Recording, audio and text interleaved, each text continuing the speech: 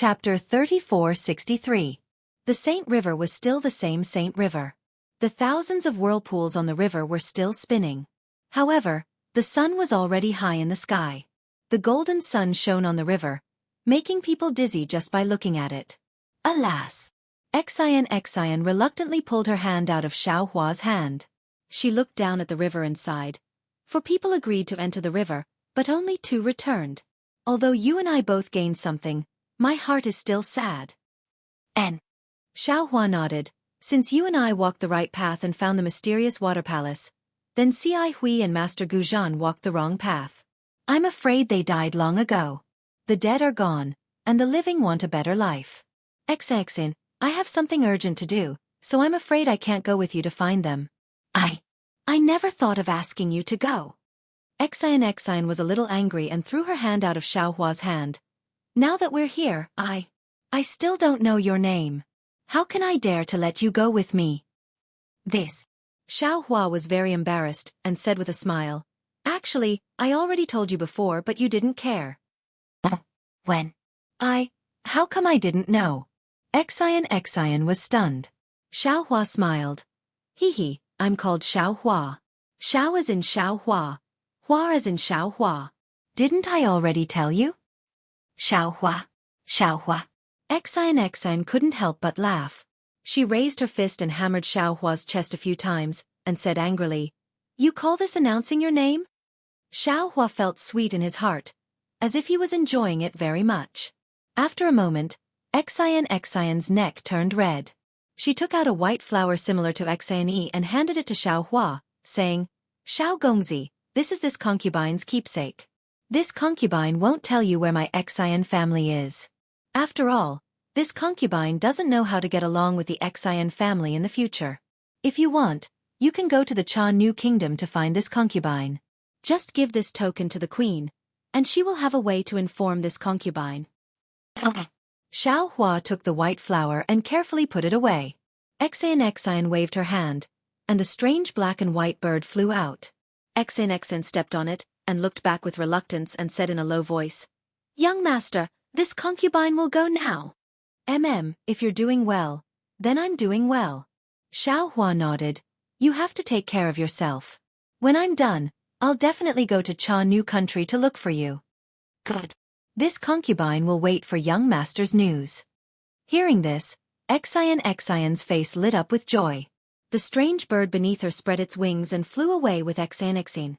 After flying for several dozen meters, Xian's gaze was still fixed on Xiao Hua. Go, saving people is more important. Xiao Hua waved his hand, and Xian's figure finally disappeared. However, just as Xiao Hua was about to fly away, Xian's voice came again. Xiao Hua, the queen of the Cha New country is a national beauty. You shouldn't be charmed by them if this concubine knows. Humph. Xiao Hua's body trembled as he looked into the distance in astonishment. Xian's goo. Laughter gradually became softer in his ears. This little girl. Xiao Hua unhappily snorted. She's not as beautiful as Hongxia Fairy, but she's much more jealous. Damn it, why did this young master have feelings for her?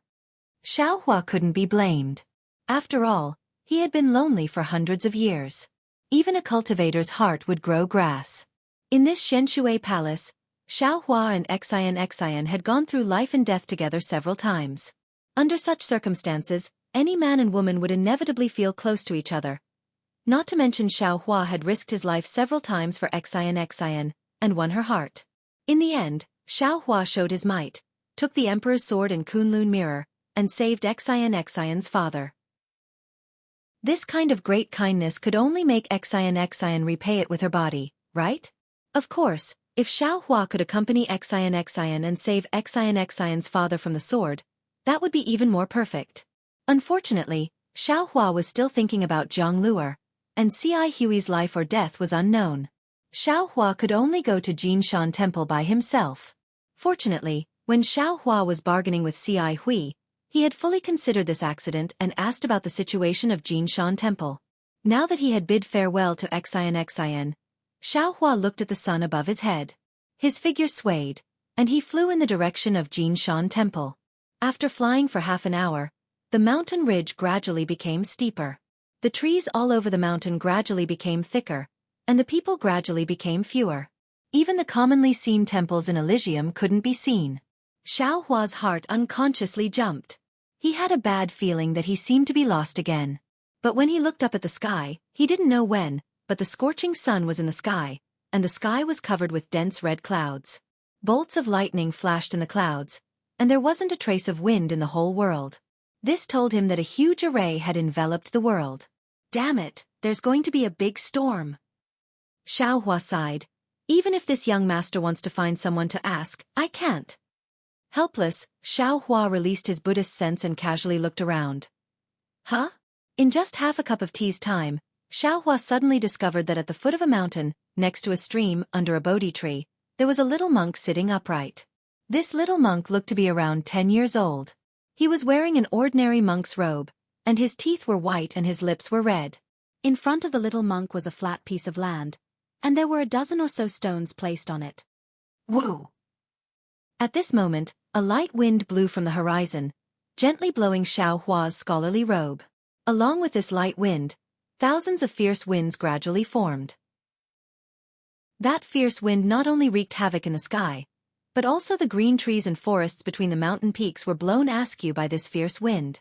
Little monk. Xiao Hua used the wind escape technique to land in front of the little monk, and hurriedly shouted, "A big storm is coming, why are you still here? Where is your temple? This one will send you back." Hearing Xiao Hua's voice, the little monk's face revealed a smile. He opened his eyes, and his pair of eyes shined like stars. The little monk opened his mouth, and his words almost scared Xiao Hua. "You finally came?" "Ah?" Xiao Hua was stunned, and his heart became alert. Golden light flashed around his body, and he coldly asked, "Who are you? How did you know this one was coming?" Speaking up to hear, Xiao Hua suddenly realized that if someone knew he was coming, who else could it be besides the person who built the Shaolin Long Temple? Immediately, Xiao Hua's Buddhist sense swept over the little monk, and he hurriedly said, "Senior, who are you? Could it be that you came from the Shaolin Long Temple on the snowy mountain? Were you waiting for this one here?" Hee hee. The little monk was very indifferent. He pointed in front of him and said with a smile, "Benefactor, don't be anxious. Sit down and finish this game of chess first. This little monk will break it down for you one by one." Play chess? Xiao Hua looked at the stones on the ground. Sure enough, these stones were divided into two halves, and there were also some lines drawn under the stones. Senior is in a good mood. Xiao Hua didn't dare to relax. He cupped his hands and said, "However, at this time a storm is coming. Even if you want to play chess, you still need to find a place to take shelter from the rain, right?" Ha ha ha. Benefactor's words are wrong. Form is emptiness, emptiness is form. As long as your heart is calm, where will the storm come from? The little monk smiled and pointed his finger to the sky.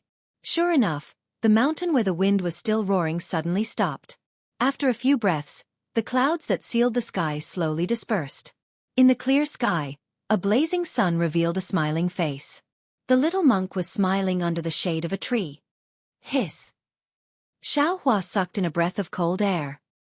He looked at the little monk in disbelief, and then looked at the sky. Xiao Hua, who had mastered the lightning flash and thunder roll technique, could now make the weather change. However, no matter how powerful he was, it was impossible for him to make such a large area of storm stop with just a point of his finger. Without green seal characters, spells, and magic power. Xiao Hua was sincerely convinced. He cupped his hands and said, "Senior's method is good, this one has learned. Sit down. Let's play this game of chess first." The little monk faintly smiled and pointed with his finger. Xiao Hua had no choice but to sit down. He lowered his head to look at the chessboard and said with a bitter smile, "Senior, this one's talent is naughty and mischievous. I don't know how to play chess." Hee hee, it's simple. This poor monk will teach you. I guarantee that you will be able to learn it in one try. The little monk faintly smiled and pointed at the chessboard on the ground. Xiao Hua listened with rapt attention. After a short while he understood. There were only a dozen chess pieces on the ground, and they were divided into two groups. Moreover, the lines on the ground were limited. No matter how difficult it was, It was easy for a cultivator like Xiao Hua. Senior. Xiao Hua frowned and said, It's that simple? It's that simple. The little monk raised his hand, picked up a stone and threw it forward. It landed on one of the intersections. He casually said, It's your turn. Okay. Xiao Hua lowered his head and stretched out his hand.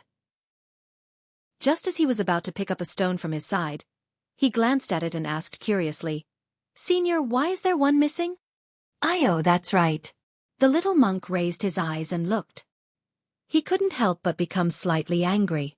This Wang Bianfei is too shameless. He actually took away the chess piece. No wonder he won against this poor monk yesterday. Wang Bianfei. Xiao Hua was stunned. He asked curiously, Senior, who is this? Don't care about him. The little monk looked left and right. He didn't see any stones. He simply used his hand to touch his chest and took out a black triangle. He threw it to Xiao Hua and said, Use this as a chess piece. No need. Senior, I have one here. Xiao Hua caught the triangle. He waved his right hand and picked up a stone from a distance and placed it on the ground. The little monk waved his hand generously and said, I'll give this to you. Oh. Okay. Xiao Hua looked at the heavy triangle in his hand. He didn't know what this thing was for. However, since it was given by the senior, Xiao Hua didn't say anything and casually put it in his chest. He looked at the chess pieces on the ground and very carefully picked one up and threw it on the ground. The so-called way of chess, the rules were very simple. However, it was very difficult to master it. The little monk seemed to be very familiar with this chessboard. He casually broke the move that Xiao Hua had been thinking about for a long time. In just a short moment, Xiao Hua was defeated by the little monk. Chapter 3464. Senior's chess skills are exquisite. This one is unable to catch up to you. Xiao Hua arranged the chess pieces and said with a smile. Then, he looked at the small monk and quietly listened to the small monk's analysis. Unexpectedly, the small monk pointed his finger and said, You can only comprehend the mysteries of chess when your heart is undistracted. How can you beat this poor monk if your heart is distracted? Again. Oh. Okay. Xiao Hua looked at the unfathomable small monk and thought for a moment. Then, he raised his hand and began to play according to the small monk's rhythm. The second game was naturally Xiao Hua's loss. However, the situation was much better and the time taken was much longer. Seeing the small monk beaming with joy seemed very satisfying. Without saying anything, Xiao Hua arranged the chess pieces again and began the third game with the small monk. The sun seemed to be hanging above their heads, motionless. However, Xiao Hua and the small monk had already played nearly 30 games. In the beginning, Xiao Hua was not the small monk's opponent. After 5 games, Xiao Hua gradually caught up. After 10 games, Xiao Hua had a card up his sleeve. No matter how the small monk threw the chess pieces, Xiao Hua was able to easily defeat him. He casually threw the chess pieces and forced the small monk to the brink of death every time. After 15 games, it was a complete copy of Xiao Hua's first game. The small monk was utterly defeated as soon as the game started. He was no longer Xiao Hua's opponent. However, what Xiao Hua did not understand was that the little monk seemed to be very happy with this simple game of Go.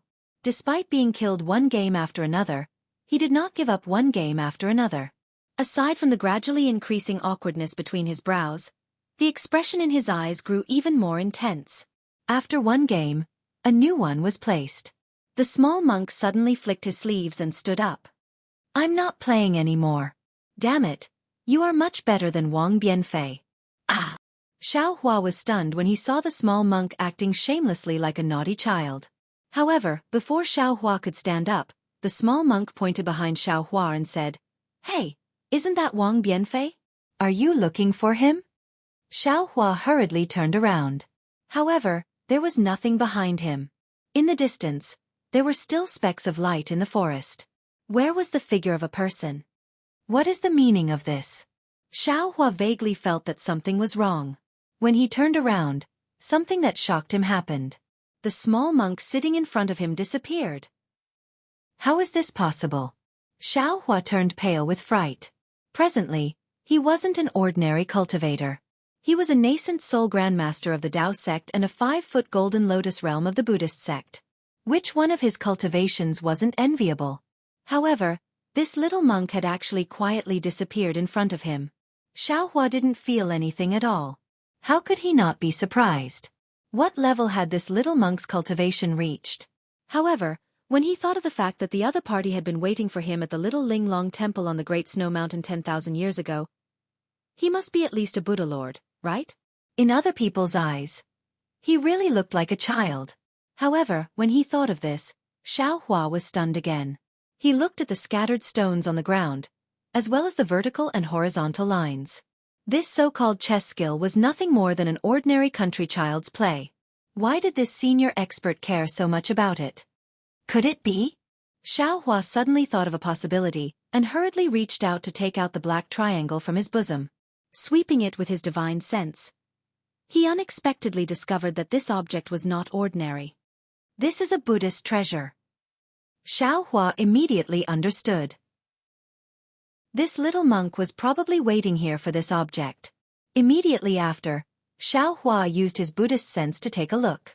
However, he still couldn't see anything. In the end, he used his Dharma eyes to see that this black triangle hit a thumb-sized chess piece. It really is a chess piece. This senior is unfathomable. Xiaohua closed his Dharma eyes. He was truly convinced. Immediately after, Xiaohua bowed towards the sky. I am Bodhi. Thank you, Buddha Lord, for bestowing this treasure. Hee hee. Suddenly, a light laugh came from afar.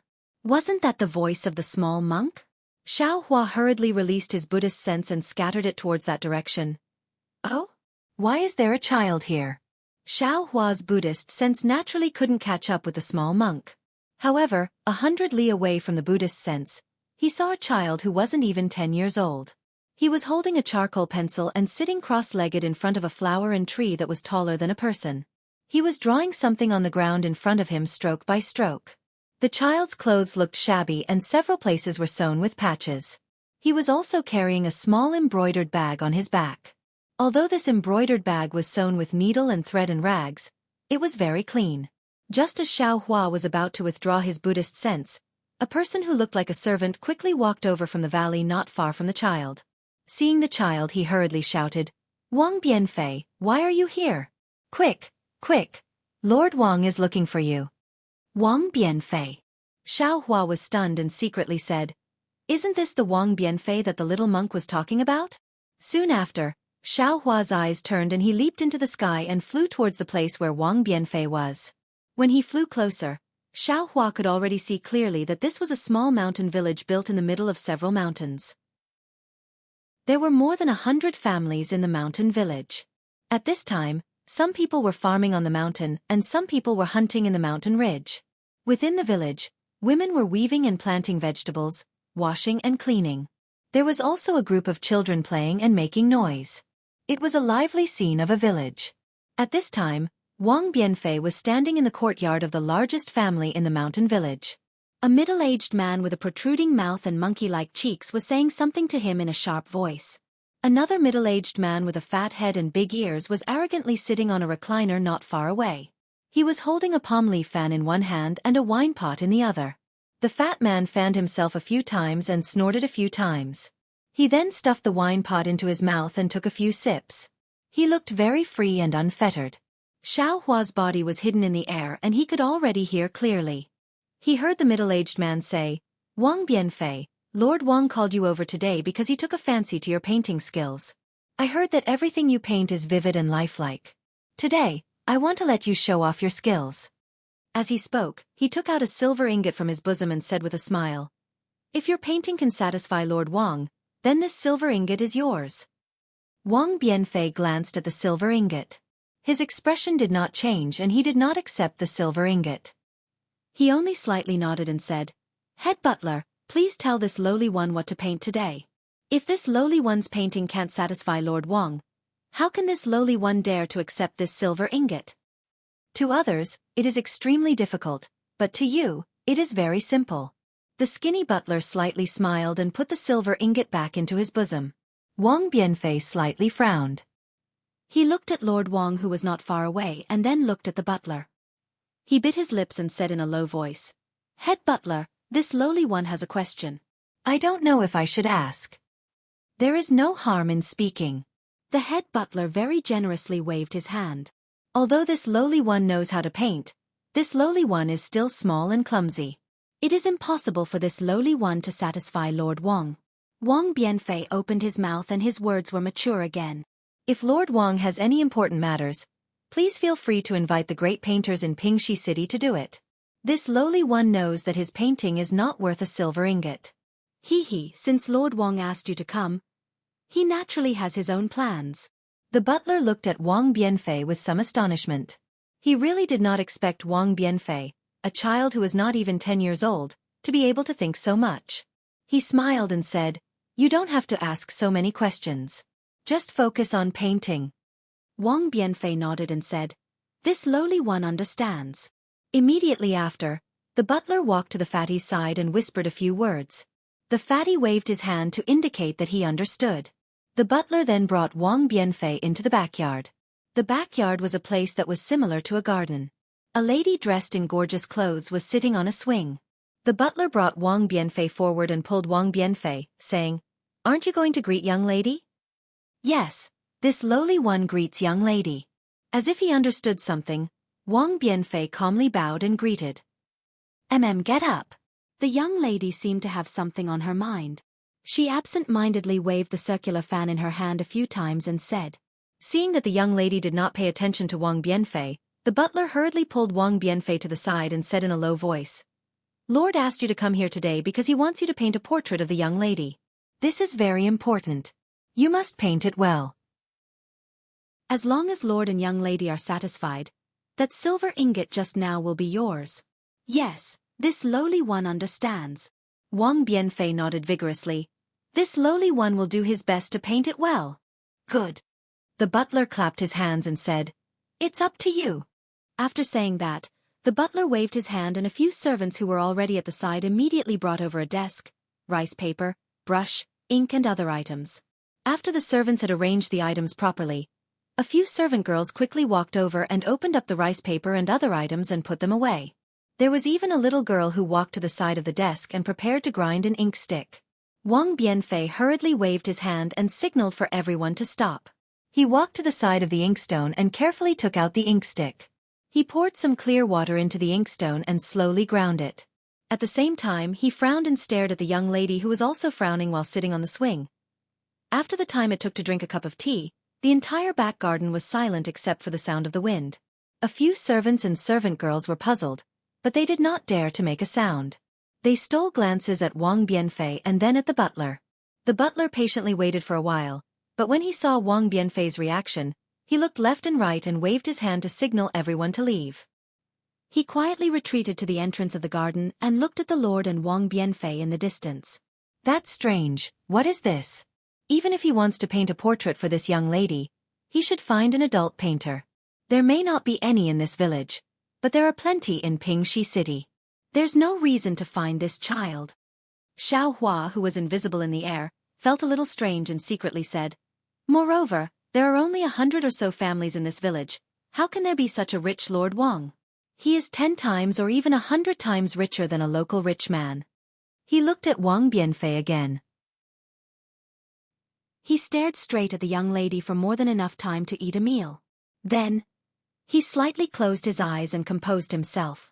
He then turned around and walked to the front of the desk.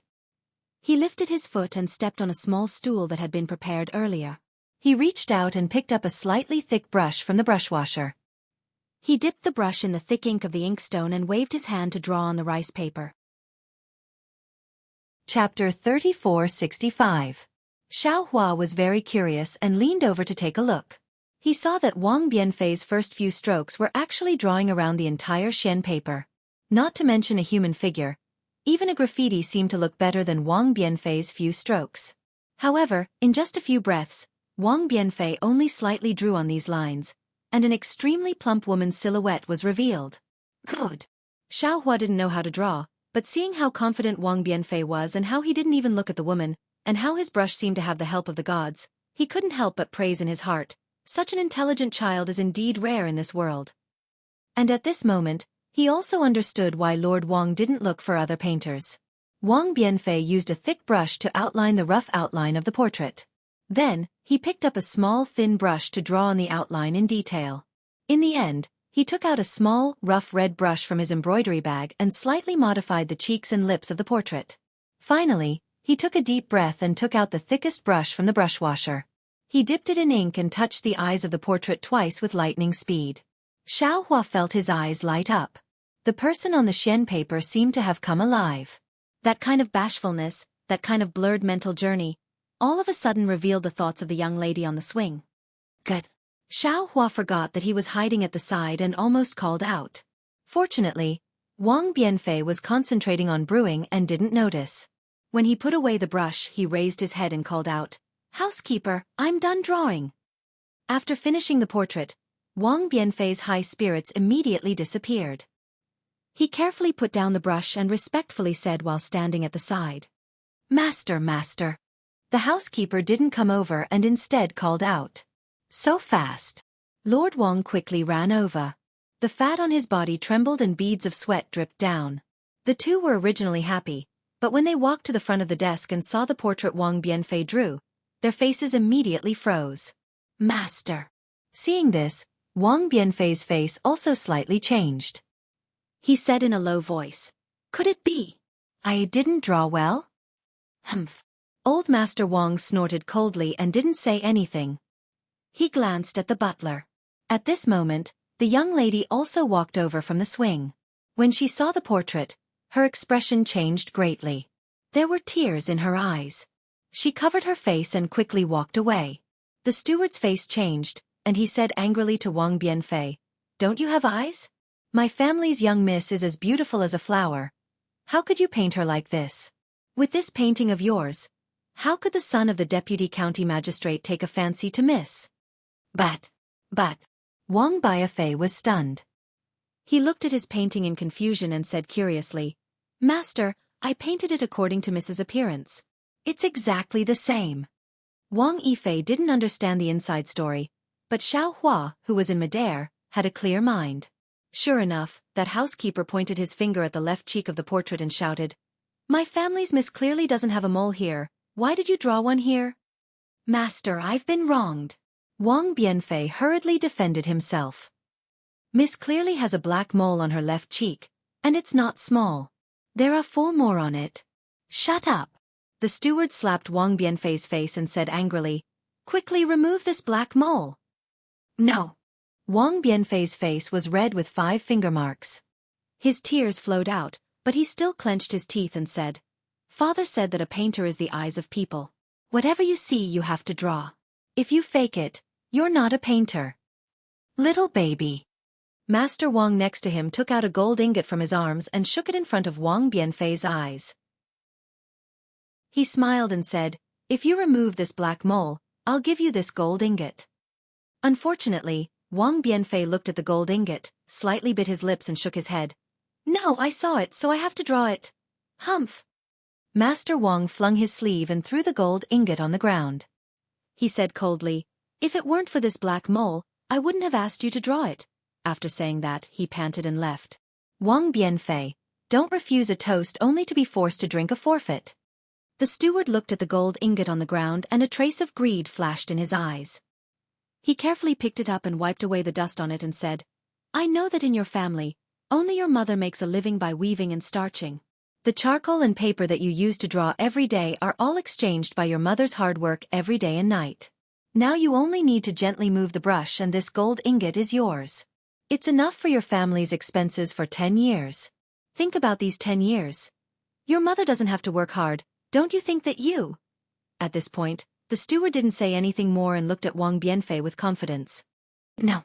Unfortunately, Wang Bianfei still shook his head. As the saying goes, don't do good because it's small, don't do evil because it's small. 1,000 miles of dike can be destroyed by an ant's nest. As long as I start to draw a fake painting and lie for the first time, I can't do it again. Pah! Without waiting for Wang Bianfei to finish speaking, the steward gave him another slap. The other half of Wang Bianfei's face turned red again. Xiao Hua was slightly angry and raised his hand. But just as he was about to make a move, he frowned again. He looked left and right and asked curiously, This Wang Bianfei should be that senior's friend despite the difference in age, right? With that senior's divine ability, it's impossible that he doesn't know about this matter. Why doesn't he make a move? Thinking of this, Xiaohua also put down his hand and looked on with interest. Master. Wang Bianfei's tears fell down, feeling very wronged. Unfortunately, the steward still didn't plan to let him go. He pointed at the painting and said coldly, Wang Bianfei, look at what you've drawn.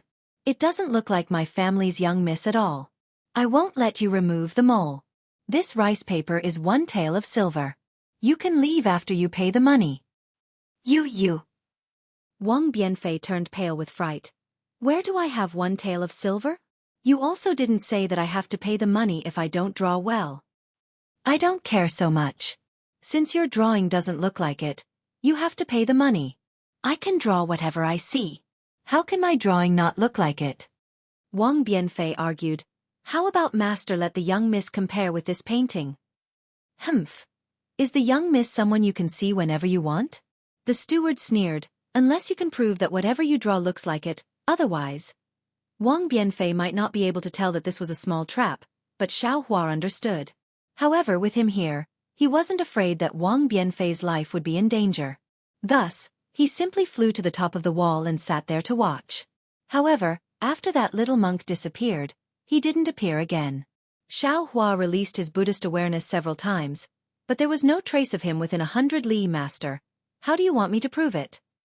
Wang Bianfei took the bait as expected. After all, he couldn't afford to pay that tael of silver. The steward's mouth revealed a trace of a sinister smile and said, This is easy. I will invite your mother from home and let her be locked together with my family's vicious dog. As long as you can draw a tiger that scares the vicious dog, it will prove that your drawing is good. If you can't, SK, either you let the vicious dog eat your mother, or you remove the mole from this painting. You. Wang Bianfei didn't think that he would suddenly drag his mother into this. His mind was in a mess. Men. Steward Yi ordered, tie up Wang Bianfei's mother and bring her here. Yes. The nearby servants had already responded and hurriedly left. But, I have never seen a tiger before. How can I draw this? Wang Bianfei's face turned red as he hurriedly explained. Steward Yi flicked his sleeve and left with his head raised. Mother! Wang Yifei cried and stumbled as he ran out. The servants were in high spirits. Without waiting for Wang Bianfei to plead with Master Wang, they had already brought Wang Bianfei's mother over. Wang Bianfei's mother looked to be around 30 years old. However, the hair on her temples was already white and there were many wrinkles at the corners of her eyes. Even that pair of eyes were slightly squinted. Clearly, she had been working very hard under the oil lamp at night. Son, how did you offend Master Wang? Hurry up and apologize to him. Wang Bianfei's mother didn't know what happened. Seeing the Wang family's servants' ferociousness, she was already trembling in fear. The moment she entered the courtyard, she hurriedly shouted. Unfortunately, before Wang Bianfei could reply, woof woof, a few fierce dog barks sounded and a dog cage that was taller than a person was already carried out. Wang Bianfei's mother seemed to be extremely afraid of dogs. Upon hearing this sound, she immediately collapsed onto the ground. Mother! Wang Bianfei didn't seem to think that his mother would be so afraid of dogs. Because in the past, whenever he encountered dogs, it was always his mother who stood in front of him. However, at this moment, he had already forgotten that he was afraid of dogs and bravely rushed over. However, evil people were fiercer than dogs. Without waiting for him to run over, a servant blocked him. The other 2 servants even lifted up his mother and threw her into the dog cage. Although the vicious dog had already been chained to a corner of the dog cage, the vicious dog still pounced on Wang Bianfei's mother. The dog's barks blew up Wang Bianfei's mother's hair and the vicious dog's saliva even splashed onto her body. Wang Bianfei's mother's 4 limbs trembled. She couldn't stand at all. She used all her strength to hold onto the wooden stick on the dog cage. The fingernails on her hands were all turning blue. Son, how did you offend Master Wang? Hearing his mother's voice that was close to a moan coming from her throat, Wang Bianfei bit his lips so hard that blood trickled out. His hands clenched tightly and the tears that flowed out stopped at this moment. He glanced at the triumphant housekeeper and shouted, Bring the brush, ink, paper and inkstone over. All righty. The housekeeper laughed and waved his hand. You should have known better. Why did you have to do this? However, when the servants brought the writing table over, to the housekeeper's surprise, Wang Bianfei didn't remove the mole on the drawing nor did he redraw it. Instead, he focused on drawing the tiger stroke by stroke. Chapter 3466. Xiao Hua was also filled with righteous indignation as he watched from the high wall. Even though he was already a nascent soul master, he still couldn't help but want to take action when he saw such an evil thing. However, when he saw Wang Bianfei unyieldingly draw the tiger, his heart moved again. He looked at the lady in the dog cage and saw that there was no danger to her life. Moreover, the metal chain was extremely sturdy. He stopped and watched with great interest as Wang Bianfei drew the tiger. He wanted to see how Wang Bianfei's tiger would be able to scare the evil dog. Unfortunately, after a moment, Xiao Hua smiled. It was very simple. Wang Yifei's tiger was not a tiger at all. Instead, it was like a cat, an enlarged cat. Is this what it means to draw a tiger but not a cat? Xiao Hua laughed in his heart. The evil housekeeper's face was originally ugly, but when he saw Wang Yifei's tiger, he unconsciously became happy. Knowing that Wang Yifei didn't know how to draw a tiger, he had to modify the young Mrs. portrait according to his own calculations. Moreover, he also understood that his young Mrs. face was flawed. He absolutely couldn't let the painters in Pingxi City draw it. In that case, before the young Mrs. portrait was sent to the county magistrate's mansion, the county magistrate's son would already know. Although this Wang Yifei was young, he seemed to draw better than ordinary painters. His master really had to rely on this Wang Yifei. How about it? The evil housekeeper laughed. You want to scare the evil dog with this tiger? Do you want me to release the evil dog? But Wang Yifei's face turned red. I said that I can draw anything that I have seen. I have never seen this tiger before. The evil housekeeper grinned. Whether you see it or not is your business. Whether you release the dog or not is my business. Master. Wang Yifei saw that the evil housekeeper was about to raise his hand. His eyes turned and he hurriedly ran in front of Master Wang. With a plop, he knelt on the ground and said anxiously, Master, can you give me 3 days? No, 1 day I will go up the mountain. Go up the mountain? Master Wang looked at the side helplessly. Hearing Wang Yifei's pleading, he couldn't help but stare blankly. Wang Yifei shouted, I will go up the mountain to see if there is a tiger. I will come back and draw a real tiger. When old Master Wang heard this, he didn't know whether to laugh or cry. He didn't want Wang Yifei to draw a tiger. He wanted Wang Yifei to draw a portrait of his daughter. Just as old Master Wang was about to get angry, young Miss Wang came out. At this moment, young Miss Wang's face was covered with a veil. She said a few words in front of old Master Wang, then turned around and left.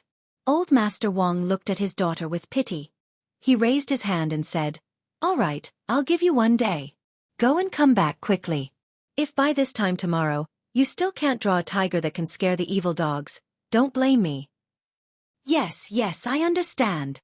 Wang Bianfei hurriedly got up from the ground and ran to his mother, shouting, Mother, wait for your son for a day. Your son will definitely save you from inside.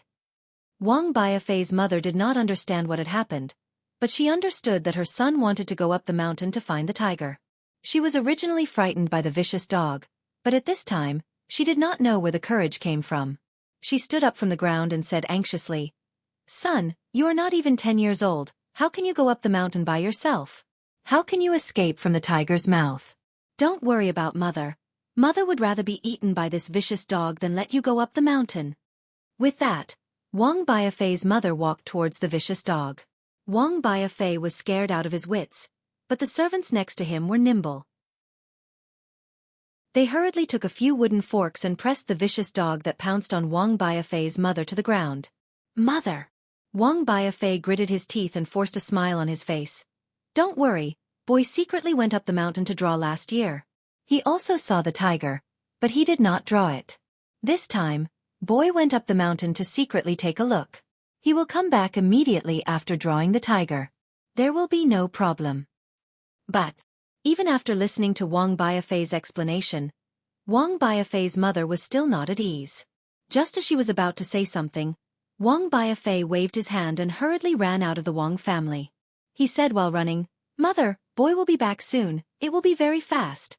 After Wang Biafei left, only a few dog barks could be heard in the Wang family's courtyard. The servants were all silent. That evil housekeeper did not expect things to develop like this.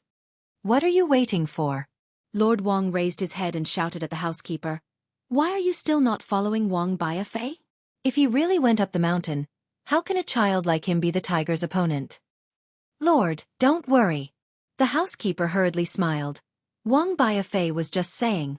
This lowly one has never gone up the mountain to see the tiger. Where can he find the tiger? He probably went to the mountain and saw that he could not go up the mountain, so he naturally came back." "Go quickly," Lord Wang impatiently said in anger. "This is what Miss said. You can't even do such a small thing. What a fool." Yes, this lowly one will go now." The housekeeper promised and hurriedly left with 2 servants. Not long after, a servant girl hurriedly came out from the backyard. She said a few words in front of Lord Wang and hurriedly went out. Lord Wang's face showed helplessness.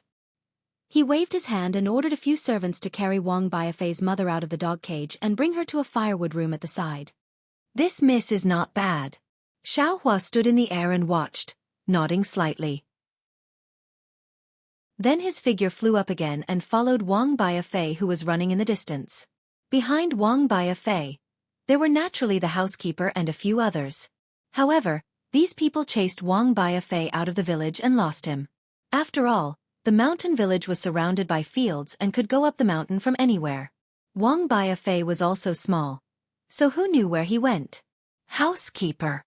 A servant looked at the road leading up the mountain and said with a smile, "Wang Biafei is only a child, how can he go up the mountain by himself? Besides, this mountain is so big. Where is he going to find a tiger? Don't worry, even if he goes, he will come back in less than half a day when it's dark. You and I don't have to accompany him to run around blindly." "Humph! How can I go up the mountain?" "Go. Bring the wine and meat, I will wait here for that kid to escape back." The housekeeper ordered and sat down on a stone. The other 2 servants secretly went back. Looking at the corner of the mountain village, the servant girl who came out earlier also came out of a small courtyard. Behind her was an old hunter with white hair and beard. The servant girl returned to the Wang family's courtyard and the old hunter quickly went up the mountain. Xiao Hua flew in the air while invisible, overlooking everything that happened in this small mountain village. He couldn't help but sigh inwardly. Who said that the Pure Land world is a paradise? Not to mention that there are wild beasts and evil dogs here. There are also a lot of evil people and evil deeds here. It is no different from the hidden immortal continent. People, won't change their nature just because they are in a different place. Clasping his hands behind his back, Xiao Hua released his Buddhist sense and followed Wang Biafei up the mountain. He didn't understand why the so-called senior led him to this small mountain village, and why he met Wang Biafei. However, he was also patient. It was only a day. He wanted to see how things would end in the end.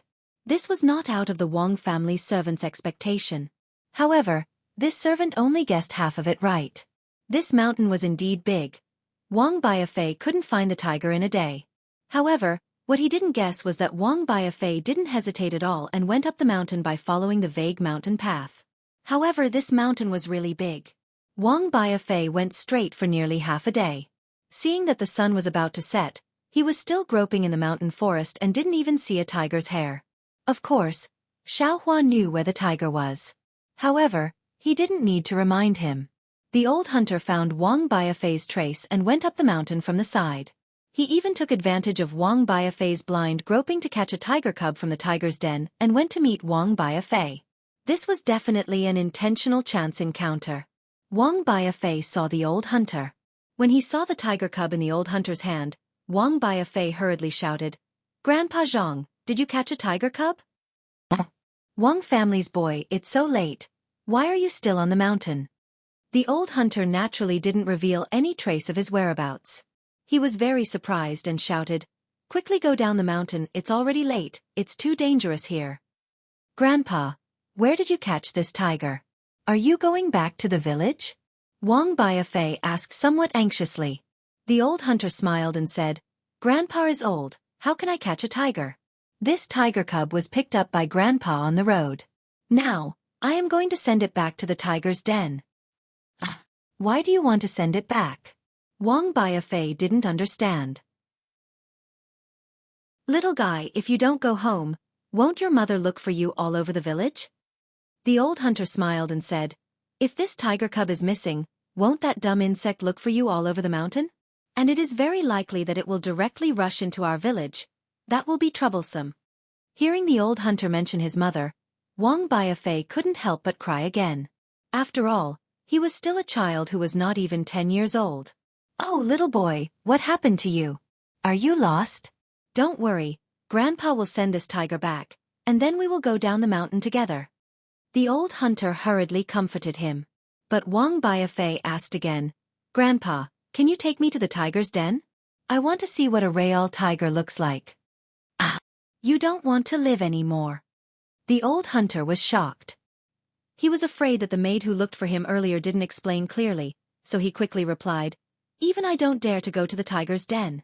Don't forget, a tiger's nose is more sensitive than a dog's, and it can run faster than a dog. Once you get close to its den, it will immediately notice you. It will be too late for you to run away. Then, Wang Biafei hurriedly said, Grandpa, I just want to see a real tiger, it's fine if I don't get close to it. You silly child. The old hunter smiled and said, don't I have a tiger here? Although it's not a big tiger, after you see it, you can think of it as a big tiger, right? This. Wang Biafei was a little hesitant. Chapter 3467. The old hunter urged, little guy, if you want to see it, hurry up. I estimate that there's still more than an hour before the tiger returns to its den. By then, I'll have to send this little tiger back to its den. Okay, Grandpa, put the tiger down and let me have a good look. Wang Wanfei made up his mind. I want to draw a picture of a tiger.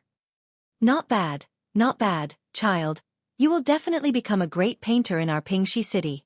Hearing this, the old hunter finally relaxed. He put the little tiger down and sat at the side to smoke his pipe. The little tiger was much bigger than a cat, but smaller than a dog. It was furry and cute. Wang Wanfei played with the little tiger for a while, then took out a charcoal pencil and started to draw. The little tiger circled around Wang Wanfei while the old hunter watched with a smile. Wang Wanfei's drawing skills were really good. He finished drawing in a moment. However, on the rough paper, the little tiger's charmingly naive look was vivid on the paper. Where was the imposing manner of an adult tiger? Wang Wanfei looked at the tiger drawing and felt like crying. Child, didn't you draw very well? The old hunter didn't know the whole story and asked with a smile, why are you unhappy? Wang Wanfei bit his lips. His little face was gloomy like the shadow of dusk. He then asked the old hunter tentatively, Grandpa, can you tell me where the tiger's den is? I really just want to see. Without waiting for Wang Wanfei to finish, the old hunter's face changed slightly and stood up. He knocked the pipe on the rock a few times and said unhappily, Child, why do you have to go to the tiger's den? Even I don't dare to go to the tiger's den. Today, if it wasn't for Miss Wang. At this point, the old hunter realized that he had misspoken and hurriedly shut his mouth. Wang Wanfei was also stunned and asked, Grandpa, did you say Miss Wang? It was also at this moment that a gust of wind suddenly blew, and an unpleasant stench came from the foot of the mountain. Oh no! The old hunter saw the strong wind and immediately woke up. He jumped down from the rock and shouted, Child, run, the tiger is coming. Ouch! The old hunter did not expect the big tiger to come so early and follow its scent to this place. He knew better than Wang Bianfei how powerful the tigers in the mountains were. How could he not panic now? As the saying goes, when one is in a hurry, one makes a mistake. The old hunter stepped on the edge of a rock and fell to the ground. Grandpa! Wang Bianfei turned pale with fright and hurried over to support him. Although the old hunter was old, he was quite agile and immediately jumped up from the ground. However, when he stood on the ground, the old hunter's face was ghastly pale because he had sprained his ankle and it looked very serious. His ankle was visibly swollen. Run! The old hunter pushed Wang Yifei and said, I'm here, dumb insect won't chase you. No! Wang Bianfei panicked at first, but now he calmed down and said seriously, Grandpa came for me, so how can I abandon Grandpa and run away? Even if I die, I want to die in front of my grandfather. Roar! An angry tiger's roar shook the forest in the twilight. The birds were startled and flew away. The fierce wind rose again. The originally cheerful little tiger also raised its head and roared in a low voice. "Run!" The old hunter saw that the situation was very urgent, so he immediately pulled Wang Bianfei and ran down the mountain. The old hunter was running with a limp, and Wang Bianfei's legs were short, so the two of them couldn't run fast at all. When a huge tiger showed up from the hill, the two of them had only run a distance of several hundred feet. Seeing the big tiger, the little tiger who was chasing after the two of them, turned around and ran towards the big tiger. The old hunter's face was pale. He grabbed Wang Bianfei's collar and ran even faster without caring about his injured leg. He hoped that the big tiger would see its child and stop chasing them. Unfortunately, the old hunter miscalculated. The big tiger roared and jumped down from the hill. It ran towards the little tiger and caught it with its mouth. Then it continued to chase after the two of them. "We're going to die." That was the only thought in the old hunter's mind. However, at that moment, the old hunter's eyes lit up. There was a crack in the mountain wall that was as tall as a person. He grabbed Wang Bianfei and ran towards it without hesitation. Fortunately, the crack was just big enough for one person to enter.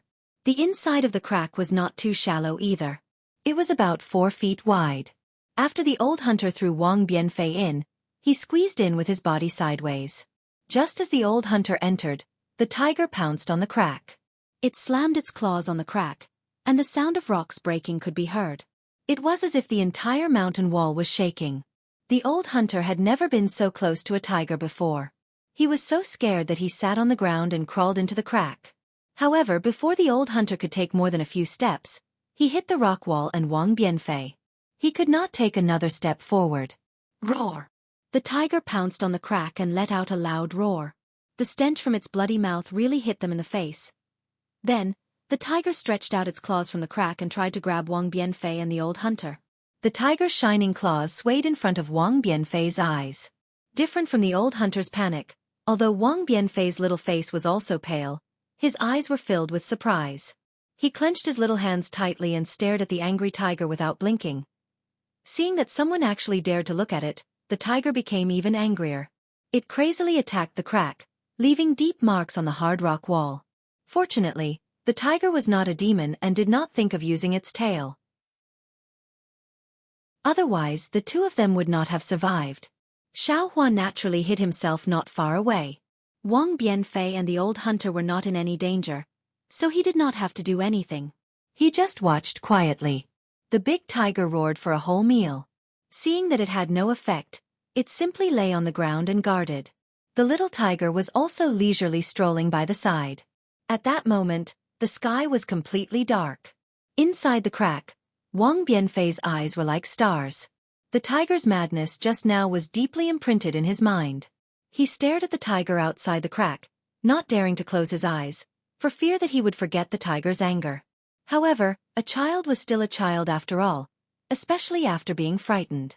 In less than an hour, his eyes slowly closed. He had experienced too many things today, and only a peaceful sleep was the best place for him to go. Wang Bianfei fell asleep, but the old hunter did not dare to sleep. He exercised his ankle while paying attention to the movement outside the crevice. However, the night wind was getting colder, and it was quiet outside. He could not hear the tiger's voice at all, so the old hunter gradually fell asleep. When the sun rose and the light shone into the crack, the old hunter hurriedly opened his eyes. His feet were getting more and more swollen, and he could not touch the ground at all. However, he still leaned in front of the crack and secretly peeked outside. Roar! An angry roar, followed by another black shadow. The old hunter was so scared that he hurriedly retreated. Rip! The tiger's claws tore the old hunter's lapel. The furious tiger had actually waited for an entire night. What? What should we do? The old hunter sat on the ground, worried because his stomach was growling and his mouth was dry. If the tiger did not leave and stayed here for a day or two, even if they did not starve to death, they would die of thirst. When the tiger roared, Wang Bianfei was also startled awake. He looked around and realized his situation. Looking at the old hunter's worried face, he thought for a while and said, "Grandpa, don't worry. I have an idea." "What idea do you have?" The old hunter looked at Wang Bianfei. He did not blame Wang Bianfei, but how could he not hate him in his heart? However, Wang Bianfei said confidently, "Grandpa, please wait." As he spoke, Wang Bianfei took out a piece of straw paper and a charcoal pencil from the embroidered bag he carefully placed on the ground. He closed his eyes slightly, then waved the charcoal pencil and drew something on the straw paper. The old hunter naturally did not believe Wang Bianfei. He did not look at him, but stared at the crack with his brows tightly knitted. No one knew what he was thinking. After the time it took for a stick of incense to burn, Wang Bianfei stopped and put away the charcoal pencil. He looked at the drawing on the straw paper and was very satisfied. However, when he raised the straw paper, he looked at the rock wall again. He thought for a while and said a few words to the old hunter. "What? You're saying that I'm holding this straw paper? But you think that a tiger drawn on the straw paper can scare away a real tiger outside? Are you sure?" The old hunter heard and said in disbelief. Wang Bianfei smiled. "Grandpa, you can try. If it weren't for the fact that I'm short and can't be compared to a tiger, I would have tried it myself." The old hunter looked at the lifelike tiger on the straw paper. Although he did not believe Wang Bianfei's words, his heart was moved. After thinking for a while, the old hunter raised the tiger drawing and slowly walked behind the crack. Roar! As if it had heard the footsteps, the tiger pounced again. However, it was different this time. The tiger suddenly saw another tiger coming out from the crack. It was stunned at first and stared at the tiger drawing for a moment. Then it growled a few times, grabbed the little tiger by the neck, curled its tail and ran away quickly. The old hunter's hands and feet were trembling. His ears were pricked up and he did not dare to breathe loudly. He waited for a full meal before he carefully jumped out. Looking at the mountain path that was already calm, he looked at the tiger drawing in his hand. He could not believe what had just happened. "Let's go, Grandpa." Wang Bianfei took the tiger drawing from the old hunter's hand and carefully put it away. He looked down the mountain and said firmly. The old hunter nodded. The old and the young cuddled together and slowly walked down the mountain. The housekeeper at the foot of the mountain was now very anxious. He waited at the foot of the mountain until the sky turned dark, but Wang Bianfei did not come down.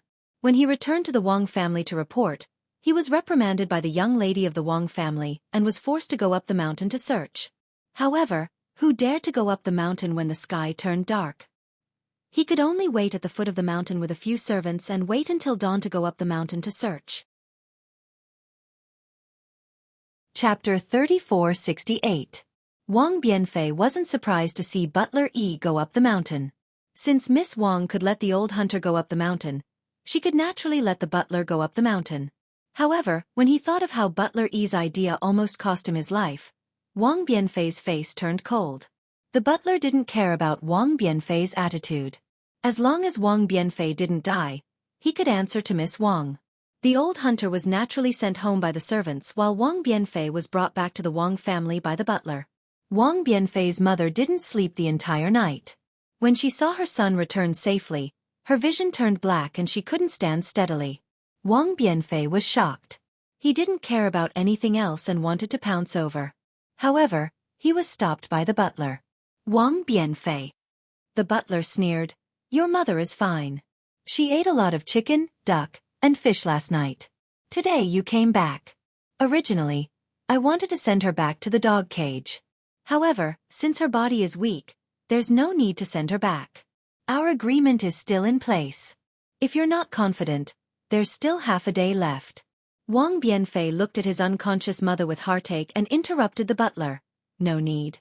Let's do it now." "Okay." The butler waved his hand and said, "Bring everything over." Woof woof. The vicious dog barked and was brought into the dog cage.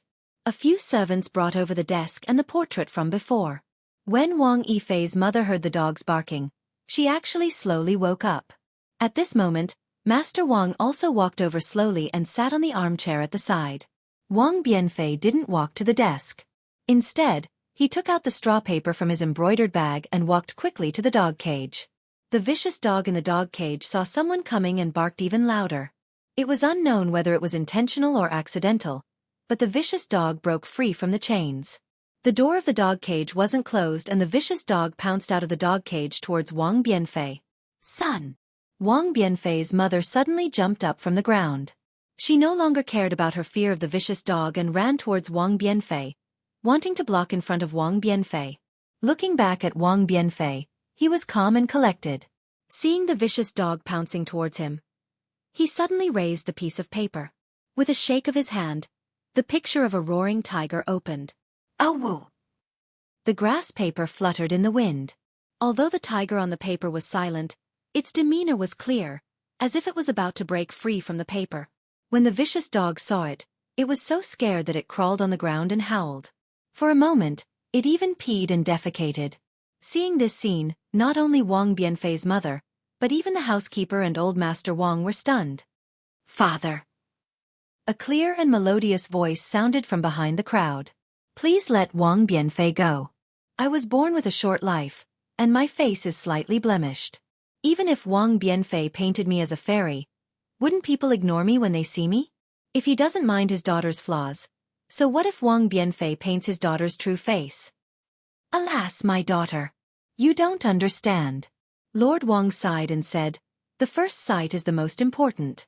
If the son of the deputy county magistrate saw your true face at first sight, he would definitely not take a second look.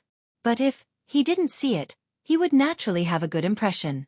Even if he saw it again, he might not care. But Miss Wang hesitated and didn't know how to continue. At this moment, Wang Bianfei bit her lips, looked at Miss Wang and whispered a few words. Miss Wang was stunned and immediately understood. She sighed and said, perhaps this is the only way. As she spoke, Miss Wang walked to the door of the backyard. She raised her hand and a round fan was raised, covering her left cheek.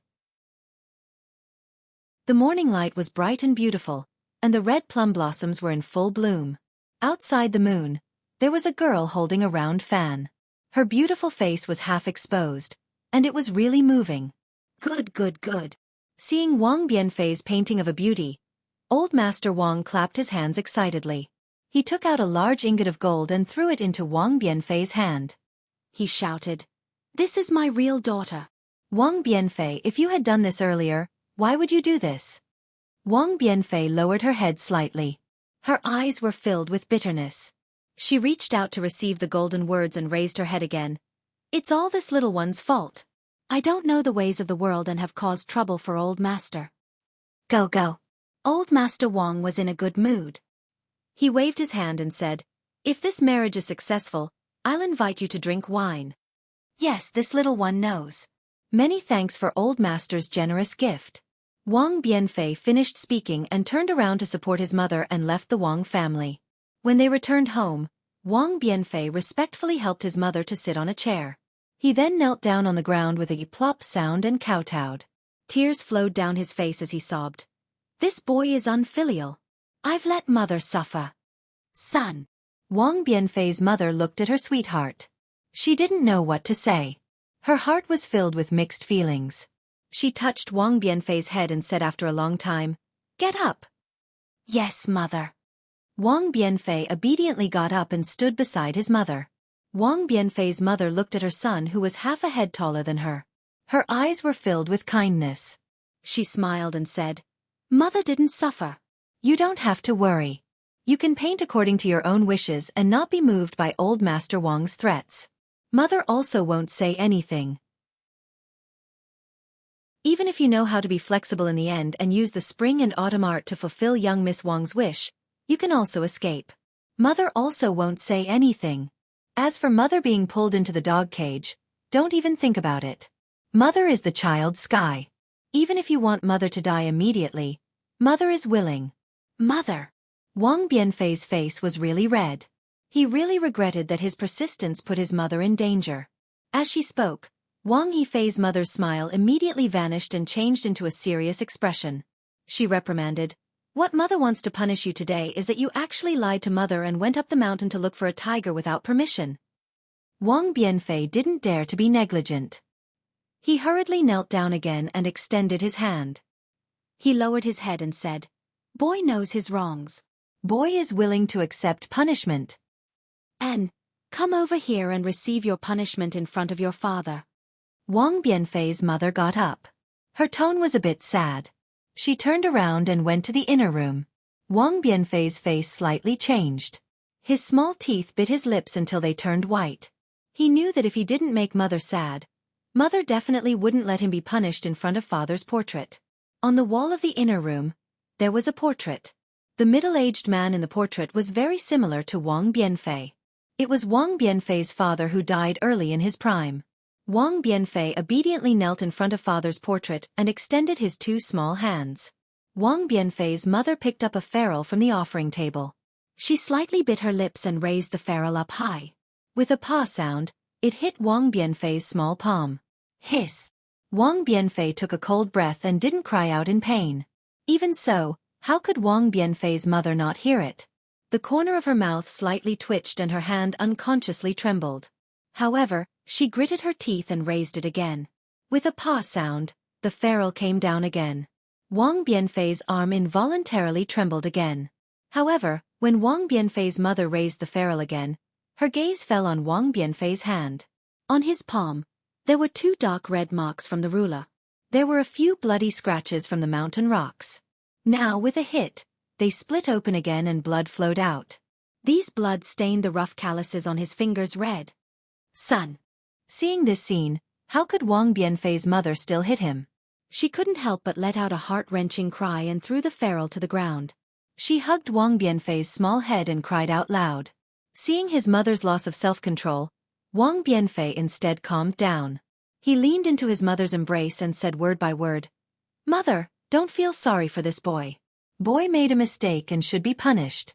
It's this boy who is unfilial and made Mother sad." However, the more Wang Bianfei spoke like this, the more Wang Bianfei's mother's heart ached. She cried for an entire meal's worth of time before stopping. Xiao Hua, who was invisibly standing outside the room, felt his heart ache when he heard this. He used his hand to touch his chin and seemed to be thinking about something. After Wang Yifei's mother finished crying, she remembered that Wang Yifei had not eaten a drop of rice or drank a drop of water for half a day and a night. She hurriedly took her son out of the room and prepared food for him.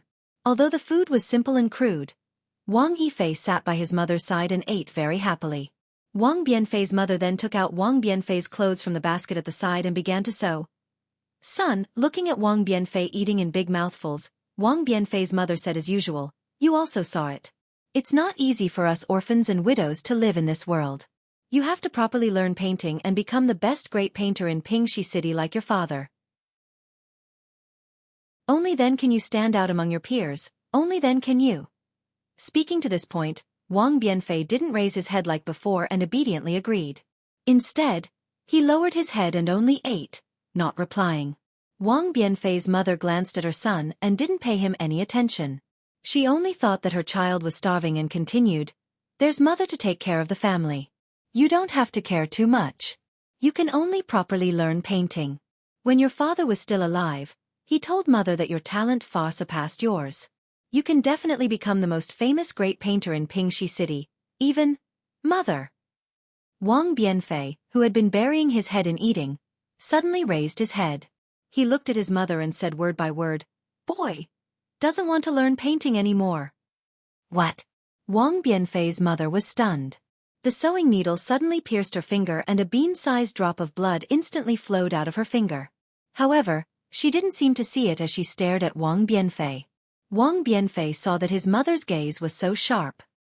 His eyes unconsciously flickered and he wanted to lower his head. "You!" Wang Bianfei's mother was about to get angry. However, she took a deep breath and placed her bleeding finger in her mouth to suck it. She suppressed her emotions and said indifferently, "Why don't you want to learn painting?" "Mother." Wang Bianfei was a little scared. However, looking at the broken porcelain bowl in front of him, he bit his lips and said, "Boy said it. Mother, don't be angry." Chapter 3469. Say it. You're all grown up. Mother can't possibly worry about everything for you. Wang Yifei's mother nodded and asked, "Moreover, Mother doesn't know how to paint. If you have any thoughts, you can say them. Mother will listen first. Could it be that you don't like to paint anymore?" "Mother," Wang Yifei said as he pushed the bowl to one side. He stood up and said, "Boy naturally likes to paint.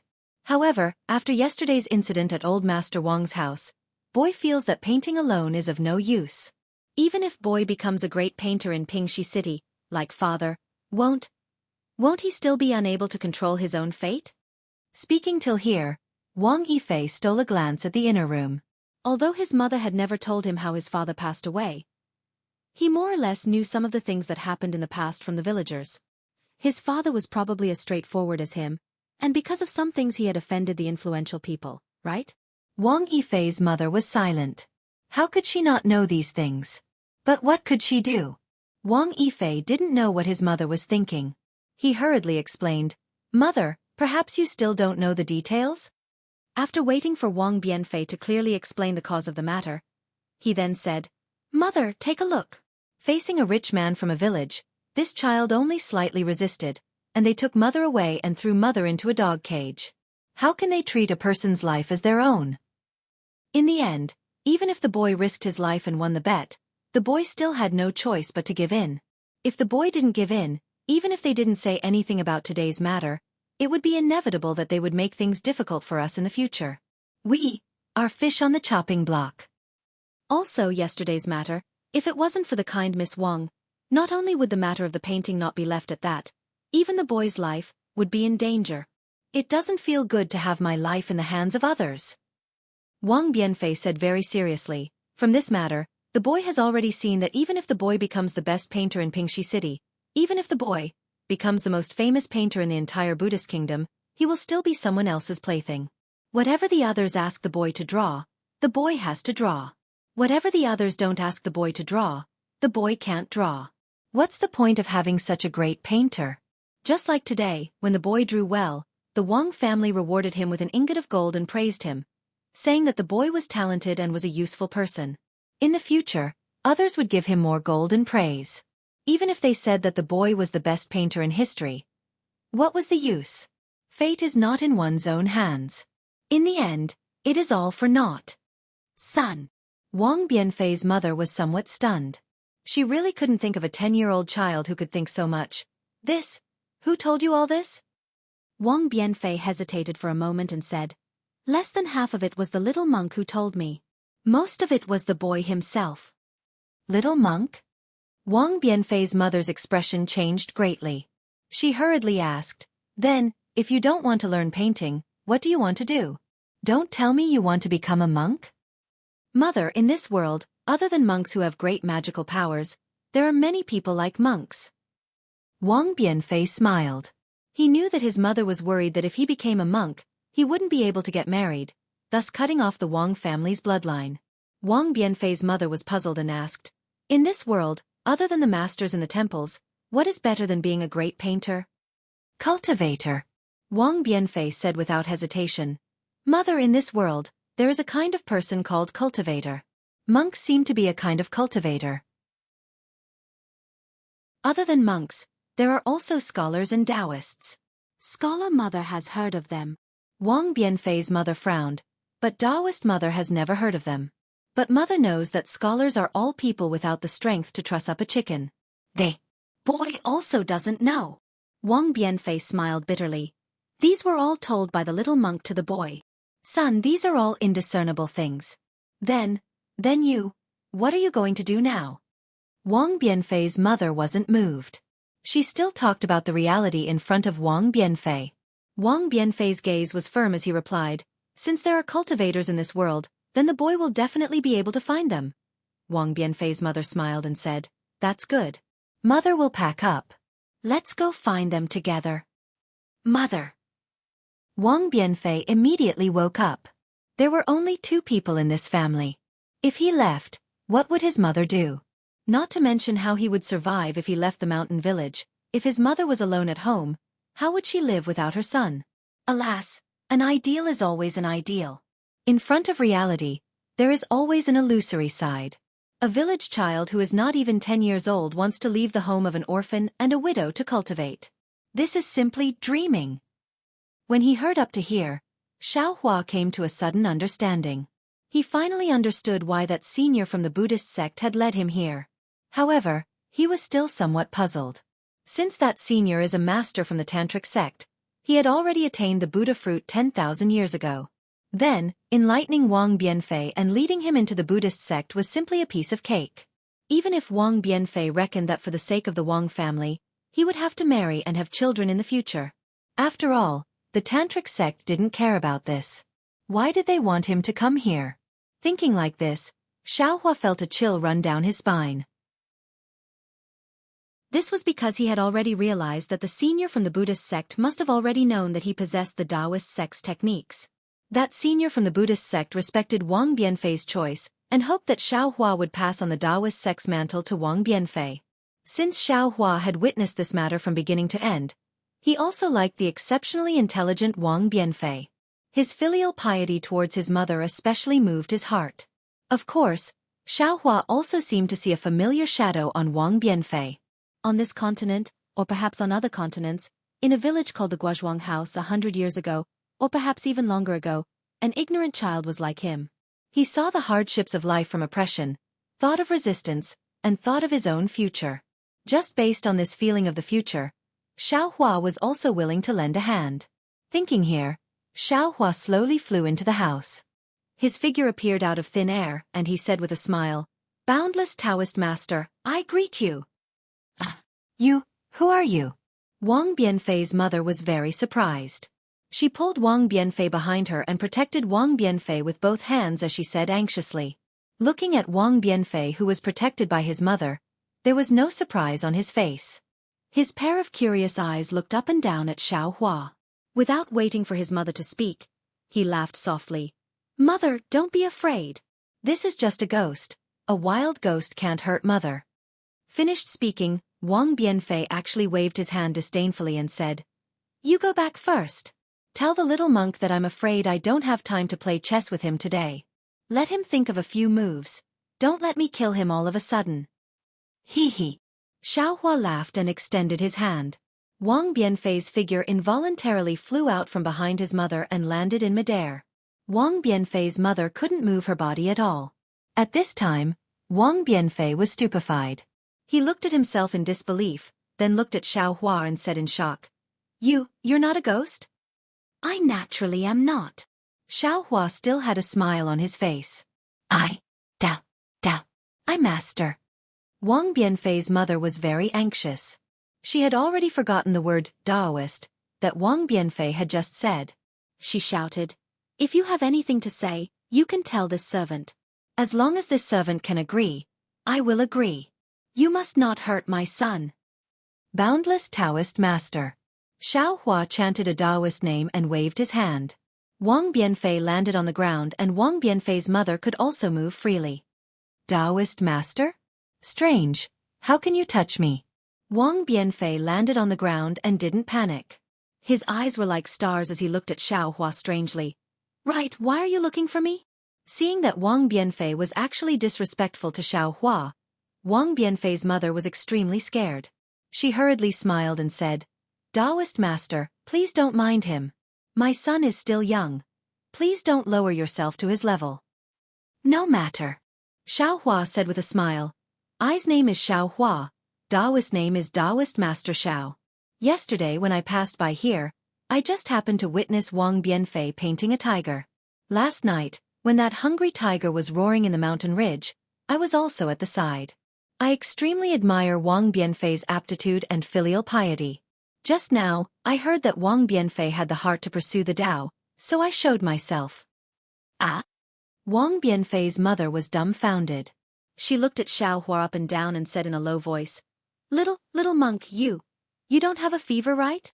Wang Bianfei even laughed out loud. He pointed at Xiaohua and said, "Taoist Master Xiao, did you team up with this little monk to brush me off? You're really funny. You even passed by here, and you can actually look at me from the side." "Why didn't I see you? Hee. Xiaohua naturally knew that someone as intelligent as Wang Bianfei wouldn't casually believe him. He said with a smile, "You've never cultivated before, so how can you see I? Come, don't be afraid. I'll let you see I's methods." After saying that, Xiaohua waved his hand and sucked in the two people. His figure turned into the wind and flew towards the sky outside the house. "How was it?" Standing in the air, Xiao Hua asked with a smile. Wang Bianfei supported his mother and stood in the air. His eyes were shining as he curiously looked at everything that had shrunk below his feet. Wang Bianfei's mother's face was pale. Her hands tightly held onto her son's hand, not knowing how to answer. Go.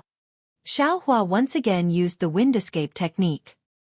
He suddenly rose another 100 feet and asked again, "How was it?" Wang Bianfei bit his lips and looked at his mother who had already closed her eyes.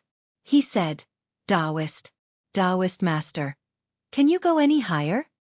What's so difficult about that? Xiao Hua laughed loudly. He brought the two of them to the edge of the heavenly fire, wind, and lightning before stopping. Chapter 3470. Looking at the endless thunder, fire, and wind, Wang Bianfei's face flushed with excitement. He shouted, "Fun, fun! The little monk has never brought me here before. You're so awesome!" Xiao Hua sweated. This is called fun. Son, hurry back. When has Wang Bianfei's mother ever experienced this kind of situation? Her bones were already weak and her muscles were already numb. She shouted weakly. But the strange thing is, she wasn't talking to Xiao Hua, but to Wang Bianfei. Wang Bianfei hurriedly replied, "Yes, mother, let's go back now." Saying this, Wang Bianfei was about to fly down. Looking at Wang Bianfei's appearance, Xiao Hua smiled and watched with folded arms. Why can't I go back? Wang Bianfei turned pale with fright. Nonsense, if I don't bring you down, how can you go down? Xiao Hua scolded. But Wang Bianfei opened his mouth, as if he suddenly understood something. He asked curiously, "Could it be? I'm not dreaming?" "Son, hurry back. Hurry back." Wang Bianfei's mother urged again. Wang Bianfei said respectfully to Xiao Hua, "Taoist priest, this lowly one already knows Taoist priest's divine ability. Please send this lowly one back." Okay, look at the changes in the surroundings. Can you comprehend something? Xiao Hua's heart moved. He thought of some of his comprehension from a long time ago. He nodded and said, "Even if there isn't, you can see if you're dreaming or not." Yes, this lowly one understands. Wang Bianfei didn't dare to be negligent. Hearing Xiao Hua's words, he looked around. The earth came closer from afar.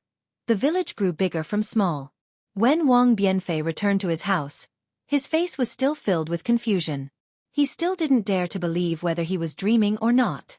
Wang Bianfei's mother also sat there blankly, looking like she didn't dare to believe. "Wang Bianfei, I heard what you said outside the house earlier. What you said was very good. Your own fate must be controlled by your own hands." Xiao Hua said indifferently, "Even if you don't have the ability to control it now, you must have an unyielding heart. How big the heart is, how big the world is. I was born in the Tao sect and was similar to you from a young age. We were both born in a small village. I may not be able to move mountains and create seas, but I am still capable of causing storms and clouds. Are you willing to be my disciple in name? Taoist priest." Without waiting for Wang Bianfei to speak, his mother cried out, "Please don't take my son away, he's still young." "He, don't worry, sister-in-law." Xiao Hua said with a smile, "I won't take him away for the time being, and I won't forbid him from getting married in the future either. If he is willing to enter I's tutelage, I will only temporarily pass on the mnemonic chant and cultivation method to him, and wait until he cultivates to a certain level in the future. By then, not only will sister-in-law live a long life, even your son will be able to marry a celestial immortal for you." Really? Wang Bianfei's mother couldn't believe it. Out. Xiao Hua almost said, "Monks don't lie." When Wang Bianfei heard that he could prolong his mother's lifespan, his eyes lit up. He nodded his head firmly and said, "Since Taoist priest says so, then I am willing to be your disciple." It's just, what is a disciple in name? A disciple in name is to first remember your name, and wait until you have succeeded in your cultivation. Only then can I truly accept you as my disciple. Xiao Hua explained, "If your cultivation isn't good, I won't accept you as my disciple." Then, how many disciples does Taoist priest have? This. Xiao Hua shook his head slightly. "I currently have a few disciples in name like you, but I don't have any true disciples." Then, what are the rules for becoming Taoist priest's disciple? Wang Bianfei looked somewhat disappointed and asked again. Xiao Hua slightly scratched his head, thought for a moment and said, "For the time being, there are no rules. Since you are just a disciple in name, I will first give you some cultivation method to cultivate. I can't stay here for long, so I will first pass on some cultivation method to you and give you some pointers. Everything can wait until later." Can't stay for long? Wang Bianfei was somewhat puzzled by Xiao Hua's words, but he didn't dare to ask more, and very cleverly claimed to be a disciple and asked, "Then, can disciples still paint?" "Hee, why can't you?" Xiao Hua said with a smile. "Actually, Master also knows Confucian cultivation methods. In the future, if you are willing, you can also cultivate. According to Master's knowledge, the 6 arts of Confucian cultivation are etiquette, music, archery, imperial, calligraphy, and mathematics. Calligraphy includes painting." Disciple Wang Bianfei pays respect to Master. Wang Bianfei no longer dared to neglect, kneeling on the ground and kowtowing. On the side, Wang Bianfei's mother was somewhat surprised. She didn't expect Wang Bianfei to be so decisive, and suddenly felt somewhat at a loss. Xiao Hua raised his hand and helped Wang Bianfei up, and said with a smile, "Since you have entered my sect, you are my disciple. With me here, I will definitely not let you be bullied." Saying this, Xiao Hua smiled at Wang Bianfei's mother and said, "Sister-in-law, I will borrow your child for 3 days, after 3 days, I will bring him back. These are some of my Taoist priest's spiritual dates. Taste them first. Remember, you have to eat them bit by bit, don't swallow them all in one bite." Taoist priest. Wang Bianfei's mother seemed to still want to say something, but Xiao Hua had already turned into a cool breeze and fled far away. Only a few dates that looked dazzling with golden light were left on the table. When Wang Bianfei opened his eyes, he was on the mountain ridge beside the mountain village. From the top of the mountain, he could still see his family's house. Seeing that he was not far from home, Wang Bianfei's heart felt a bit more at ease, and said with a smile, "Master, you are very good to disciple, wanting to quickly teach disciple divine abilities. Disciple is very grateful. But next time, can you properly talk to mother first? If his disciple is on the mountain, he won't be too worried in his heart." Xiao Hua nodded, opened his mouth and said a few words, then turned his head and said with a smile, "Master has already told your mother." Thank you, Master." Wang Bianfei was very happy. Master is much better than that little monk. That little monk only knows how to play chess with disciple. Shoo! Xiao Hua hurriedly stopped.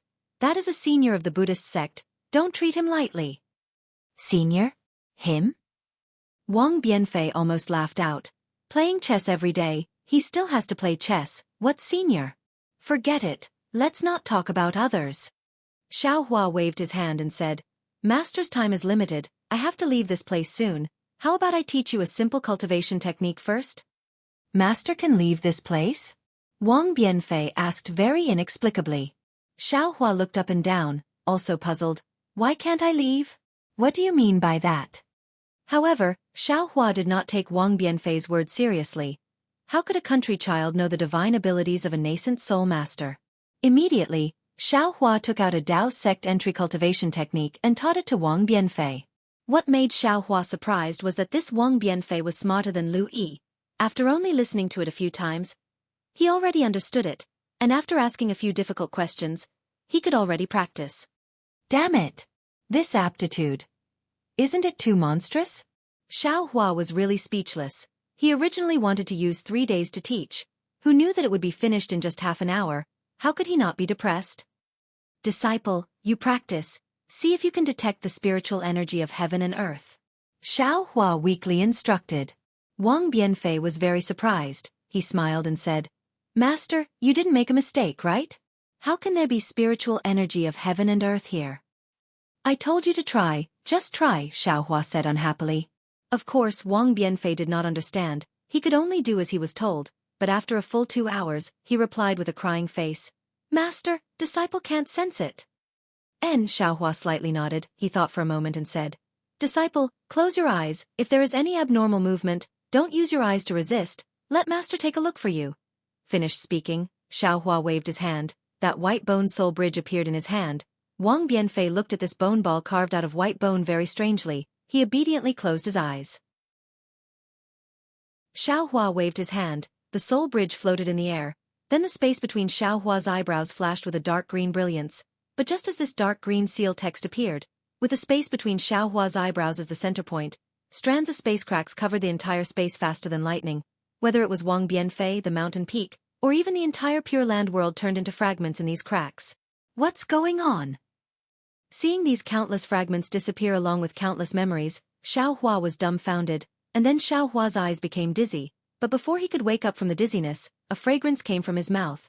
A very natural reaction, a very familiar feeling. Xiao Hua did not even need to open his eyes, he whispered in his heart, Red Dawn. However, when Xiao Hua called out Fairy Hongxia's name in his heart, he immediately woke up. He was in the Pure Land world. It was 8 poles away from the Dawn Rain continent. Even if Fairy Hongxia's cultivation was 10 times stronger, she would not be able to chase him here. Then, other than Fairy Hongxia, who else could be beside Xiao Hua? Xiao Hua opened his eyes as if he was in a dream. In front of him was Xian's flushed face.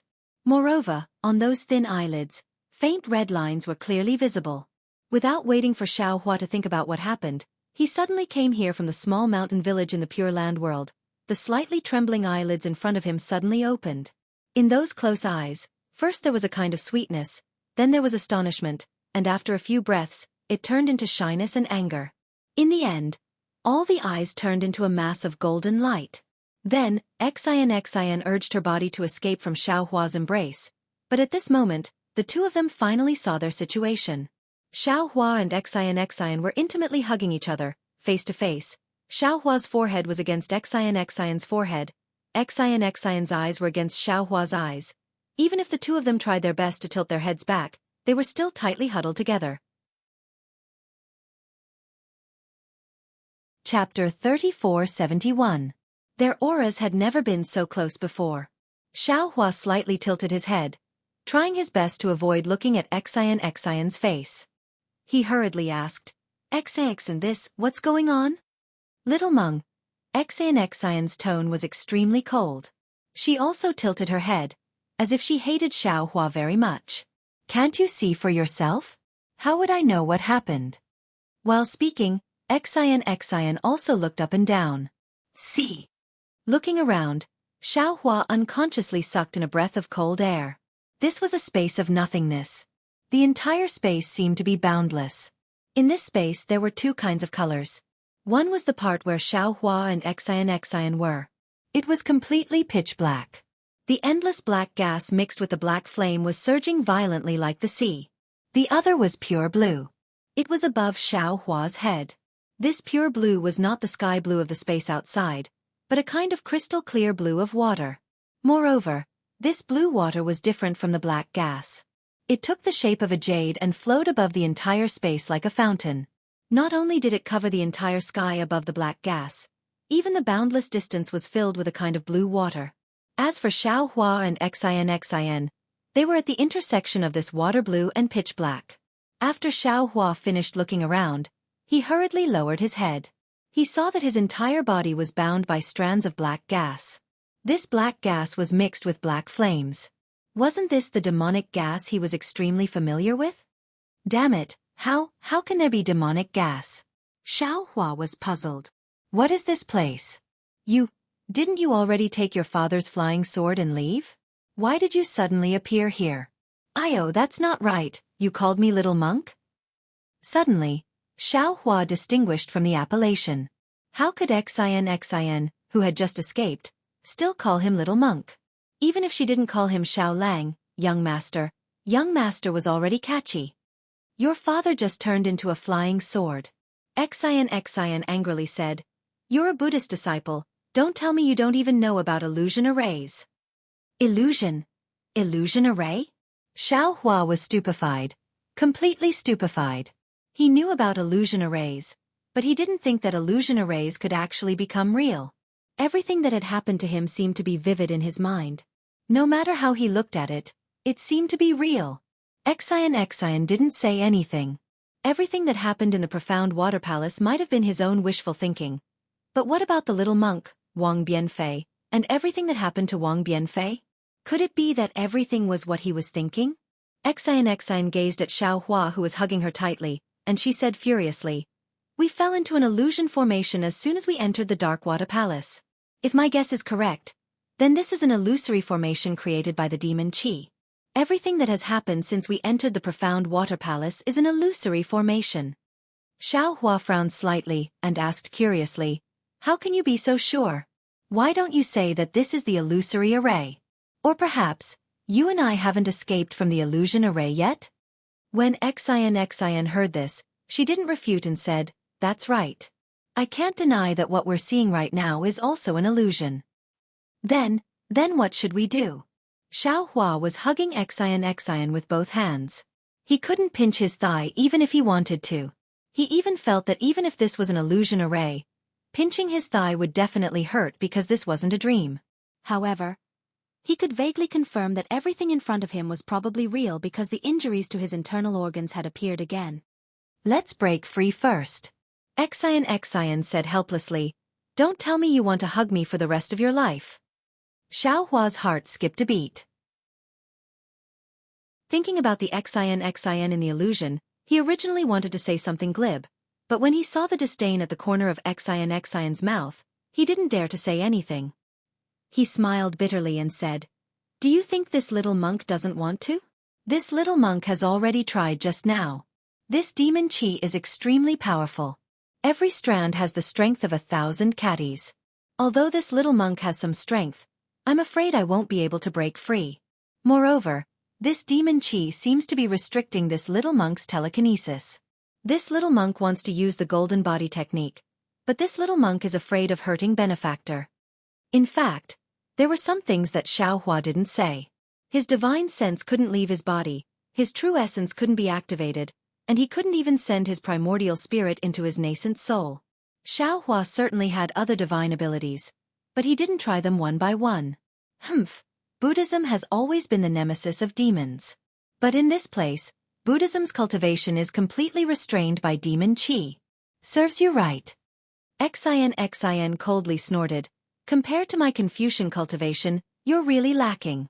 As she spoke, Xian waved her hand and took out the golden hairpin from her hair. She opened her mouth and spat out a mouthful of golden Qi on it.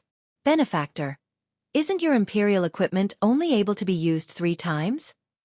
Xiao Hua suddenly thought of something and hurriedly reminded her.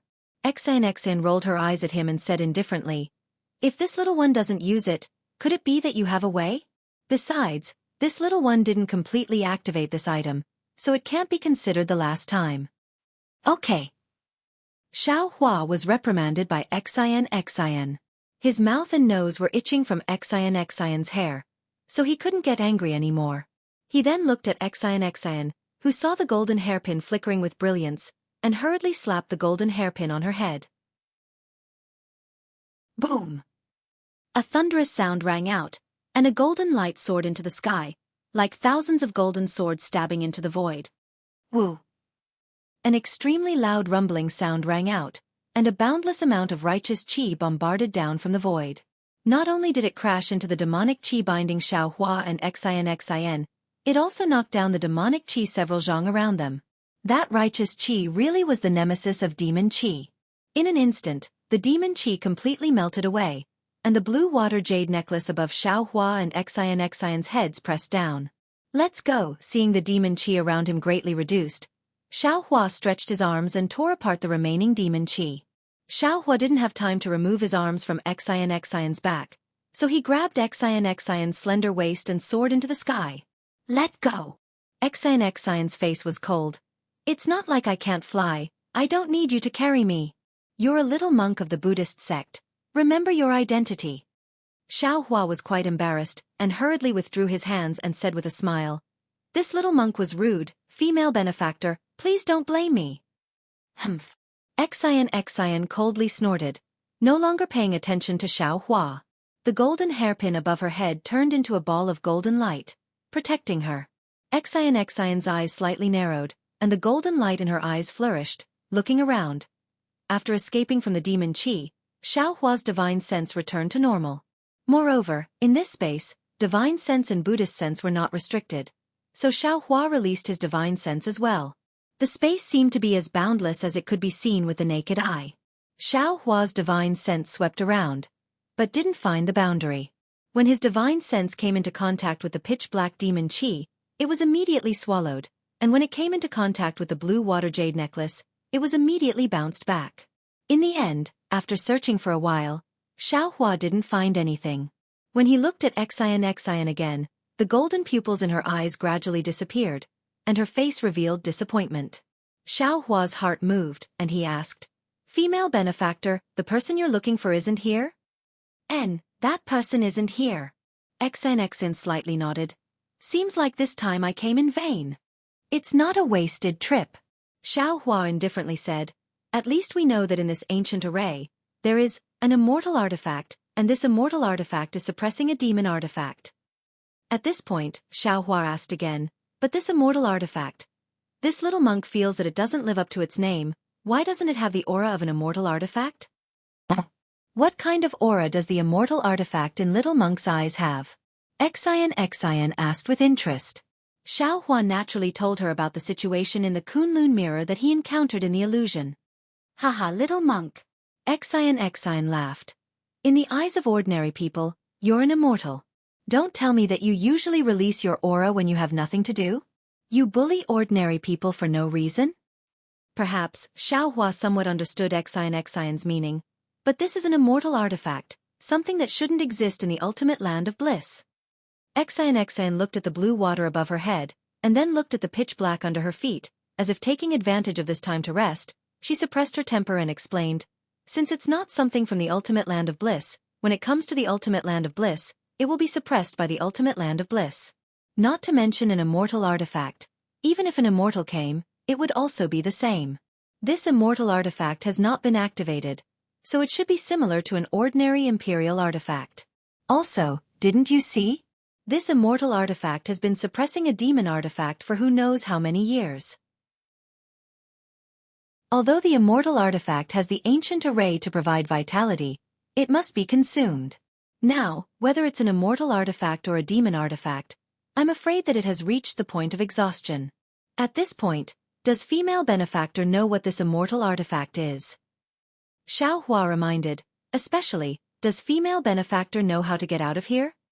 If this one knew, would this one still stand here and talk nonsense with you?" Xian said with a bitter smile, "If we get out, even watching the sunset on the banks of the Sage River would be more interesting than here, right?" Xiao Hua's face was bitter. He raised his head to look at the blue jade, then lowered his head to look at the vast demon qi.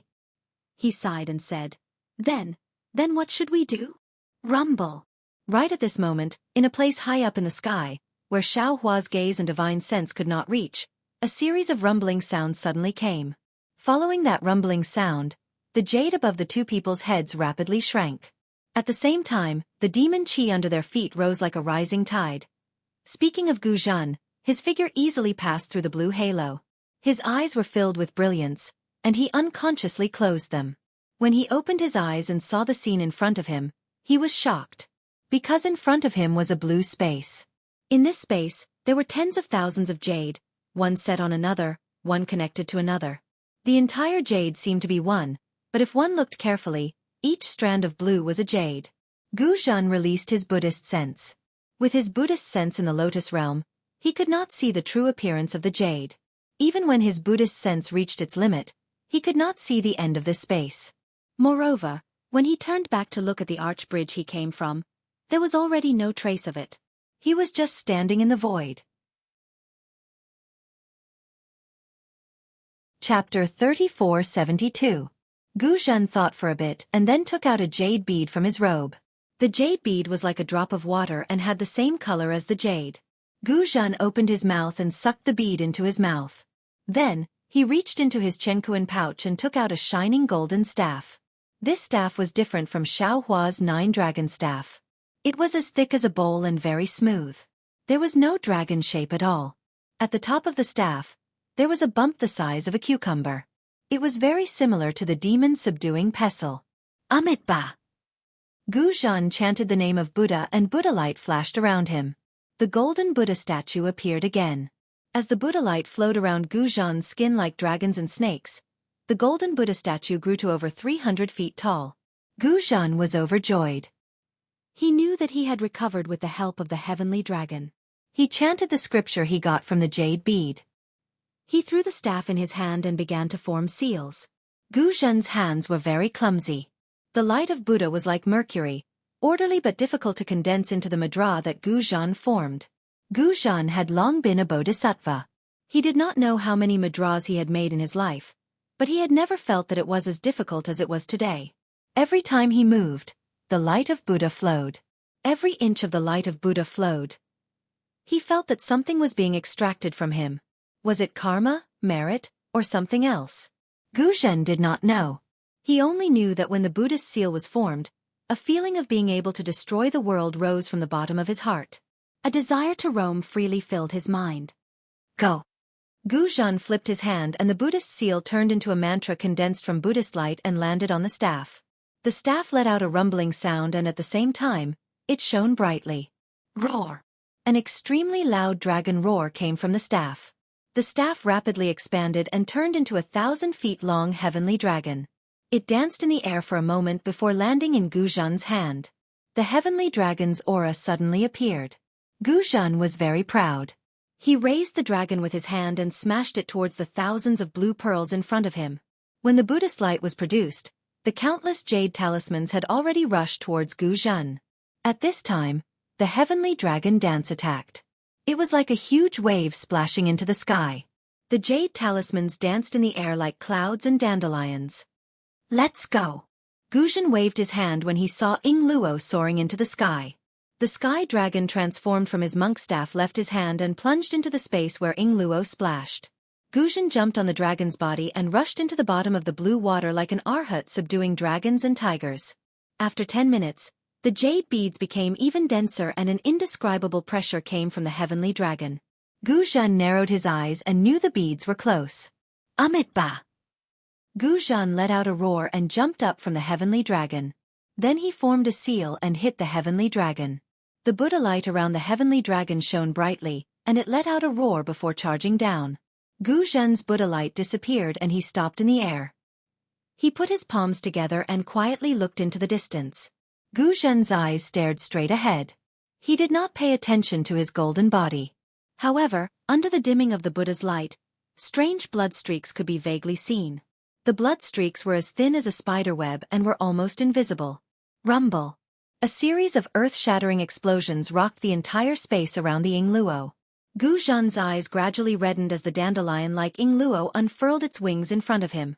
It flew high into the sky in a bid to outdo one another, revealing a ball of dim blue radiance. Is this the immortal treasure Enchanting spoke of? Guzhan frowned and urged the cloud under his feet to charge forward. You're right. You're right. You're right. You're right. You're right. Guzhan looked at Guzhan from afar. When they got closer, Guzhan could see clearly that there was a triangular flag inside the light. The flag was aqua blue, with 5 jade talismans embroidered on it. Between the talismans were faint ripples of water. A few ferocious dragons were embroidered on the edge of the flag. However, the dragons were swaying slightly, and there was no fluctuation of elemental energy. The entire small flag emitted a blue light.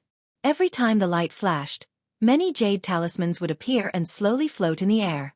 Above the blue light, strange runes flowed. These runes were gold and silver in color. They were shaped like tadpoles and inscriptions. When Guzhan saw the immortal treasure clearly, he immediately flipped his tongue and swallowed the jade beads hidden at the bottom of his tongue. He glanced at the jade beads that had just exploded and saw the clouds that were beginning to condense. Guzhan understood that the heavenly dragon staff's explosion was only because it borrowed the heavenly dragon's Buddha power to temporarily imprison the flag. It wouldn't be long before his seemingly unbreakable restriction would be broken by the flag. He had to take advantage of this extremely short window of time to control the flag. However, when he thought about controlling the immortal treasure, Guzhan felt uneasy. But when he saw the unmoving flag in the aqua blue light, he couldn't help but feel a desire. A desire to control the world. Smack! The more Guzhan thought about it, the more excited he became. He reached out his huge palm and slapped it on the top of his head. Poof! With a clear sound, the Buddha light above Guzhan's head shone brightly. A heavenly king walked out from the top of Guzhan's head with a 9th-rank golden lotus. When the heavenly king entered the space, countless heavenly maidens danced in the air, countless heavenly flowers fell, and countless heavenly dragons appeared amidst thousands of Sanskrit chants. Seeing this, Guzhan was wild with joy. The jade beads clearly said that with this Buddhist secret technique, he could see the vision of him attaining Buddhahood. In other words, this heavenly king must be his Buddha body after he attains Buddhahood. The heavenly maidens coming to congratulate him was also the grand scene of him attaining Buddhahood in the future. Heavenly King! I'm actually a heavenly king after attaining Buddhahood. This is unimaginable! Guzhan screamed in his heart. When he heard the words of the heavenly dragons, he thought that if he attained Buddhahood, he would only be a Jalan. He didn't expect that he would be a heavenly king. This was really beyond his imagination.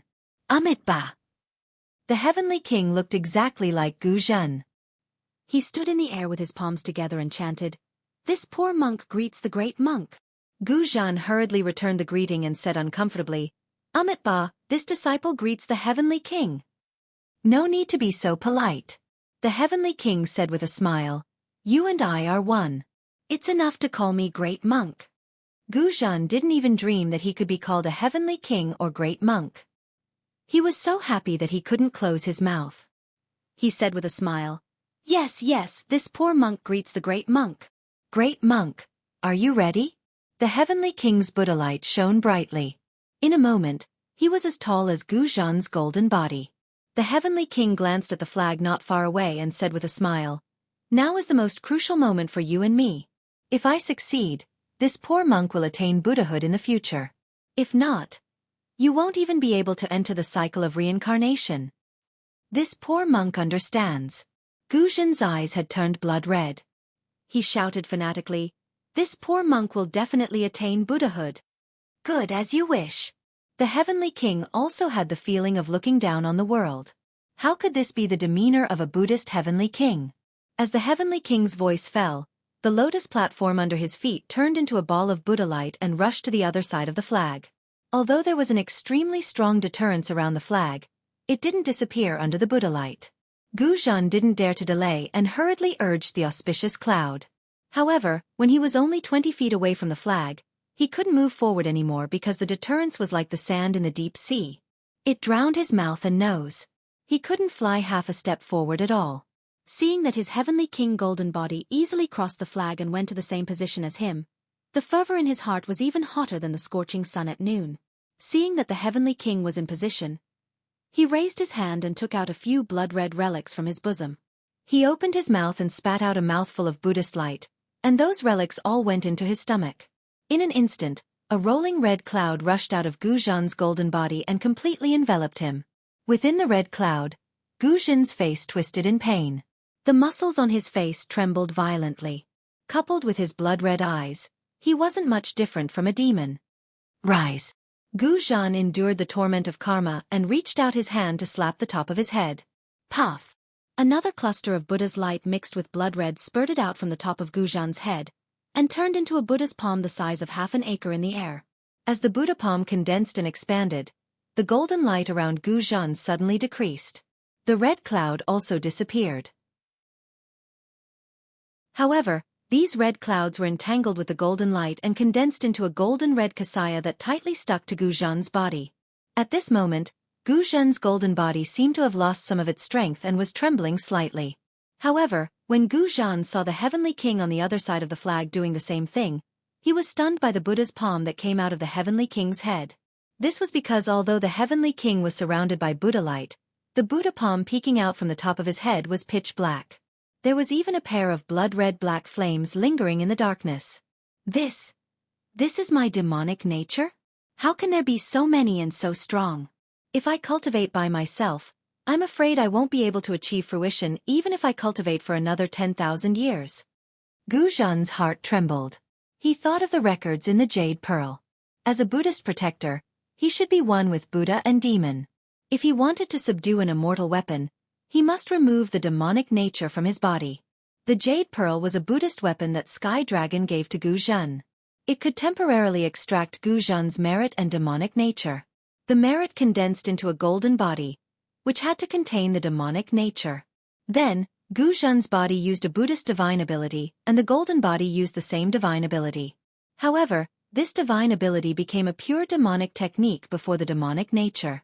Under the pincer attack of the Buddha and demon, the immortal weapon could only be captured. Capture. Seeing that the time was right, Gu Zhen didn't dare to think too much. He chanted a mantra and formed a seal with his hands. The Buddha palm above his head suddenly fell down. Chapter 3473. Gu Zhen's Buddha's palm fell, and the Heavenly King's Devil's palm also cooperated with the Buddha's palm, imprisoning an area of 1 mu on the left side of the flag. The side of the flag close to Gu Zhen was filled with Buddha's light, while the side close to the Heavenly King was filled with Devil's Qi. The flag suddenly moved without wind, and countless pearls rushed out of the blue brilliance, fighting to block the Buddha's light and Devil's Qi. Stab! Stab! Countless sounds echoed in the air. Gu Zhen looked on coldly. Although the thousands of jade talismans continued to pour out, it was obvious that the flag wouldn't attack. The jade talismans could only defend. 2 huge palms slammed down and tore the jade talismans in half. How could they block it? Boom! Just as Gu Zhen expected, the 2 giant palms fell on the brilliance of the flag, one on each side. Strangely, the giant palms in the air were half a mu in size, but they were only the size of a palm when they fell on the flag. Keep! Gu Zhen was overjoyed. With a roar, the 2 palms suddenly pulled, and the brilliance of the flag suddenly dimmed. Rumble! As the light of the flag dimmed, the entire space let out a series of rumbling sounds. Amidst these rumbling sounds, the jade talismans that had been blown apart by the Gu Zhen monk staff trembled violently. With the flag as the center, they rapidly shrank. The jade talismans ignored the 2 palms and the space that had been sealed by the palms. They turned into broken fireflies and sank into the flag. In an instant, the whole flag emitted a bright blue light. Gu Zhen's expression changed slightly, because he had sensed that the brighter the brilliance, the tougher the flag under the Buddha palm became. Gradually, it was out of his control. Haha! Great monk! The Heavenly King with a brilliant Buddha light laughed. It seems that the possibility of us taking this immortal artifact is not high. How about this? Let's take this immortal artifact first and send it to Senior Heavenly Dragon first. Gu Zhen was slightly disappointed, but looking at the seemingly endless pearls, he did not dare to be negligent. He hurriedly said, "I'll listen to your orders, great monk." Rise. The Heavenly King smiled and his demonic palm left the flag. In an instant, it grew to the size of half an acre and rushed into the air. Gu Zhen's Buddha palms also rose high into the air. Woo-woo. A whimper that sounded like the wailing of ghosts and howling of wolves sounded. His 2 palms suddenly twisted in midair and grabbed at the flag in perfect coordination. As the 2 palms slowly rotated, the Buddha's light and the Devil's Qi actually combined perfectly. A completely different kind of imprisonment force was born again, imprisoning the space around the flag. This sealing power was so great and so strange that the space was collapsing inch by inch. Golden threads and black flames appeared inch by inch, completely separating the flag from the incoming jade. Master Gu Zhen? Just as Gu Zhen's eyes flashed red and his heart was filled with joy, an extremely shocked voice came from afar. Gu Zhen was taken aback. He raised his head and saw a transcendent's golden body, which was more than 100 feet tall, flying over with golden light flashing around it. Beside this transcendent's golden body was a woman in palace attire, riding on a golden flying sword. However, the golden light flashing around the woman was extremely dim. It must be very difficult for her to break through the confinement of the transcendent's golden body. The shocked voice came from this woman. At this moment, Gu Zhen was no longer the Gu Zhen from before. He only glanced at the flag for a moment before retracting his gaze. He still urged the Buddha's palm to cooperate with the Devil's palm to grab at the flag. Of course, the closer he got to the flag, the stronger the flag's resistance became. Even though the space within 1,000 feet of the flag had been twisted by the 2 giant palms, the flag could not even flutter. Combine! The Heavenly King roared. Gu Zhen's willpower surged out uncontrollably. The Buddha's palm and the Devil's palm, which were originally distinct meridians, slowly merged.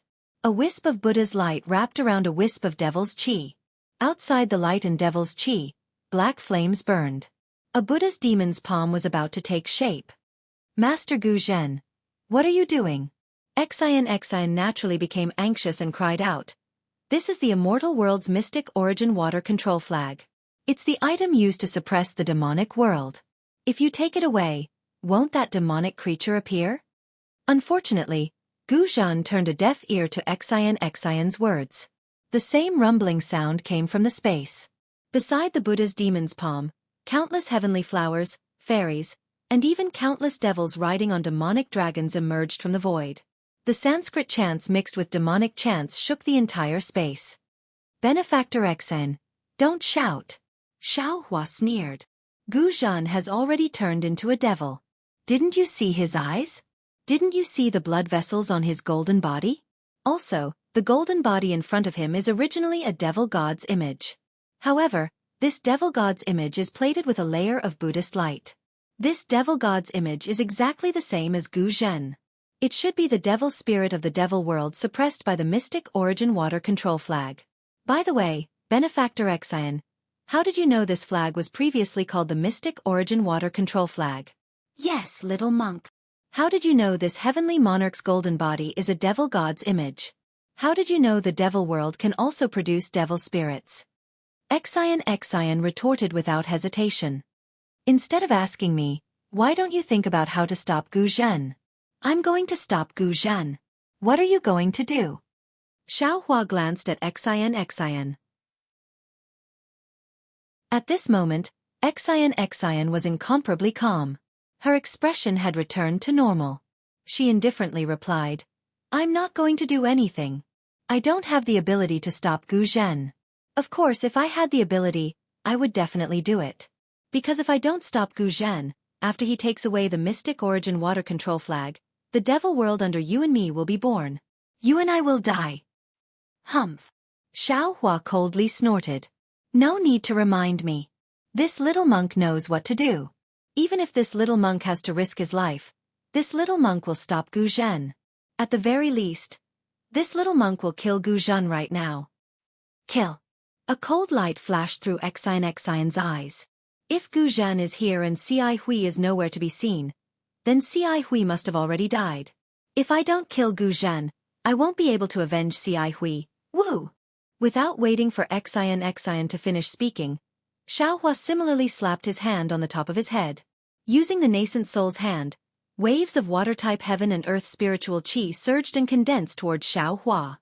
Even the seemingly endless jade luo rushed over along with the gale. Roar! Xiao Hua faced the sky and roared. With a shake of his arms, the heavenly law embodiment technique, dragon transformation art, and heavenly human body bestowment technique were all activated. An extremely large amount of jade luo entered the surface of Xiao Hua's body. The golden light around Xiao Hua's body flourished with a green color. Under Xian's stupefied gaze, the golden body also expanded to a size of more than 300 feet. The nascent soul's hand on top of the golden body's head expanded to a size of more than 1 mu. It violently tore apart the restrictions around the flag and met the Buddha's demon hand with a backhand. Gu Zhen really didn't expect Xiao Hua's nascent soul's hand to be so familiar. It was so much faster than his Buddha's demon hand. However, a trace of disdain surfaced in Gu Zhen's heart.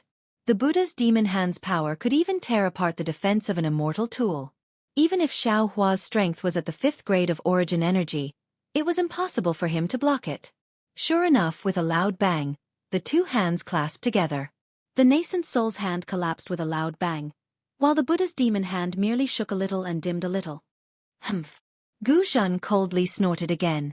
The corner of his mouth revealed a trace of ferocity. His eyes once again fell on the Shenyuan water control flag. However, at this moment, a strange change occurred again. A pitch-black staff appeared in Xiao Hua's hands without him knowing when. This staff became thicker and longer in the blink of an eye. It streaked across the sky and struck the Buddha's demon hand.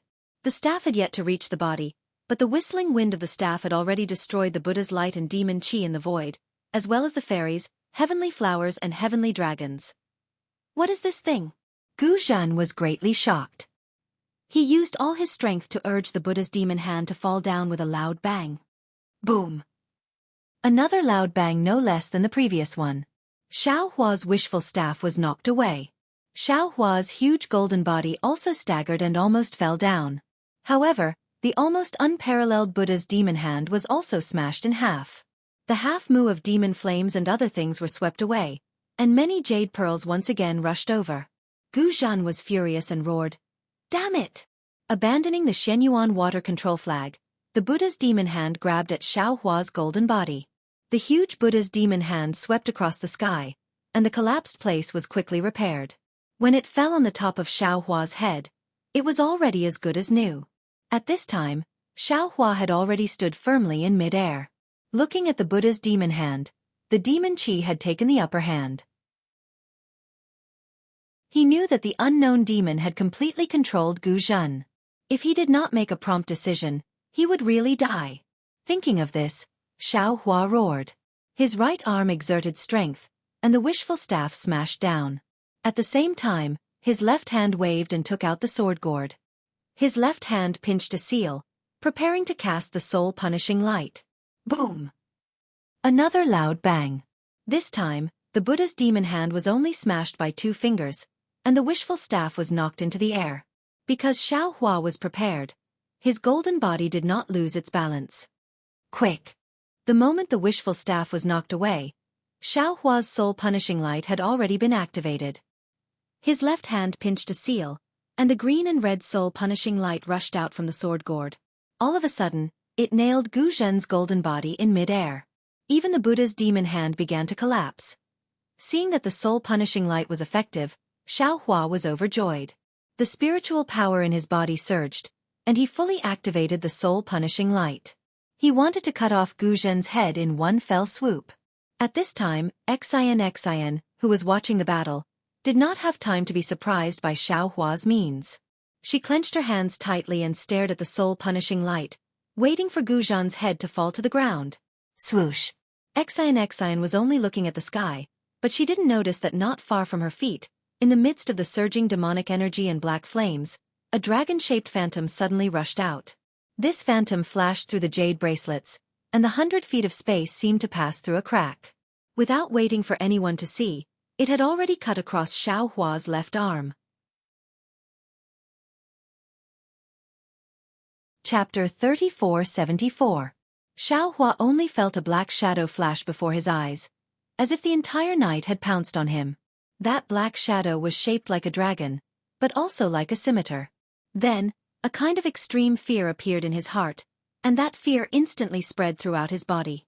Before this fear could subside, another sharp pain came from his left arm. Xiao Hua couldn't help but scream, "Ah!" When he looked down again, his left arm had already been chopped off from the middle. Before Xiao Hua could do anything else, that severed arm had already been swept up by the black shadow and fell into the devilish energy. Roar! The sharp pain in his body had yet to subside, and many of Xiao Hua's primordial spirits screamed in unison. Especially that orange giant, whose left arm was also severed, rolling around in pain inside Xiao Hua's bones. Xiao Hua's mysterious dark cloud also rapidly flickered, and that dark green color greatly decreased. Looking at the dragon vein body, and even the primordial spirits in the space were all heavily injured. The power of that black shadow's attack was actually so powerful. Xiao Hua was heavily injured by that black shadow. Not only did the spirit-slaying Yuan light disappear, the sword gourd floated in the air, and the 300 zhong golden body rapidly shrank, gradually turning into a normal human form. Since the spirit-slaying Yuan light disappeared, Gu Zhen's primordial spirit recovered. Gu Zhen's eyes became even redder, and he let out a beast-like roar. The Buddha's demonic hand fell down and firmly controlled Xiao Hua's body. Xiao Hua was about to be turned into meat paste. All of this happened in a flash. When Xian came to her senses, Xiao Hua's body had already fallen into Gu Zhen's demonic hand. Even if Xian wanted to activate her life-saving golden hairpin, it would be too late to do so. Amitba! Just when Xian was in despair, a crisp voice was heard. This voice sounded very childish, but the tone was filled with vicissitudes of life. Si hui. Xian was startled, and immediately became overjoyed. She hurriedly looked around, because that voice didn't have a fixed origin, it just floated in the space. Unfortunately, Xian opened her golden eyes and looked around for a moment, but she didn't see any familiar figures. However, when she saw Gu Zhen, she was puzzled. Gu Zhan, who had been extremely arrogant and wanted to kill Xiao Hua, now seemed to have been imprisoned. He stood there in a daze, his blood-red eyes staring into the distance. The Buddha's demonic hand that could crush Xiao Hua with a single move also stopped. Xian was not the only one who was confused. Even the golden body in the shape of a heavenly king was confused. The heavenly king failed to activate the giant palm and asked, "Great monk, what are you doing? As long as we kill this Tao cultivator, you and I will be able to obtain the immortal artifact. Senior Tianlong will be able to condense a relic for you with this immortal artifact. With this relic, you will definitely attain Heavenly King Buddha fruit in the future. Not to mention the Heavenly King Buddha fruit, even if it was the Buddha fruit, I wouldn't care for it." Gu Zhan finally opened his mouth. His tone was extremely indifferent. "In order to hear this voice, in order to meet this person, this poor monk is willing to go to the 9 hells or the 9 springs." Gu Zhan's words reverberated in the air. Every word contained the fervor and care in his heart. That's right. Just before entering the longevity hall, the benevolent Manjushri saw Gu Zhan trying to devour his relic. He immediately woke up, and thought that Gu Zhan's so-called search for his younger brother was a lie. At that time, Gu Zhan admitted it without hesitation and denied his real purpose of looking for Gu Nian. At that time, Gu Zhan had decided to give up everything for the ancient Buddha relic, including himself, even if he had to turn into a devil. However, the development of the situation was such a joke. Now that Gu Zhan had really turned into a devil, the voice that he had been thinking about day and night appeared again. The ancients often said that a single slip would cause everlasting sorrow. When you look back, you will be 100 years old. Perhaps this was the case. Xian was stunned. She seemed to have suddenly understood something. However, the heavenly king did not know. He was very confused. Who is this person? Is this the person who is chanting the name of Buddha? Gu Zhan frowned slightly. Great monk, aren't you this poor monk's demonic golden body? Why don't you know this poor monk's thoughts? Amitabha. The heavenly king said indifferently. This poor monk is you, but you are still you. This poor monk cannot replace you. Naturally, the heavenly king's words revealed a flaw. However, Gu Zhan did not pay attention to it. He only waited quietly. It seemed that he had enough patience to wait for this moment. As Xian listened, she looked in the direction Gu Zhan was looking at. In the distance, a faint figure slowly appeared. It was a little monk in a monk's robe. Of course, this little monk was not benevolent.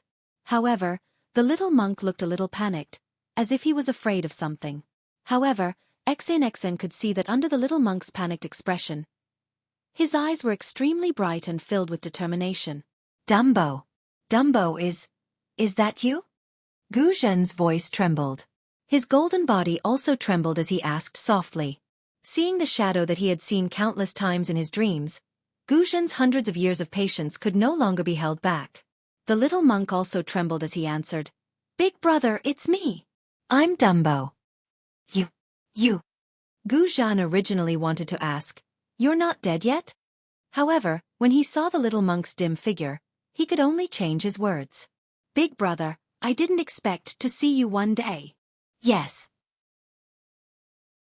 Big brother. The little monk's eyes flashed with tears. I also didn't expect that I would be able to endure until this day. All these years. If it wasn't for the fact that I wanted to see Big Brother. Do you hate Big Brother? Do you want to scold Big Brother personally? Gu Zhan's ferocious expression disappeared, replaced by kindness as he probed. The little monk smiled. How can I blame Big Brother? It's my life's fortune to be able to die for Big Brother. Big Brother, do you know? You've been my everything since I was young. You're my sky. You've done everything for me. I've always thought about how to grow up, how to repay you, how to think of you and do so much for you. Even if I can do one thing for you, I'll be happy. I've been cultivating diligently in Crimson Reed Temple to repay Big Brother. When I've succeeded in my cultivation, I'll be able to protect Big Brother. I've been praying for Big Brother in front of Buddha every day, hoping that Big Brother will live a peaceful life.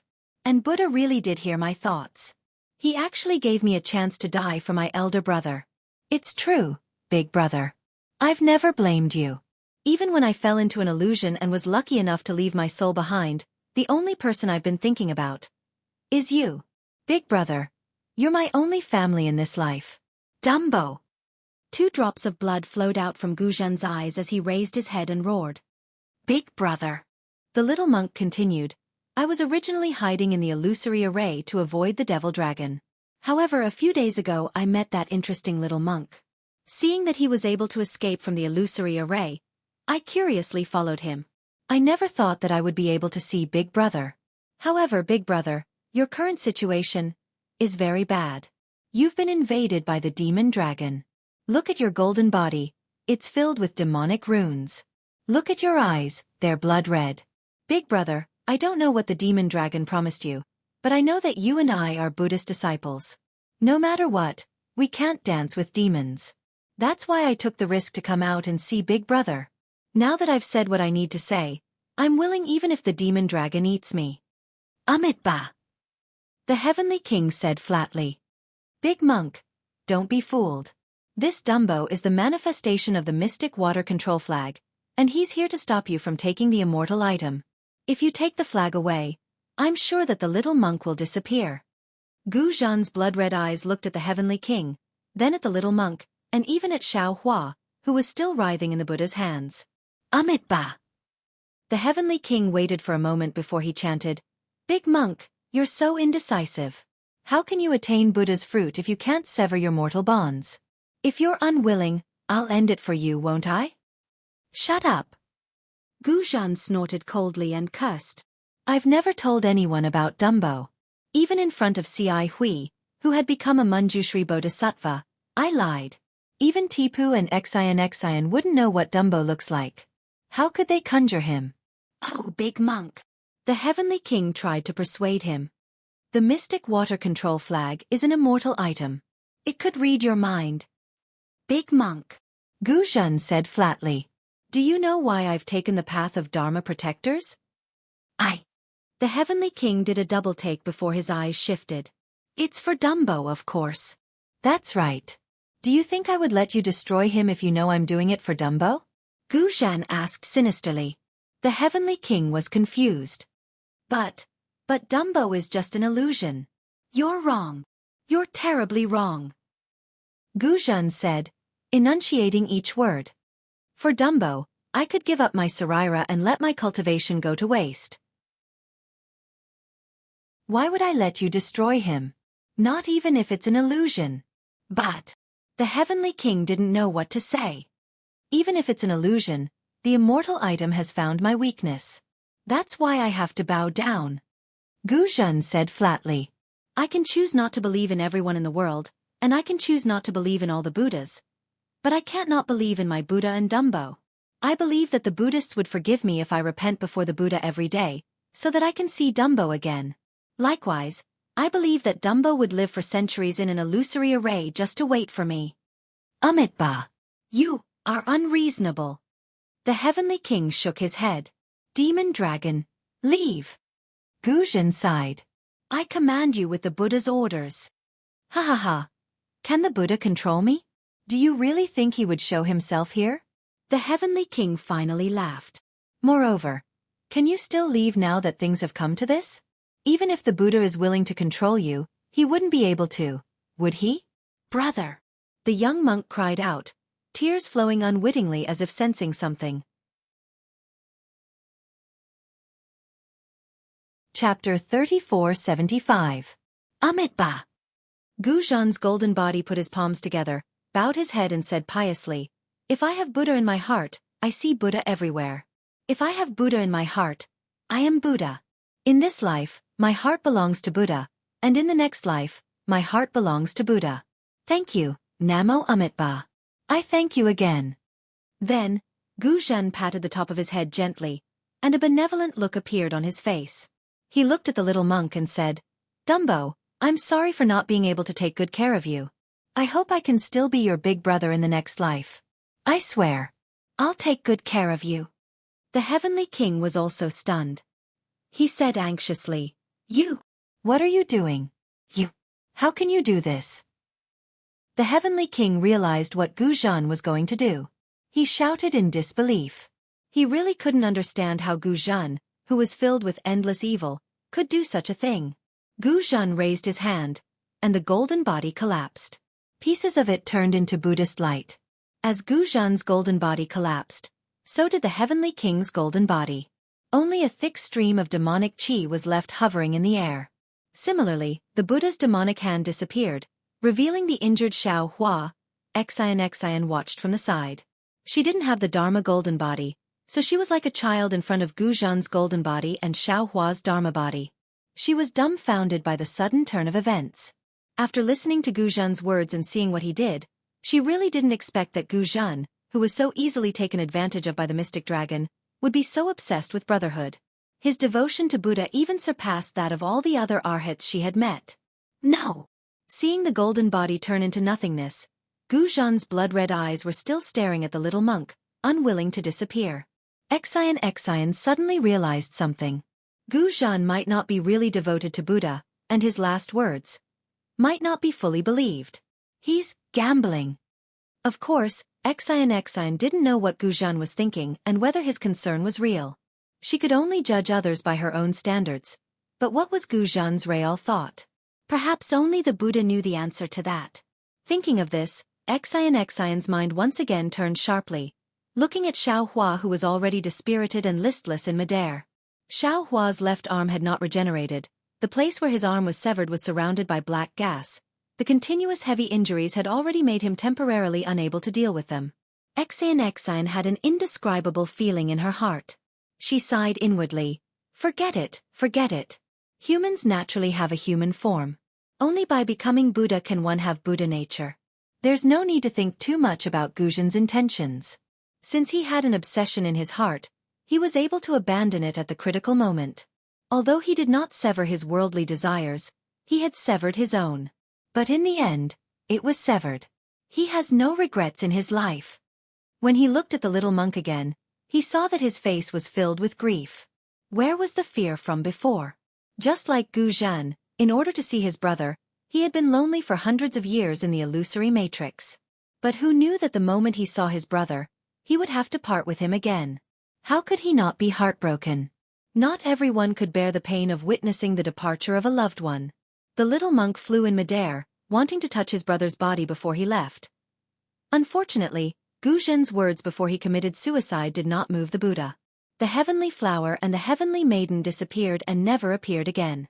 His soul also did not appear. The little monk could clearly feel his brother's gentle gaze, but he could not see anything about his brother. The path of Dharma protector was originally a void. Gu Zhan had passed away, and the Heavenly King had also perished. Mo Long's meticulous plan to kill both Buddha and demon had also failed. The Shenyuan water control flag shone brightly, and jade talismans of various sizes emerged from the brilliance. The jade talismans that were previously excluded from afar also flew towards the flag. Good. Xian nodded slightly and urged the auspicious cloud to fly towards Xiao Hua. Although Xiao Hua was severely injured, as long as they could escape from the Shenyuan water palace and get away from the battle between immortals and demons, Xian was confident that she could save him. Just as Xian flew for about 30 meters, the space suddenly shone with a bloody light. Roar, roar. A dragon's roar soared into the sky. Xian saw a sea of scarlet before her eyes. A dragon several meters long rushed out of the jade talismans, carrying with it a frenzied demonic aura. Not good. Xian was shocked and cried out, Mo Long. However, contrary to Xian's expectations, the demon dragon did not attack the flag after rushing out of the jade talismans. Instead, it rushed directly towards Xiao Hua. Little monk, be careful. Xian hurriedly transmitted. Unfortunately, no matter how fast her thoughts turned, she could not compare to the speed of the demon dragon. Furthermore, Xiao Hua was currently in a weakened state. He had no time to react to the demon dragon's charge. Before Xian's words could reach him, the demon dragon had already opened its bloody mouth and swallowed Xiao Hua's left arm. Ah! Xian covered her mouth in shock. She felt an indescribable stabbing pain in her heart. A feeling of disbelief suddenly arose in her heart. Could it be that the little monk is going to be eaten by the demon dragon? The development of the situation once again exceeded Xin's expectations. After the demon dragon swallowed Xiao Hua's left arm, it did not continue to devour the rest of Xiao Hua's body. Instead, it rapidly shrank. The dragon's body shrunk from several meters long to several feet long, just like before Xiao Hua lost his arm. What was special was that after the dragon shrunk, the bloody light around it flashed again. The black flames within the bloody light transformed into thousands of tiny demons that roared and swam up and down. An arm that was exactly the same as Xiao Hua's previous body suddenly grew out. Following the transformation of this arm, the previously dispirited and listless Xiao Hua suddenly opened his eyes. The silvery white pupils in his eyes disappeared and were replaced by a bloody red. This bloody red did not contain any other emotions, only savagery. Roar! Xiao Hua raised his head and roared. The demonic aura around his left arm surged and quickly spread towards the rest of Xiao Hua's body. At the same time, Xiao Hua's body expanded once again. Demonic aura and black flames surged out from the pores of his body at the same time. Just as Xian was dumbstruck, the demon's body that was over 100 meters long appeared in front of her eyes. Xiao Hua was currently wearing a bloody armor that completely covered him. Above the armor, millions of demons roared at the same time. The bloody light of the armor was mixed with black light, illuminating the surroundings. The black light pierced through the pearls that surrounded him one by one. That light even gave birth to tiny demons that frantically devoured the pearls. Looking at the top of Xiao Hua's head, the two horns on his head flashed with a faint golden light. Strands of golden light flowed along the demonic aura like flowing water, penetrating into the space between the demonic aura and the bloody light. What made Xian even more shocked was that in Xiao Hua's left hand, a pitch-black demonic saber suddenly appeared. This demonic saber was only a foot long. The front part of the saber was damaged and the tip of the saber could not be seen. This demonic saber looked unremarkable, but in Xian's eyes, she could not help but feel frightened. Because this demonic saber was pitch black and enchanting. When her gaze swept past it, her entire mind felt like it was being pulled in. Moreover, the moment her mind was slightly distracted, her eyes and mind were filled with bloody red. One after another, ferocious demons of unimaginable shapes appeared out of thin air. When she finally shifted her gaze away with great difficulty, she saw the hilt of the demonic saber. The demonic saber did not seem to have a hilt. The entire demonic saber was connected to Xiao Hua's left hand. It looked like a part of the bloody armor, but also like a part of Xiao Hua's left arm. In an instant, Xian understood. Previously, the demonic dragon was the demonic saber's transformation. When the demonic saber chopped off Xiao Hua's left arm, it wanted to devour Xiao Hua's flesh and blood, and then fuse with Xiao Hua's body. But now, needless to say, the demonic saber must have already corroded and taken over Xiao Hua's body. Of course, as for why the demonic saber wanted to take over Xiao Hua's body, and not Guzhan, and even more not Xian, when she thought about how Xiao Hua's wound did not bleed and how there was even a lingering black aura around his wound, Xian, as a Confucian cultivator, knew that it was because Xiao Hua himself practiced demonic arts. The evils we bring upon ourselves are the hardest to bear. Xian felt a burst of relief for no reason. She was so relaxed that it was as if she had unloaded a heavy burden of 10,000 jin. However, just as this relief passed, she felt a burst of emptiness. That relief was even more like a small thorn that pierced into her heart. Roar! Xian's heart was filled with a myriad of thoughts and feelings. The demonic god Xiao Hua roared again, and the demonic aura around his body flourished. As Xiao Hua raised his hand, rumble! A sound that was 100 times louder than mountain torrents and ocean waves vibrated in the surroundings. The space that was previously filled with the jade talisman had already been gradually occupied by the overflowing demonic aura. No matter if it was under Xian's feet, the surroundings of the Shenyuan water control flag, or even the top of Xian's head, there were faint waves of demonic aura that were frantically corroding everything. Where's the little monk Gunyan? Xian suddenly thought of the little monk when she looked around. Fortunately, there was no trace of Gunyan in the vicinity. With the little monk's alertness, he was able to survive in the illusion array for several hundred years. I'm afraid he can also avoid this kind of crisis. But how can I escape? Looking at the surging demonic aura, as well as the devil that was just born because of Xiao Hua's existence, Xian didn't know what to do. The brilliance of the Shenyuan water control flag in front of her had already dimmed in the demonic aura. However, in Xian's eyes, it was incomparably warm. This was also her only hope. Almost without thinking, Xian urged the auspicious cloud to hastily rush towards the Shenyuan water control flag. Perhaps because the Shenyuan water control flag had already been suppressed by Xiao Hua's demonic aura, the distance that Xian couldn't get close to previously was now easily closed again. Xian's thinking was still too optimistic. Her hope was naturally the despair of the demonic god Xiao Hua. How could that demonic saber let her have her way? Xian had only flown a few feet when she saw Xiao Hua, who was 1,000 feet tall, waving his hand and laughing coldly. Haha! You bastard flag, you have suppressed me for 1,000,000 years. Isn't it very satisfying? Today, let's also change positions. I'll let you have a good time. Chapter 3476. Demon god Xiao Hua waved his left arm, and the broken blade drew a pitch-black blade mark in the air. The blade mark was like blood, and it cut open the void. Spatial cracks spread rapidly along with the blade mark, and slashed towards the Shenyuan water control flag. At the spatial cracks, countless tiny devils, either laughing or wailing, also rushed over. Kacha! A soft crack sounded, and the entire space shook violently. The brilliance around the Shenyuan water control flag, which couldn't be shaken by Gu Zhan's Buddha demon hand, was now easily split in half like a chicken's shell. The Shenyuan water control flag swayed slightly, and the brilliance on the flag's surface was completely restrained. Presumably, if the devil blade was waved again, the Shenyuan water control flag would be greatly damaged.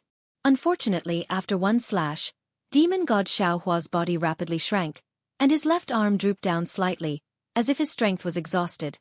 Alas! Demon god Xiao Hua's voice sounded again, and it sounded very helpless and regretful. This body is very good, but it's a pity that my cultivation of the Devil Realm's devil technique is not good enough. After I control it, I'll have to temper it even more. I'm afraid that with hundreds of millions of blood spirits, I'll be able to achieve small success, right? After this voice, Xiao Hua waved his left hand again, and the devil blade flashed with black light, and a tidal wave of devil chi rushed into it, and then Xiao Hua's devil body expanded again. What should we do? Xian just recovered, and her originally calm heart became anxious again. She once heard that when the Shenyuan water control flag was unfurled, all evils would retreat, and nothing could invade it. Since the devil blade had been suppressed by the flag for 1,000,000 years, how could it be a match for the immortal realm's immortal artifact? But she didn't expect that when the devil blade moved, it would have such power, and even the flag couldn't resist it. Then what kind of devil realm's immortal artifact was this devil blade? Control. Yes, it must be controlled. Suddenly, Xian realized, whether it's immortal artifact or devil artifact, they are all dead objects, and if no one controls them, they can't be used. Unless the immortal artifact or devil artifact has its own spirit. The demonic saber transformed into a dragon because it had devoured thousands of blood essences. It was not the true spirit of the demonic saber. Although the demonic saber could attack, it could only fight against cultivators of the mortal realm like the little monk. It was useless against the Shenyuan water control flag. The devil blade could only rely on the little monk's physical body and the little monk's devil technique to unleash a true attack. As for the mystic origin water control flag, it's a defensive immortal artifact. It doesn't have any means of attacking. She even needs someone to activate it. When Xian realized this, before she could look at the Shenyuan water control flag, the flag immediately flashed a faint light and flew towards Xian. An immortal artifact was indeed an immortal artifact. Xian had just seen the mystic essence water control flag flying, and in the next moment, the flag had already appeared in her hands. Seeing that she had unexpectedly obtained an immortal artifact, Xian was not as ecstatic as she imagined. Almost without thinking, she touched her chest with her hand and a drop of blood came out from the tip of her heart. Xian's face instantly turned pale. When the blood from the tip of her heart dripped into the Shenyuan water control flag, the flag shone brightly. Xian hurriedly performed a Taoist technique and urged her true chi to hit the flag. The flag flashed rapidly, and a wisp of aqua-blue crystal thread came out and entered between Xian's eyebrows. The flag gradually shrank, preparing to rush into Xion's Naiwan palace. But at this moment, Xion's face showed a painful expression. The crystal thread between her eyebrows split open and dark red blood flowed out. Xion's physical body trembled at the same time. Even the golden light emitted by the palace dress could not stop it. Xion's physical body could not contain the Shenyuan water control flag and showed signs of collapsing. Ha ha ha. How could it be so easy to control an immortal artifact? If you could control it, I would have found a body 1,000,000 years ago. The demon god Xiaohua, who had grown into a 300-meter-tall demon body, laughed mockingly from the side. If you're willing, you can be Laozi's servant. Laozi will teach you the Tao of dual cultivation. After 1,000,000 years, perhaps you'll have such a heaven-reaching opportunity. Swoosh! The brilliance of the mystic Yuan water control flag receded and the crystal thread was sucked into the flag. Immediately after, Xion's blood droplet appeared on the flag once again. However, this time, the blood droplet was much smaller than before. Xion's face was ashen. She opened her mouth and the essence blood flew back into her mouth. Immortal artifact. Sure enough, it was not something an ordinary person could control, even if it was someone as strong as Xion. Little flag, your good days are over. Demon god Xiaohua roared, and half of the devil blade chopped down again. Quickly return to my embrace. I will love you. Xion almost did not think at all. She urged the true qi in her body and rushed it into the Shenyuan water control flag. The flag received the true qi and immediately emitted a blue brilliance. When the brilliance was born, the true qi in Xion's dantian seemed to be sucked in by a big hand and was instantly emptied. However, along with the brilliance of the flag, countless true qi of heaven and earth appeared out of thin air and poured into the flag at the same time. A sparkling and translucent jade emerged from the Shenyuan water control flag and blocked the devil blade. Ka! The jade broke, the devil blade retreated, and the brilliance of the Shenyuan water control flag receded again. No. Seeing this, Xion's heart was like a mirror. The battle between the Shenyuan water control flag and the devil blade was a battle between her and Xiaohua. The Shenyuan water control flag and the devil blade were equally matched, but she was far from Xiaohua. Xiaohua's devil technique was insufficient, but he had a corporeal body. The devil blade could block the first attack, but she could not block the second attack. As for whether the Shenyuan water control flag could block the third attack, Xion was not optimistic. The devil blade still had the ability to attack, but she did not. In the end, she could only fall into a desperate situation. If she wanted to live, she could only think of other ways before the Shenyuan water control flag was damaged. Take drastic measures. Xion looked at Xiaohua's shrunken body and her eyes flashed with determination. This is the only way now. As for the future, I can't explain it to others. Forget it for today's escape. For the billions of creatures in the 3 continents, I'm afraid this is the only way. Since she had made her choice, Xion bit her lips, threw the Shenyuan water control flag in her hand, and flew towards the devil god Xiaohua. Kaka, little girl, are you ready to abandon the dark and join the light? The devil god Xiaohua's black qi was surging, and the countless devils around him were laughing wildly. This voice seemed to come from Xiaohua's mouth, but also seemed to come from the mouths of thousands of devils. Or do you have an ulterior motive? Xion only pretended not to hear, quietly took out her golden hairpin, and accelerated towards Xiaohua. At this time, Xiaohua was still several zhang tall. Seeing Xion getting closer and closer, the devil god Xiaohua waved his hand, and a ray of devil qi blocked in front of her. Little girl, men and women should not touch each other. You are a Confucian cultivator, don't you know? I don't have the appetite to devour you today, so don't join in the fun. Wait until I take care of the little flag. I will let you go. How could Xion listen to this kind of bewitching? She clenched her teeth, and inserted the golden hairpin into her chest. A blood-red golden brilliance was born like a sword river, and poured into the devil qi like a waterfall. Tens of thousands of devils wailed as they were killed. However, they only managed to erase the devil qi. The sword river didn't even get close to Xiaohua. Go! Xion was somewhat desperate. She pulled out the golden hairpin, and the blood-red hairpin turned into a meteor and rushed towards Xiaohua. The devil god Xiaohua sneered, and did not wave his devil blade. He only raised his right hand, and his devil palm grabbed the golden hairpin in his hand. The devil god Xiao Hua screamed, and the golden hairpin fell out of his right hand, and directly inserted into his devil armor. Once the golden hairpin was inserted, golden light shot out in all directions, and the devil chi that was pouring into his devil body suddenly stopped. Even the several zhang tall devil body also stopped. Xian did not dare to be negligent, and once again rushed towards Xiao Hua's head. When she was about 1 zhang away from Xiao Hua's head, with a pu sound, the golden hairpin flew out, and Xiao Hua's devil body moved again. Failed on the verge of success? Xian looked at Xiao Hua's malevolent face, and her heart died. At this moment, the Shenyuan water control flag moved again, as if it knew Xian's thoughts.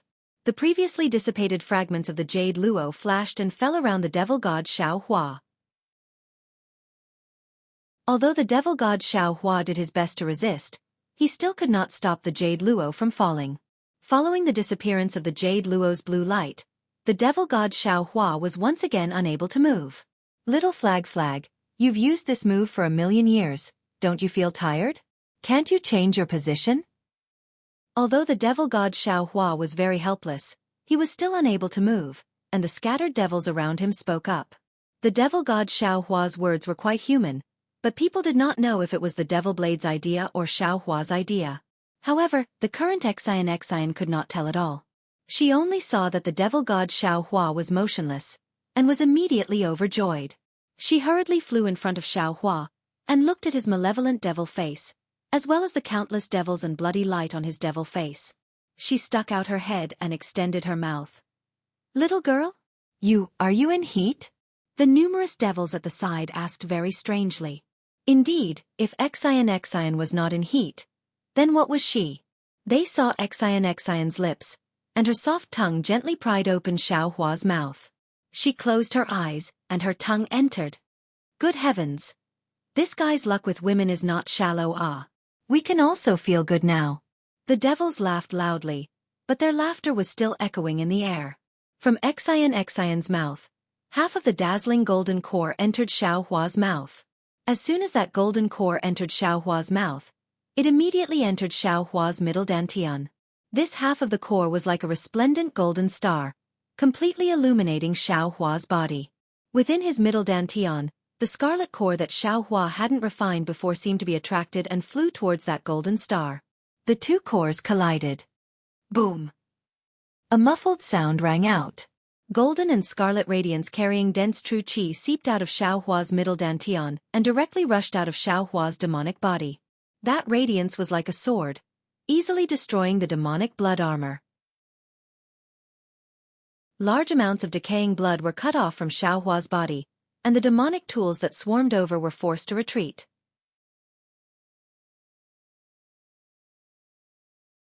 Chapter 3477. Xian clearly did not expect that Xiao Hua actually had a scarlet dan core in his body. Her originally extremely disappointed expression was now filled with anger and grievance. However, since things had already come to this point, there was no point in regretting. She bit her lips with all her strength, causing them to turn white. Only then did she circulate the last of her true energy and fly back to the Shenyuan water control flag. Xian had already done everything she could.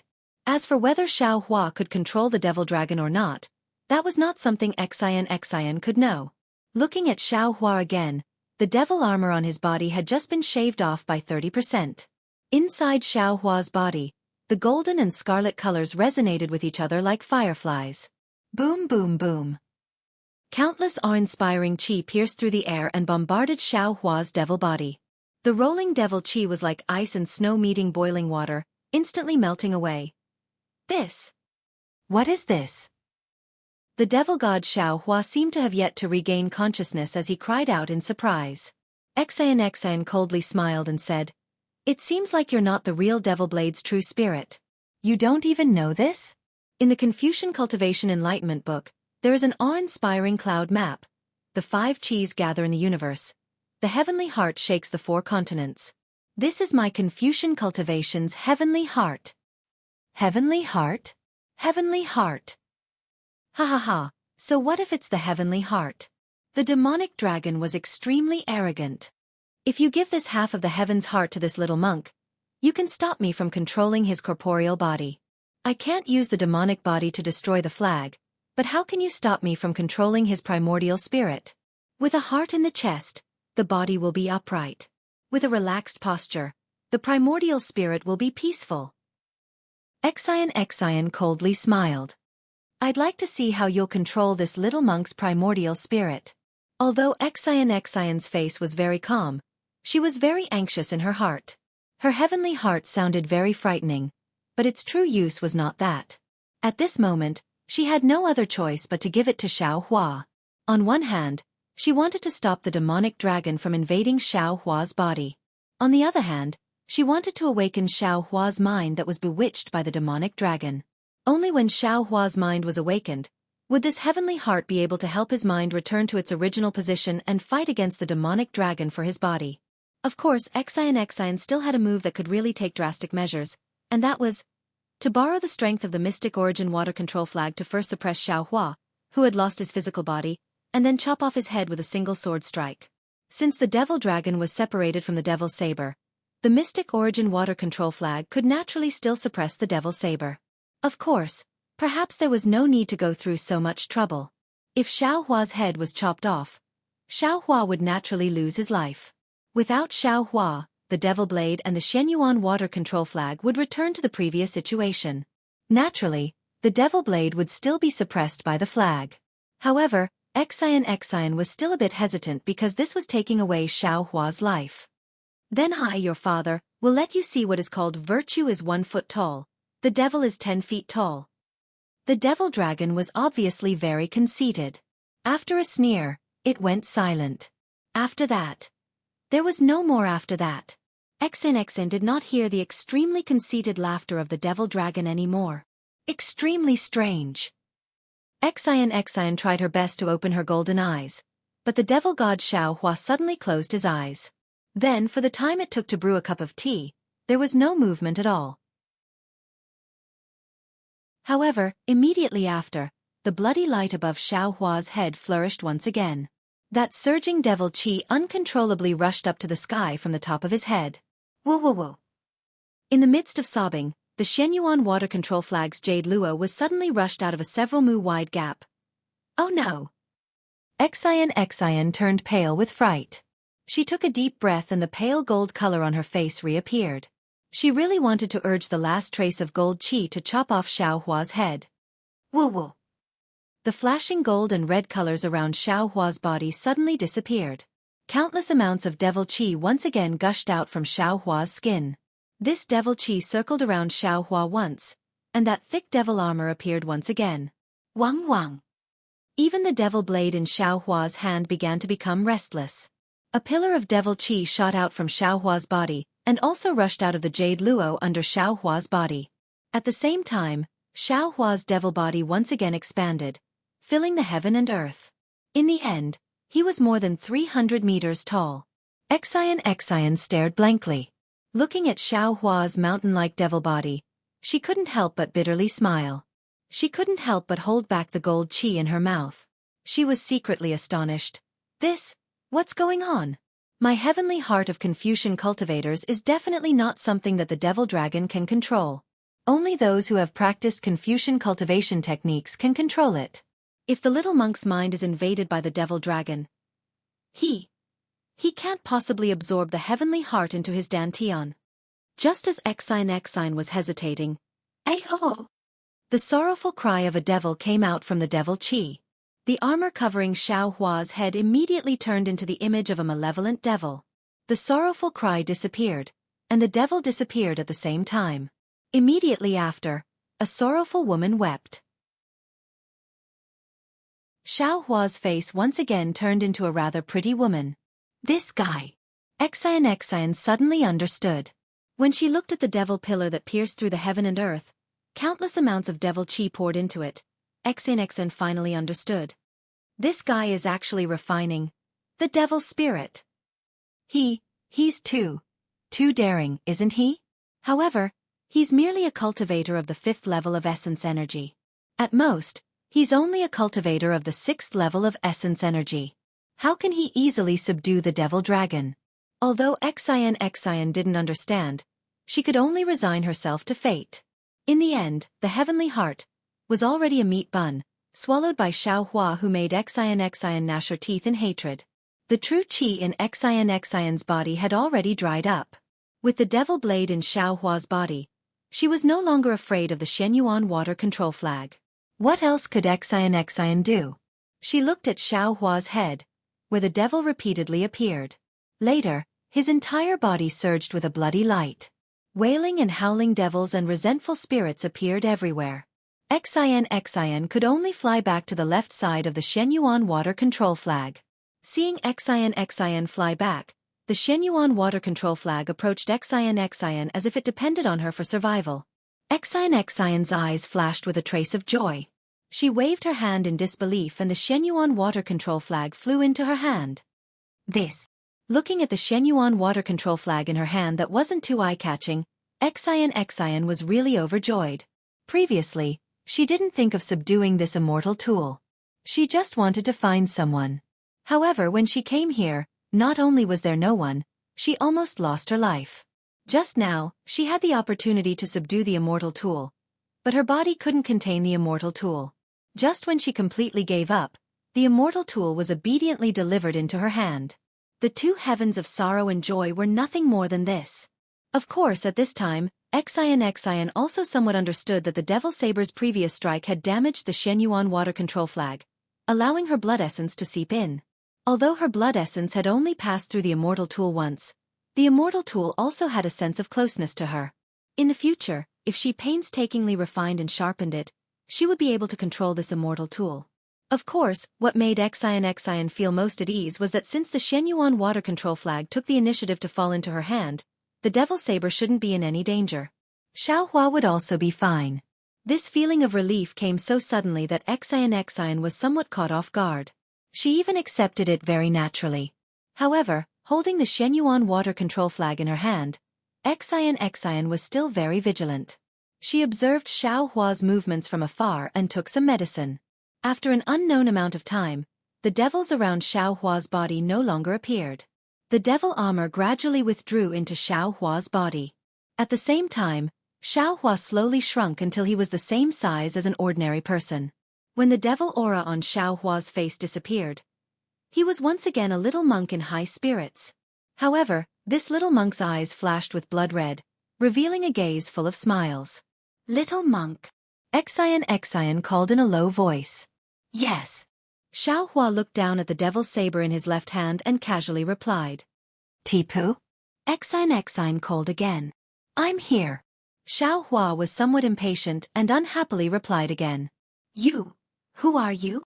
Xian was still not at ease and asked again. Xiaohua raised his head and glanced at Xian and the Shenyuan water control flag in her hand. He curled his lips and replied, "This little monk is here. You can rest assured. This little monk is still a little monk and has nothing to do with that devil dragon. Oh, I also have to congratulate Xian Tanue.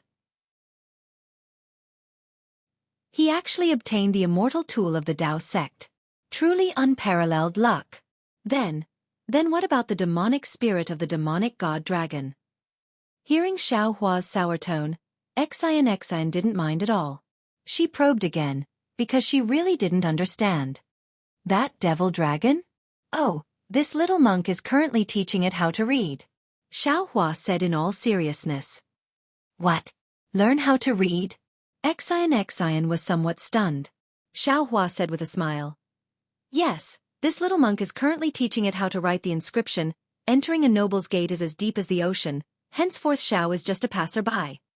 This. Xian didn't know whether to laugh or cry. She knew that Xiaohua was really perfunctory, but what she didn't know was that what Xiaohua said was the truth.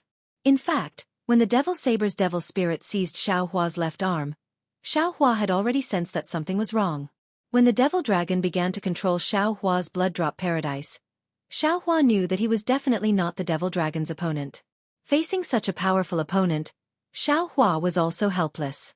When the devil dragon took control of his body, he hurriedly let go of his body and his mind wandered to the left side of the space. Just as Exion expected, that devil spirit was indeed condensed from the blood spirit of the devil saber from 1,000,000 years ago or even longer. During the days when it was suppressed by the mystic origin water control flag, the devil spirit had thought of all sorts of ways to escape. The heavenly dragon in the longevity lamp in the longevity hall was also condensed from a devil spirit. The ancient Buddha of the Manjushri Bodhisattva was enshrined in the longevity hall not to condense the power of faith like the devil dragon said, but to suppress the devil saber. When the ancient Buddha was present, the devil dragon didn't dare to appear. Only when the little monk, Ci Hui, took away the ancient Buddha and became the Buddha of the Manjushri Bodhisattva did the devil dragon dare to raise its head. However, Gu Zhen's body wasn't very useful, and the devil dragon couldn't possess Gu Zhen to enter the arch bridge of the mysterious water palace. Therefore, the devil dragon could only bewitch Gu Zhen.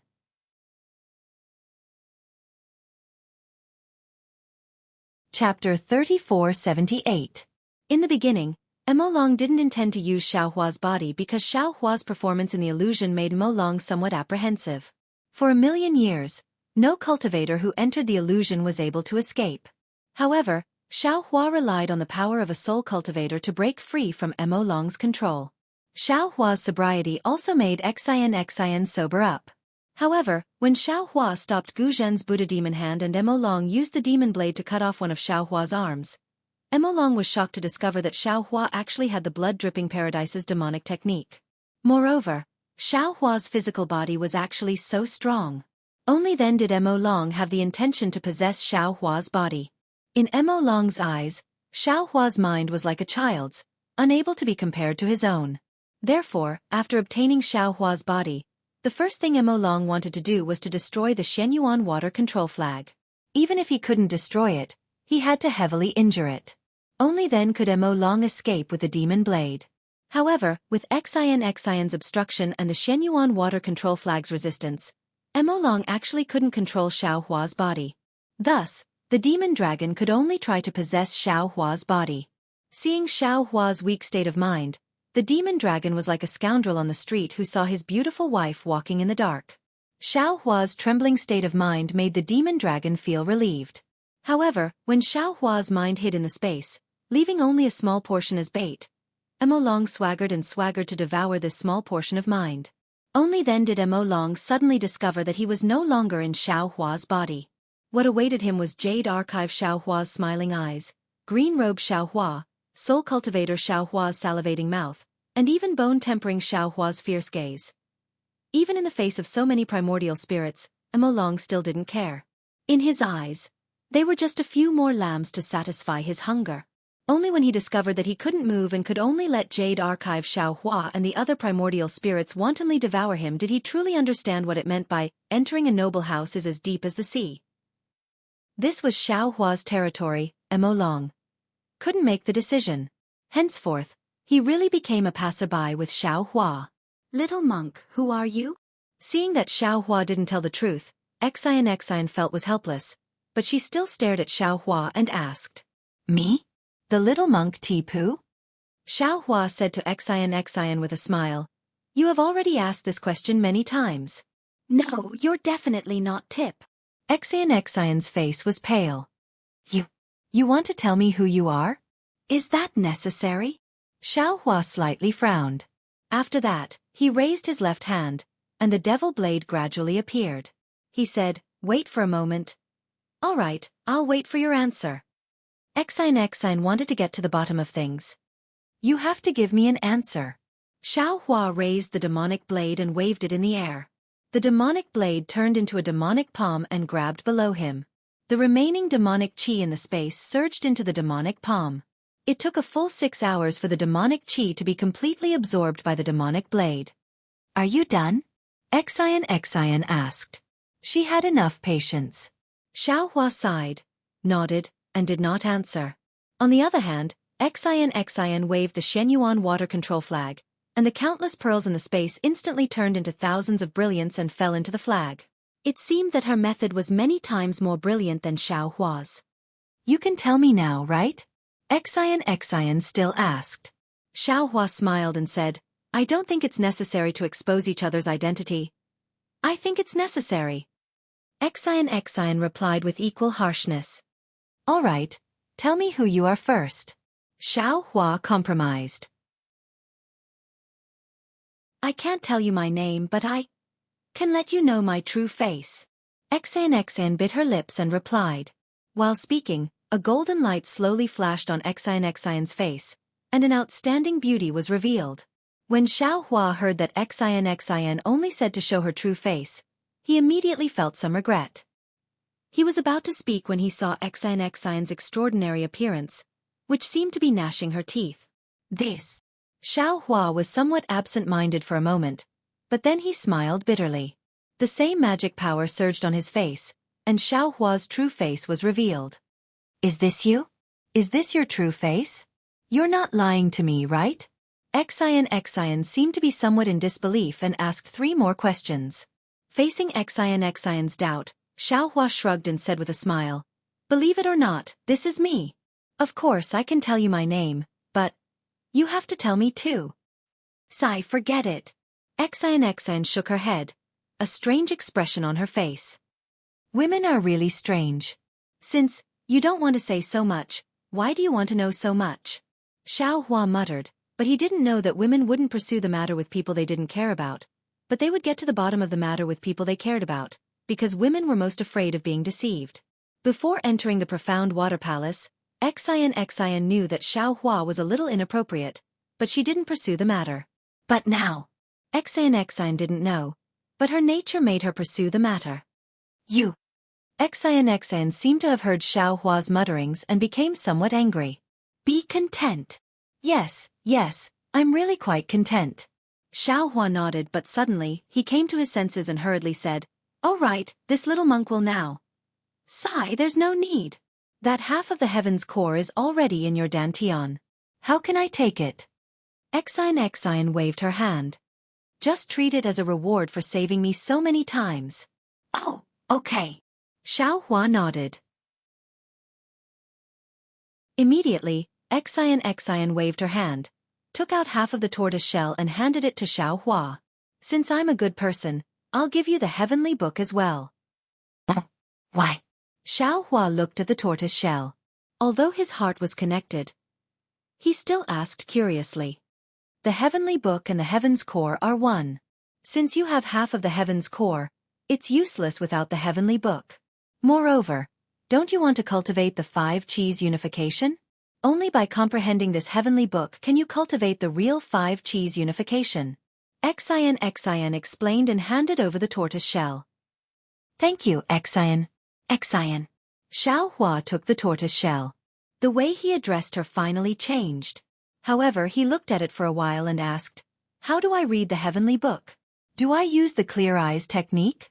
Or the divine sense technique? Nothing at all. Xian laughed. I don't know how to read it either. Moreover, I'm afraid no one on the hidden immortal continent knows how to read it. What the? Xiao Hua held his forehead and said, So the heavenly book is useless to you. No wonder you gave it to me. Humph, if you don't want it, quickly return it to me. Xian's face turned cold. Che, how can I return something that is in this little monk's hands? Xiao Hua flipped his hand and the tortoise shell disappeared.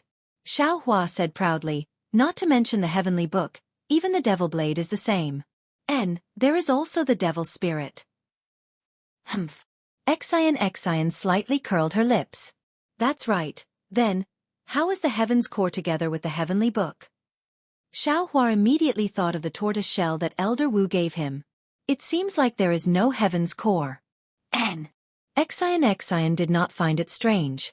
As if she knew Xiao Hua's greedy character, she transmitted a few sentences to Xiao Hua and finally said, This is a secret technique. No one can know about it. Also, it must not be recorded on the jade eyes. I know. Xiao Hua beamed with joy and replied, I gave you a lot of things. Are you going to give me something in return? Xian said indifferently. What do you want? Just say it. Xiao Hua smiled and said, As long as I have it, I can give it to you. Good. The 7 flying swords in your hand are not bad. Give them to me. Xian said without any trace of politeness. Xiao Hua raised his eyebrows and nodded. No problem. As he said that, He took out the 7 flying swords that were transformed by the illusory swordsman and said, "These 7 flying swords can form the 7-star sword formation. Do you need the sword formation method? No need." Xian took it and shook her head slightly. Oh, Xiaohua handed over the 7 flying swords. Then, he changed his mind and took out 2 flying swords. He said with a smile, "These 2 flying swords are of better quality. Do you need them?" Xian's eyes lit up and said with a smile, "Good, these 2 flying swords should be able to refine 2 Mandarin duck swords. I want them. These 7 flying swords. You can take them all. This little monk has no use for them." Xiaohua was rarely generous. "So that's how it is. You have no use for them. No wonder you are so generous to give them to me." Xian returned the same words. Xiaohua stretched out his hand and said with a smile, "If you don't want them, quickly return them to me." In your dreams. Xian also took back the 9 flying swords. Then, as if she had thought of something, she said, "By the way, the magic wand in your hand, it looks like the 5 elements wishful heaven cudgel, right?" You want my cudgel? That's my livelihood. If you take it away, how can I live? Xiaohua said with a pitiful face. Xian sneered and said, "Why would I want your cudgel? I just saw your generosity and suddenly thought of the refining method of the 5 elements wishful heaven cudgel." "What? You? How do you know how to refine the 5 elements wishful heaven cudgel? Quick, tell me." Xiaohua was overjoyed. "How would I know?" Xian said slyly, "It should be someone else who knows, but I can't tell you. I only know what material this 5 elements wishful heaven cudgel is made of." "That's fine too." Xiaohua took a step back. The 5 elements wishful heaven cudgel is called the 5 elements. But in fact, it is a 5 elements item. Since its name contains the 5 elements, its material must also be a 5 elements item. Xian explained, "If you want to cast a cudgel out of the 5 elements, then you need to cast the cudgel from the 5 elements material. There are many 5 elements in this world, and there are many materials that can be used to refine the 5 elements wishful heaven cudgel, such as..." Xian mentioned some materials, many of which were materials of the heaven cudgel, and even materials of the 5 elements cudgel. In the end, Xian said, "Looking at your wishful heaven cudgel, I'm afraid that it has a prototype, but when you use it, it can't penetrate the heaven and earth. The correct material of the 5 elements wishful heaven cudgel should be..." The last material, Xian actually transmitted her voice, which seemed to be very secretive.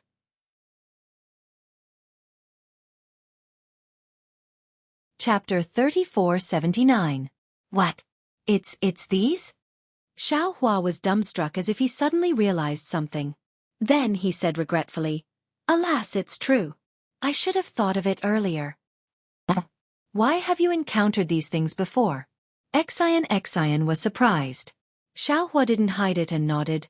"It's true. But those things are too big. With my current ability, I can't take them away." "Of course, if you have the ability to take them away and refine them, you'll be able to break free from the 5 elements and do as you please." Xian smiled. "Little monk, you still need to work hard." But speaking of the little monk, Xian's mouth twitched. At that time, Xiaohua laughed. But as he spoke, he suddenly thought of something and asked with a sad face, "Oh right, we've already taken the immortal weapon and the demonic saber. How do we get out of the Xianshui palace? Where's the exit?" "You've already taken the demonic saber and refined the demonic spirit. Didn't you get any information?" Xian's expression changed greatly and she asked hurriedly. Xiaohua smiled bitterly. "How would the demonic spirit know? Isn't that the same as the immortal weapon?" "But I've never refined an immortal weapon. How would I know?" Xian was also anxious. Forget it. Xiaohua waved his hand. "We have such treasures in our hands. At worst, we'll turn around and kill everyone. First we'll pull out the tendons of that ancient Xianshui beast and skin it." Hee. Xian suddenly laughed. Don't worry. Follow me and I'll guarantee your safety." You. Xiaohua pointed at Xian with a helpless expression. He really didn't expect Xian to act shamelessly. What's wrong with me? You've lied to me and Ci Hui for so long. Can't I lie to you once? Exian said with a smile. At this point, Exian suddenly realized something and shouted, Right, where's fellow immortal Ci Hui? Could it be that he's really like what Gu Zhan said, he's already achieved fruition? Amit ba. Xiao Hua put his palms together and said with a smile, although Gu Zhan has turned into a demon, his words should be trusted. If he said he achieved fruition, then he achieved fruition. It's because Ci Hui achieved fruition that Gu Zhan was stimulated? It caused his mind to become unstable, allowing the demon spirit to take advantage of it. One becomes a Buddha, and the other becomes a demon. The cause is different, and the result is also different. Alas, that poor little monk Gunyan. Exian felt a bit sad. Thinking of the little monk Zunian, Xiao Hua's heart skipped a beat. He glanced around and said, Exian, this little monk has some secrets of the devil's doctrine. I'm afraid it's not good for you to be here. Humph! What are you trying to do? Exian snorted and said, If you don't want me to look, then so be it. What's so great about that? Ha ha! Xiao Hua chuckled. He reached out with his left hand and grabbed downwards. Devilish energy surged downwards, and soon after, hundreds of corpses followed the devilish energy into the air. Humph! Exian swept a glance, and once again let out a cold snort from her nose. Holding the Shenyuan water control flag in her hand, she flew to the side. Xiao Hua also waved his hand without any trace of politeness, and a billowing devil chi condensed into a wall in front of Exian. Amit ba. Xiao Hua chanted the name of Buddha and said in a low voice, Little monk, you can come out now. Amit ba. A faint shadow appeared in the air. It was the little monk that Xiao Hua saw in the illusion before. However, at this moment, Gunyan's face was filled with extreme panic. He bowed and said, Gunyan greets you. Speaking up to here, Gunyan didn't know how to address Xiao Hua. After all, Xiao Hua chanted the name of Buddha, but in his hand, he controlled the devil blade, and even swallowed the extremely terrifying devil spirit. This Xiao Hua was far from the Xiao Hua that he saw in the illusion. Xiao Hua didn't care about Gunyan's fear. He waved his hand, and a little monk's body flew out from a pile of corpses. This body's eyes were tightly closed, as if it was in a deep sleep. Its face was exactly the same as Gunyan's. Gunyan!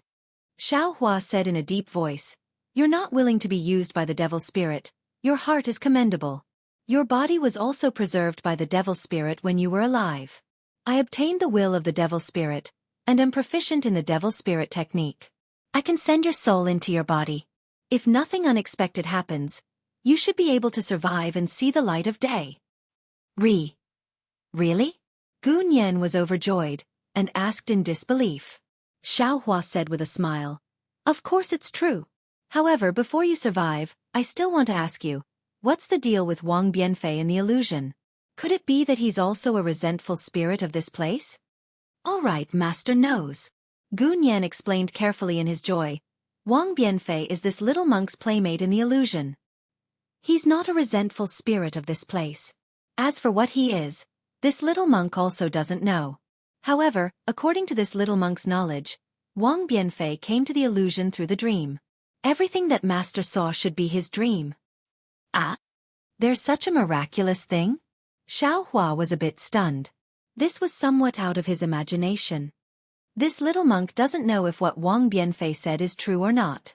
However, because I got to know him, this little monk had a place to hide in the illusion, and even a place to play. Therefore, I never thought too much about it. Gunyan was still careful.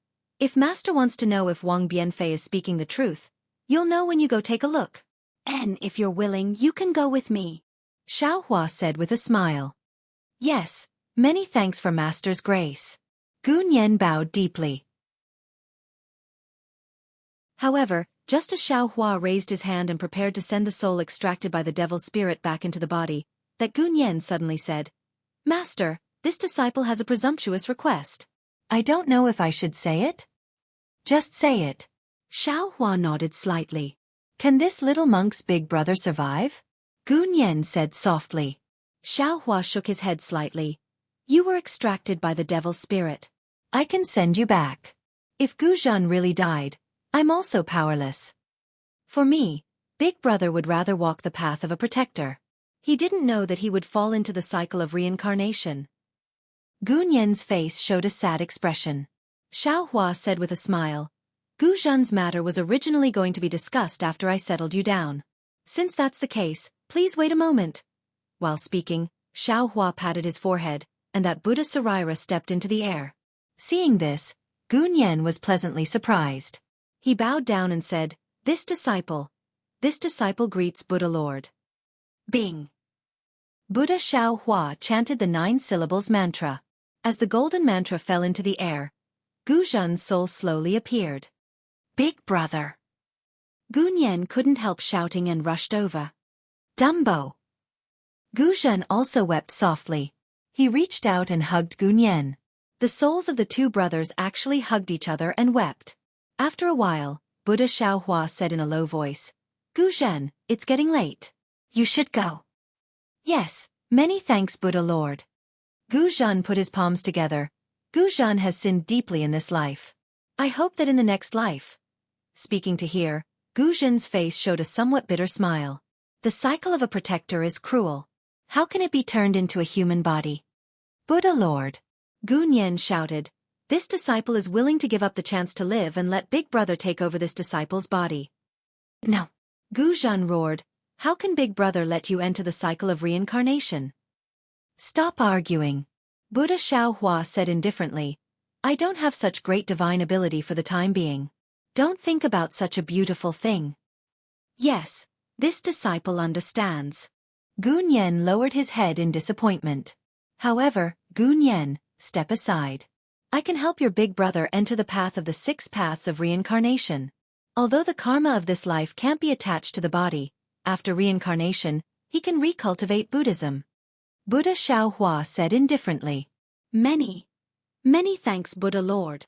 Not only was Gu Nian overjoyed, even Gu Zhan was also somewhat overjoyed to the point of tears. Gu Nian hurriedly escaped from Gu Zhan's embrace and ran far away.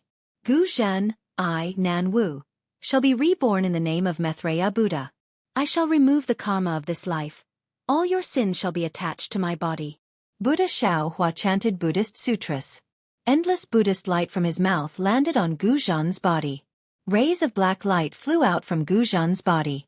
Strands of green flames floated out and landed on Buddha Xiao Hua's body. When nothing else flew out from Gu Zhan's body, his figure became increasingly dim. Many thanks Buddha Lord for transcending. Gu Zhan put his palms together and said, Lin. Buddha Xiao Hua chanted the 9 syllables mantra again and was about to transcend Gu Zhan. At this moment, Gu Nian suddenly flew over and grabbed Gu Zhan's hand. He said to Buddha Xiao Hua, Buddha Lord is merciful. Previously, Big Brother said that he would still be my big brother in the next life and would still protect me. Therefore, disciple is willing to enter the 6 paths of reincarnation with Big Brother. Dumbo, you! Gu Zhan was about to get angry again. Big Brother, you can't control me in this matter. Instead of having me chase after you, why don't you let me reincarnate with you? If you enter another reincarnation, I'll still be with you. No matter what you do in this life, I'll always be your little brother. Gu Nian said very firmly. Buddha Xiao Hua was greatly moved. He really didn't think that there would be someone in this world who would give up on the chance of survival for brotherly love. Even so, he still advised, Gu Nian, I'm not the real Buddha Lord right now. I can't guarantee that I'll definitely let you reincarnate together.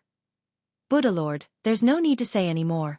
To be able to reincarnate with Big Brother, disciple's life is already complete. Whether or not we can still be brothers in the next life is no longer important to disciple. Sigh, that's right. Buddha Lord, disciple understands. To be able to walk through this life hand in hand with little brother, disciple is also satisfied. Gu Zhan reached out and grabbed Gu Nian's shoulder, pulling him into his embrace with a look of extreme happiness on his face. Namo Maitreya Buddha in the next life. Buddha Xiao Hua's eyes were already wet as he chanted Buddha's name. Lin? But as the 9 syllables mantra descended, the souls of the 2 turned into light smoke and gradually disappeared. Ah, there's nothing better than brotherly love.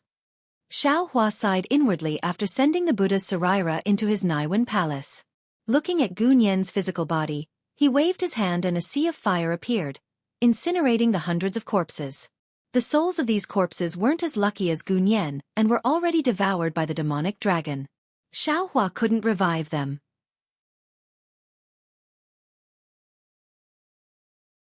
Chapter 3480. Maybe. Gunyun was afraid that Guzhen couldn't enter the human path, so he wanted to enter reincarnation with Guzhen and lend Guzhen a hand with his merits? When Xian saw Xiaohua take out the corpse of the evil spirit of Shenshui Palace, she knew that he wanted to find a body for the soul of the little monk Gunyun. However, when she saw only Xiaohua and Gunyun was nowhere to be seen, she couldn't help asking. Xiaohua didn't intend to tell her in detail. He told Xian to use the Shenyuan water control flag to open the formation and briefly told her what had happened. When he heard that Gunyun gave up the chance to be reborn and chose to enter reincarnation with Guzhen, he couldn't help sighing. Looking at the sage river at dusk, he said with a sigh, "Since the little monk Gunyun cares so much about his brotherhood and bloodline, I'm sure even Buddha will bless him." Actually, Guzhen is not that bad. Xiaohua also sighed with emotion. If he didn't care about his brotherhood and believed in the sincerity of his brotherhood, I'm afraid I would have been killed by him even before the evil spirit appeared. Two brothers from the countryside, two Buddhas who have converted to Buddhism, have such true feelings. Why don't many people who have many extravagant hopes that others can't reach in their whole lives? Xian looked a little lonely. Looking at the orange sunset that was as red as an egg yolk, she said faintly, "They can give up their kinship for power, they can give up their bloodline for rules, they can be ruthless for benefits. In their hearts, where did their kinship, bloodline and love go? Is it possible that face is more important than freedom? Is it possible that strength is more important than happiness?" Thinking of what Xian said before entering the Sage River, Xiaohua knew that Xian had endless worries in her heart. However, he didn't dare to ask too much. He just nodded and said, "Indeed. The most important thing in the world is love. Love is more beautiful than this sunset and more important than everything in the world." Unfortunately, this love was too simple, too easy, and too neglected by others. Many people gave up on love for their own pursuit. It's rare that Guzhen and Gunyun guarded their brotherly love until the last moment. They should be the happiest people in the world now. Xian didn't change her appearance. At this moment, the afterglow of the setting sun shone on her face. Her eyes flashed with confusion and haziness, looking even more beautiful than the setting sun. Perhaps a faintly discernible sigh could be heard, as if it was the sorrow of the ages. Xiaohua didn't dare to look any longer. He placed his hands behind his back and accompanied Xian to stand on the Saint River. He looked at the setting sun in the distance and didn't say anything else. "Little monk." Xian looked at the red clouds in the sky and said, "In this life, perhaps we won't have the chance to meet again." "You want me to call you that?" Xiaohua shrugged his shoulders and said with a smile, "Since we won't have the opportunity to meet again in this life, why must I know her name?" "Sigh, maybe you're right." Xian frowned as she looked at the flowing water of the Saint River and said faintly, "But I think you're still upset that I didn't tell you my name." "I don't understand. Little monk, can't you just suffer a little?" "Exantanua, is this little monk that vulgar?" Xiaohua smiled bitterly. "You already said that we won't meet again in the future. Why must we make it so clear? Besides, you're from a scholarly family. To this little monk, you're a colossus." "Humph, do you think I don't know what you're thinking?" Xian curled her lips. "My name has always been Xian. It's just that it's Xian for old and new. I told you long ago, but you're stupid. You didn't think of it. What's your surname?" Xiaohua raised his eyebrows and asked curiously, "You only told me your name. Why didn't you tell me which scholarly family you're from?" "There's no need for that." Xian shook her head. "You just need to know my name." I understand." Xiaohua nodded. "Actually, I already told you my surname in the profound water palace. Once you enter a noble family, you're as deep as the ocean. From now on, my dear Xiao is just a passerby. It's just that you're not much smarter than me and didn't understand." You. Xian said the word you 3 times in a row. Without taking out her mount, auspicious clouds appeared under her feet and she soared into the sky.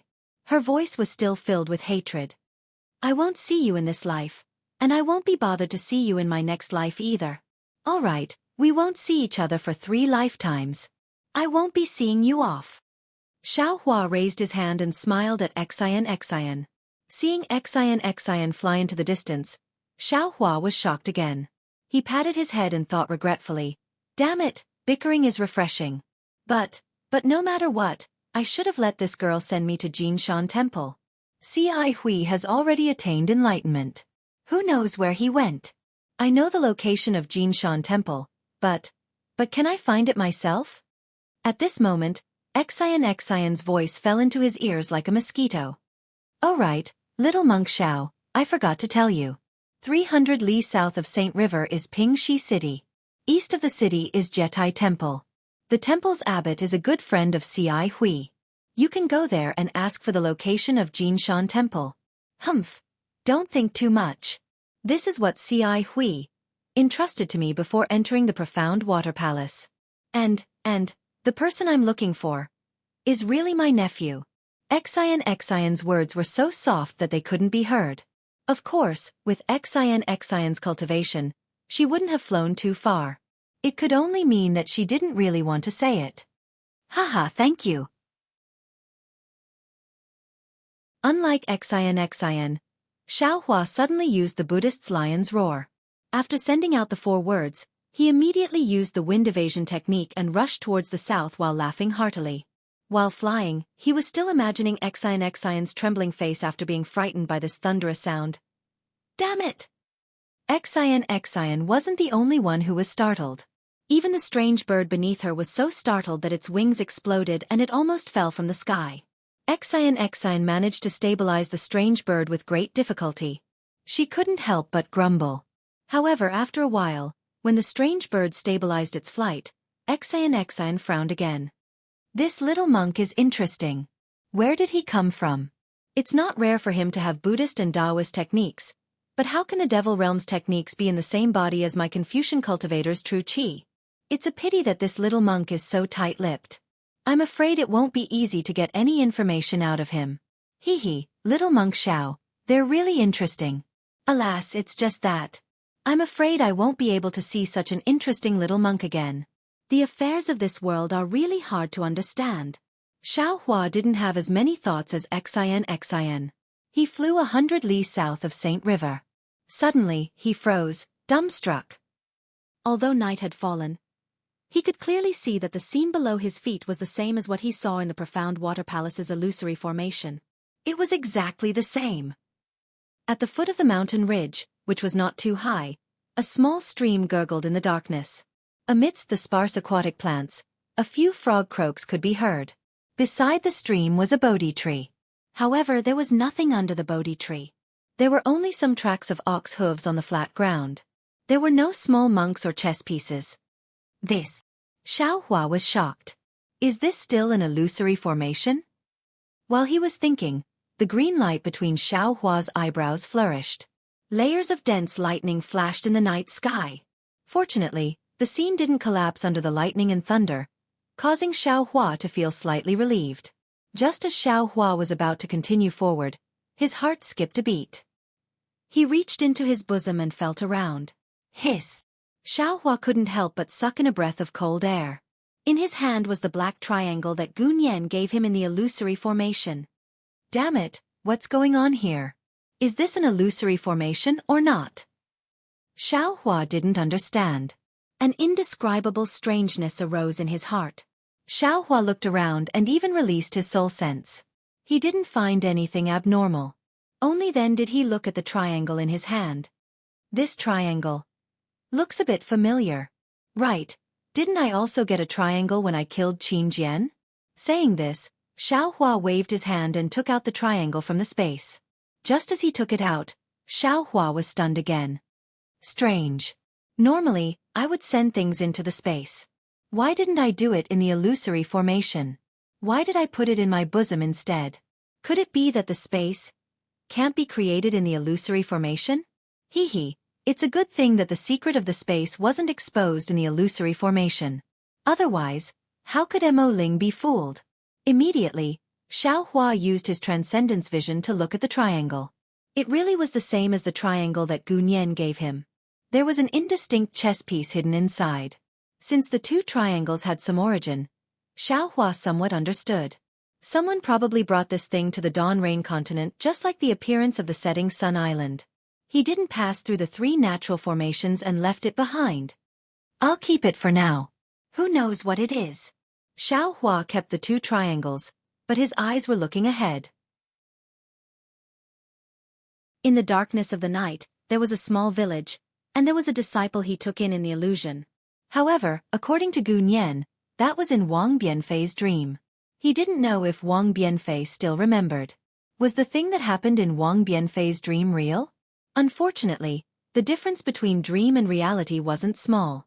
Xiao Hua actually flew 100 li before he saw the familiar mountain village and familiar mountain ridge. This was much farther than the environment. Xiao Hua very familiarly swept his divine sense over Wang Bianfei's home. However, when he saw that Wang Bianfei's home was pitch black without any light, he couldn't help but be stunned. He only saw Wang Bianfei once, and it was in the illusory formation. How could he know what Wang Bianfei's home was like at night? However, looking at the entire small village, other than a few farmhouses that were dark like Wang Bianfei's home, the other houses more or less had candles. There were also some children making noise. Xiao Hua couldn't help but be somewhat puzzled.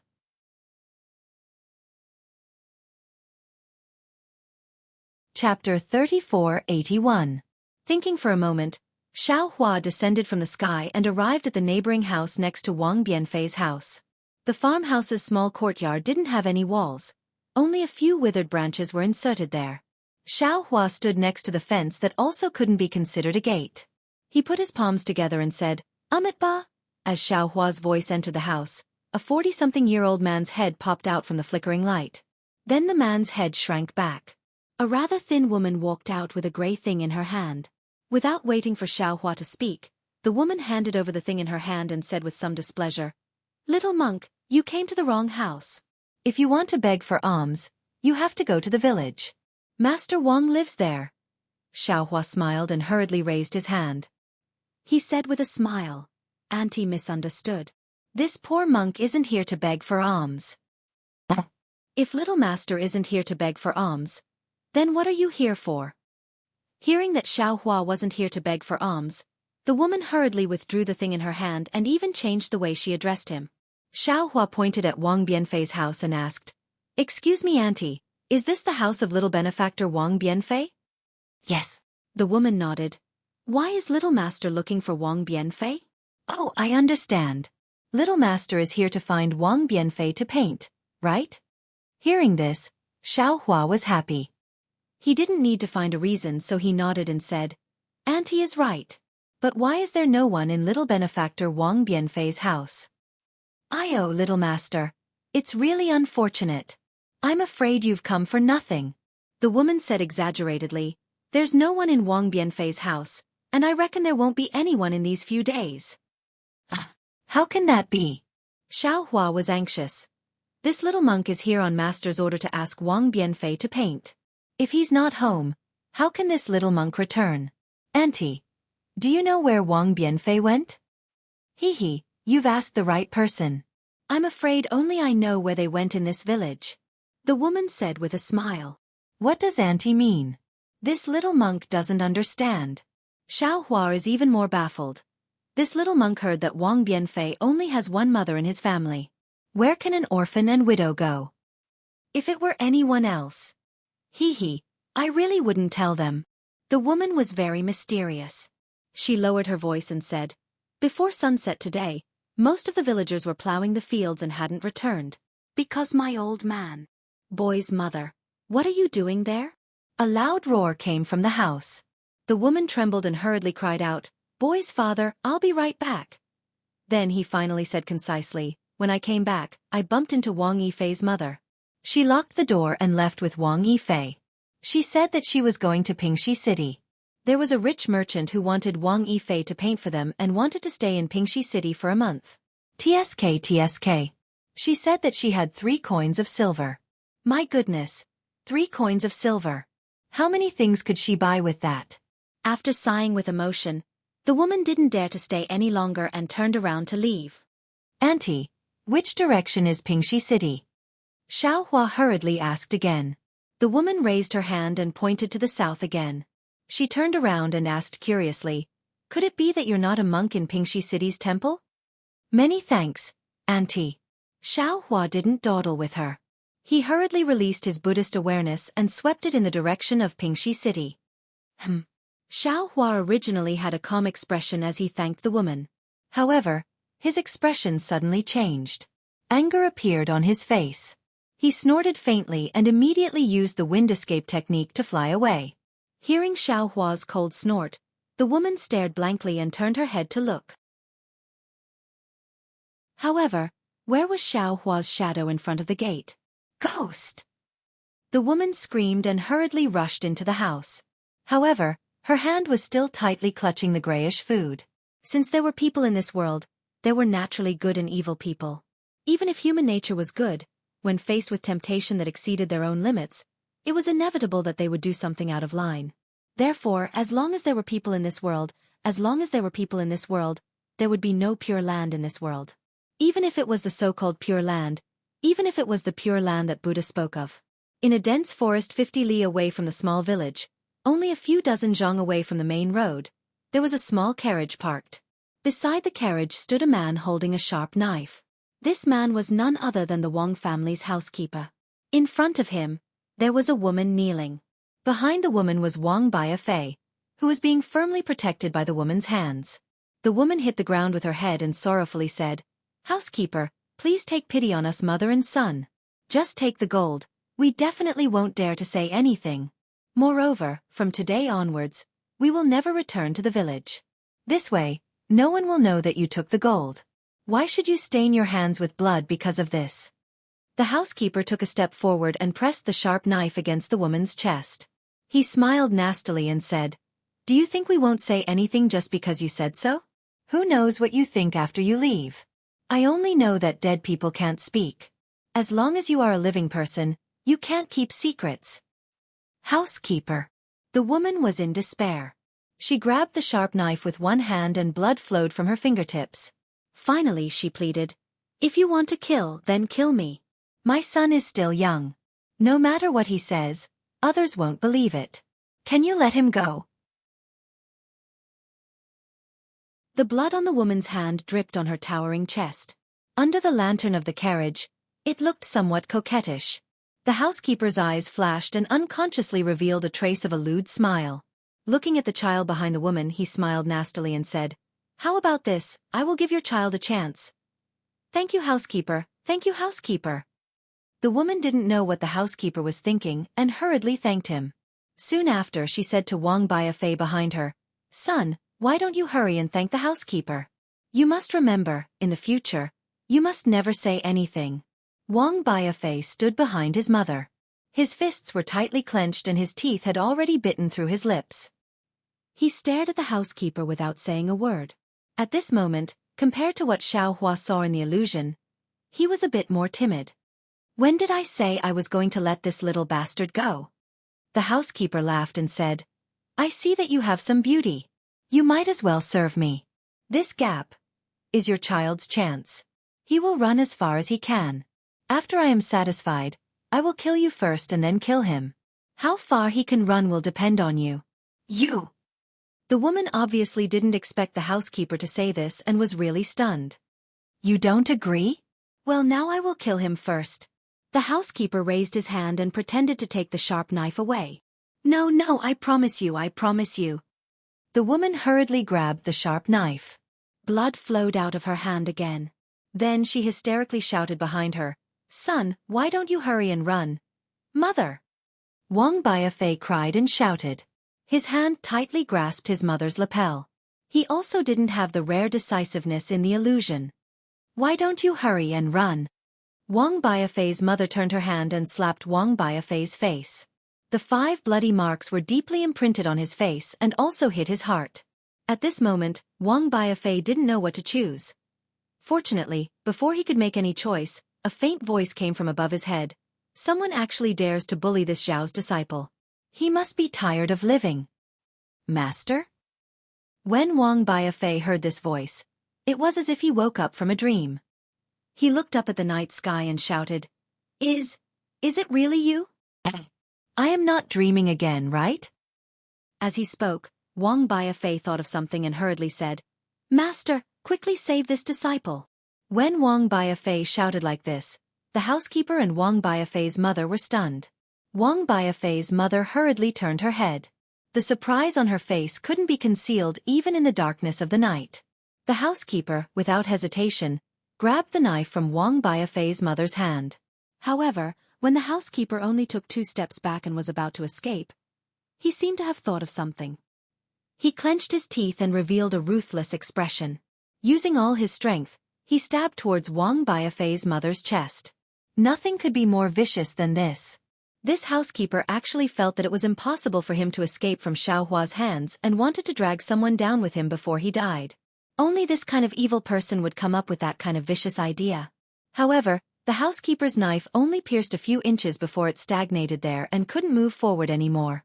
Wang Biafei's mother couldn't see anyone in the night sky and was caught off guard when the housekeeper snatched the knife away. She wondered if she had heard wrongly and hurriedly turned her head back. Seeing that the housekeeper was about to attack again, she unhesitatingly spread out her arms and blocked in front of Wang Biafei, pouncing towards the sharp knife. Naturally, without Wang Biafei's mother pouncing in front of the sharp knife, her body couldn't move. Then very strangely, she moved back half a foot before stopping. A gentle voice sounded in her ear. Sister-in-law, don't be afraid. This evil person won't be able to do evil again in the future. Master. Wang Biafei was really excited. He jumped on the ground and shouted, Where are you? Quickly come ha. Xiaohua's voice laughed and said, Don't worry, isn't Master here now? In the night sky, a thin and tall figure covered in starlight flew over from a distance. However, when he got closer, his bald head spoiled the scenery. Master, it's really you. Wang Biafei saw Xiaohua's head and familiar face and couldn't help but shout again, Disciple isn't dreaming this time, right? If it's a dream, would you be in such danger? Xiaohua smiled, but there was coldness in his smile. He had seen everything that the housekeeper had done. He really didn't expect that there would be such a vicious person in this world. Compared to him, Xiaohua felt that Mo Ling was clean.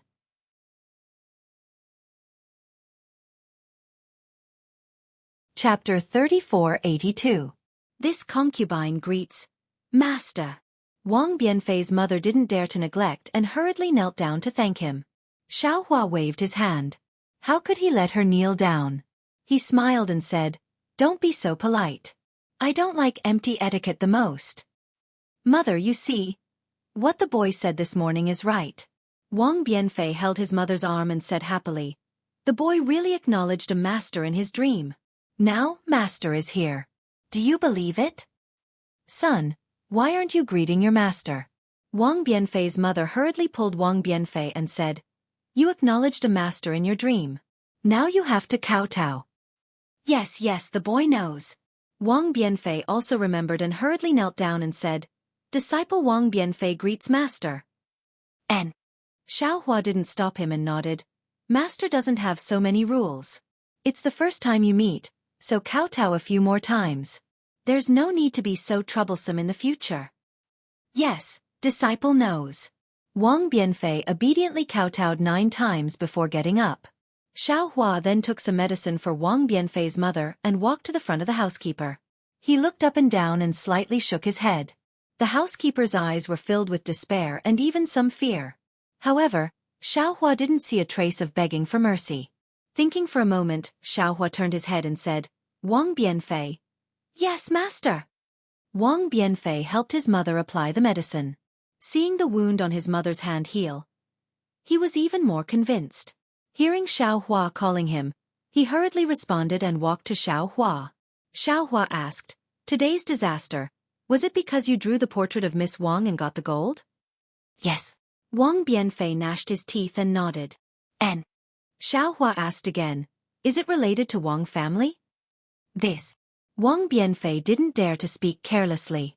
His mother hurriedly said, Master, it can't be. Although Master Wang is a bit arrogant, he's not domineering. He still values my son. Since he rewarded the gold, he definitely wouldn't go back on his words. This must be his own idea. Yes, master. Wang Bianfei also echoed. From what this steward said just now, it should be that he was aroused by greed and wanted to harm this disciple. What are your plans? Xiaohua asked. Wang Bianfei thought for a moment and said honestly, this disciple will listen to master. Whatever master says is what it is. Master wants to hear what you think. Xiaohua shook his head and asked. Master. Wang Bianfei's mother wanted to speak but was stopped by Xiaohua. This. Wang Bianfei looked at the butler, who looked like a clay statue. He gritted his teeth and said, those who kill will be killed. If we don't kill him, the boy and mother won't be able to return to the village. What else? Xiaohua's expression didn't change as he asked indifferently. Wang Yifei's mother opened her mouth and wanted to say something, but she didn't dare to say anything. That Wang Biafei pondered for a moment. His face flushed red, and said in a low voice, what is master talking about? This disciple doesn't quite understand. Xiaohua smiled as he looked at Wang Bianfei and then at Wang Bianfei's mother. He knew that under his mother's protection, Wang Bianfei was like a flower under a big tree. All the wind and rain were covered by the big tree. He didn't know about the wind and rain outside. What he saw in the illusion was indeed what happened in the past. However, in Wang Bianfei's dream, it was greatly modified by Wang Bianfei. Thinking of this, Xiaohua found it funny. Not to mention Wang Bianfei, even if it was him, didn't he also have a wishful thinking in the illusion? Soon after, Xiaohua said, Hee, Wang Bianfei, don't be nervous. If in the dream, you met such a wicked person and killed him, what would you do? Didn't the little monk mention it to you? When Xiaohua mentioned the dream, Wang Bianfei's eyes lit up. He pondered for a moment and said, after this disciple kills this person, I will naturally destroy the corpse and destroy the evidence. Then, I will bring mother back to the village as if nothing happened. Even if the Wang clan discovers that the housekeeper is missing, they won't suspect this disciple. Have you ever thought that the housekeeper is deceiving you? When you leave the village, he will mention it to others. Or perhaps, when you leave the village, you will be seen by others? Xiaohua took advantage of this opportunity to patiently teach Wang Bianfei. When Wang Bianfei heard this, his expression slightly changed. He bitterly smiled and said, since master said this disciple feels that it's better if we don't return to the village. Even if others didn't discover the housekeeper's matter, the entire village knows about the gold. When Wang Bianfei said this, Wang Bianfei's mother's expression greatly changed. She seemed to have thought of something. The Wang clan is wealthy, but the Wang clan is also powerful. No one dares to provoke them. Xiaohua says word by word, although your family's gold is much less than the Wang family's, if you can't protect this gold, not to mention the housekeeper in the future, the Wang family's servants and even the villagers will more or less find trouble with you. Jade is innocent, but possessing jade is a crime. Master's words are extremely true. Wang Bianfei's mother hurriedly smiled and said, I always felt that something was wrong these few days. The Shen Lauer's wife next door always came to borrow food from me. The village entrance. I won't say any more. Only today did I understand. A few days? Xiaohua was slightly stunned. He looked at Wang Bianfei and asked, how many days have passed since you painted the tiger? Yes, master. Wang Bianfei said, that was 10 days ago. However, it should be because disciple dreamt of it last night that master saw it. Right, master came out from inside. What about the little monk? He was originally a part of the illusion. He can't come out. Moreover, you won't be able to see him in the future. Xiaohua didn't hide and replied. Master. Wang Bianfei's face was somewhat sad. The little monk is quite good. Master also knows. Unfortunately, the world is unpredictable. Good people don't necessarily have long lives. Xiaohua looked at the evil housekeeper again. Of course, sometimes evil people also don't have long lives. Wang Bianfei, how do you think this housekeeper should die? Xiaohua moved his gaze away from the housekeeper's face and asked again. How should he die? Wang Bianfei was stunned. This question was indeed somewhat difficult for a child who wasn't even 10 years old. Let his head flow with pus, the soles of his feet bubble, and his body grow poisonous sores. Let him howl for 10 days and 10 nights until he dies. Wang Bianfei said as if he was telling a nursery rhyme. Good as you wish, Xiao Hua said with a smile. Master, disciple. Disciple just said it casually. Wang Bianfei replied in surprise. Let's forget about killing him. Find a hole to bury him. Hee hee, this evil person bullied you and your mother like this. If Master didn't come, you too would have died miserably in his hands. How can you let him die peacefully? Xiao Hua pointed his hand. A trace of devil energy fell between the housekeeper's eyebrows under the cover of the night. The housekeeper trembled. His eyes that were originally looking death in the eye flashed with an unspeakable fear. The housekeeper's body could also move at this moment. Moreover, it was very powerful. This was because after the trembling, the butler's entire body was trembling, as if he was twitching and struggling. Even the muscles on the butler's face were twisting and trembling. Bean-sized beads of sweat instantly seeped out from his forehead, neck, and other parts of his body, soaking his clothes. Hee hee. The housekeeper opened his mouth as if he wanted to scream. However, his tongue was twisted into a ball. His throat was also uncontrollable. He wanted to scream, but he couldn't. He could only howl like he was retching. Gradually, the housekeeper curled up into a prawn. His body seemed to have shrunk. Under the carriage's lantern, his face appeared particularly dark. After another moment, the housekeeper suddenly rolled on the ground. His head, hands, and body hit a tree and hit a stone. Strands of black blood seeped out from his body. This blood, sweat, and mud smeared on the housekeeper's body. He looked worse than a beggar. Wang Bianfei looked somewhat unbearable. Wang Bianfei's mother had already closed her eyes, not daring to look. Wang Bianfei couldn't help but say, Master. Look, Xiao Hua said indifferently. You have to remember if Master didn't come, I'm afraid you would be even more miserable than this. Yes. Wang Bianfei bit his lips. His eyes flashed with a trace of unswerving determination. After all, he was born in a village. Although he was fated to become Xiao Hua's disciple, no matter if it was hidden immortal continent or western paradise, they were both not good places. Xiao Hua admittedly protected him for a while, but it was impossible for him to protect him for a lifetime. Wang Bianfei was also not comparable to Lu Yi. Therefore, Xiao Hua could only let him experience a little bit. Although this experience was somewhat cruel to him. Pa! A muffled sound echoed. Wang Bianfei's eyes jumped. He saw a thin crack burst open on the housekeeper's forehead. A pitch-black pus flowed out from the inside. Immediately, muffled sounds continuously came from the housekeeper's body. Cracks like a baby's mouth spread all over the housekeeper's body. Sigh. Let's go. Xiao Hua slightly sighed. He knew that if he continued to look, Wang Bianfei's heart might not be able to bear it. He waved his hand and said. Wang Bianfei finally let out a sigh of relief and respectfully said, Yes, I will listen to Master's instructions. Go, bring the carriage over. Xiao Hua pointed with his hand and said, Master, I will go. Wang Bianfei's mother rushed to go. Xiao Hua smiled and said, There's no need for sister-in-law to go, let Wang Bianfei go. Mother, the boy will go, you just have to wait.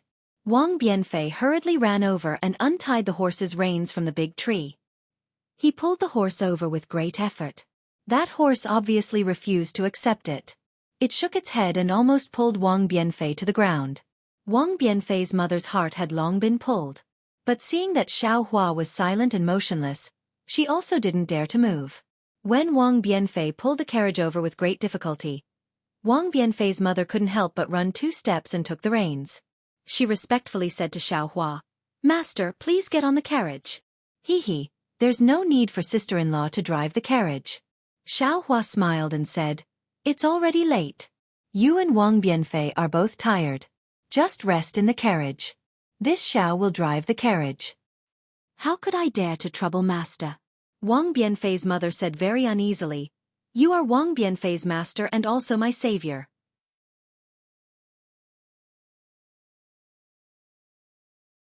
Chapter 3483. Get on the carriage, no need to be polite. Xiao Hua took the reins and said unquestionably, Wang Bianfei's mother was helpless and could only climb onto the carriage. Wang Bianfei also nimbly jumped onto the carriage, but he didn't follow his mother into the canopy, but instead sat in front obediently.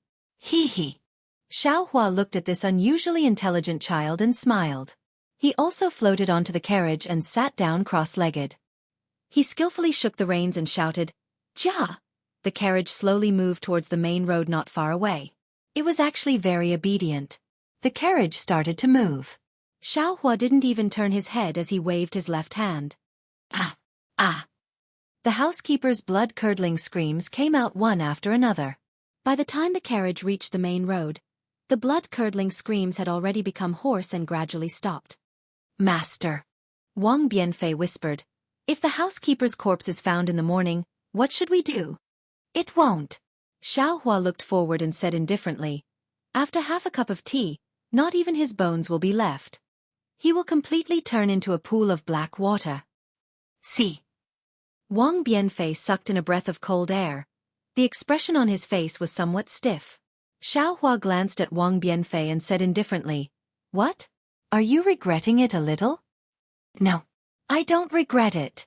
Wang Bianfei's face immediately turned red and he hurriedly shook his head. "I haven't said what I regret yet. How do you know you don't regret it?"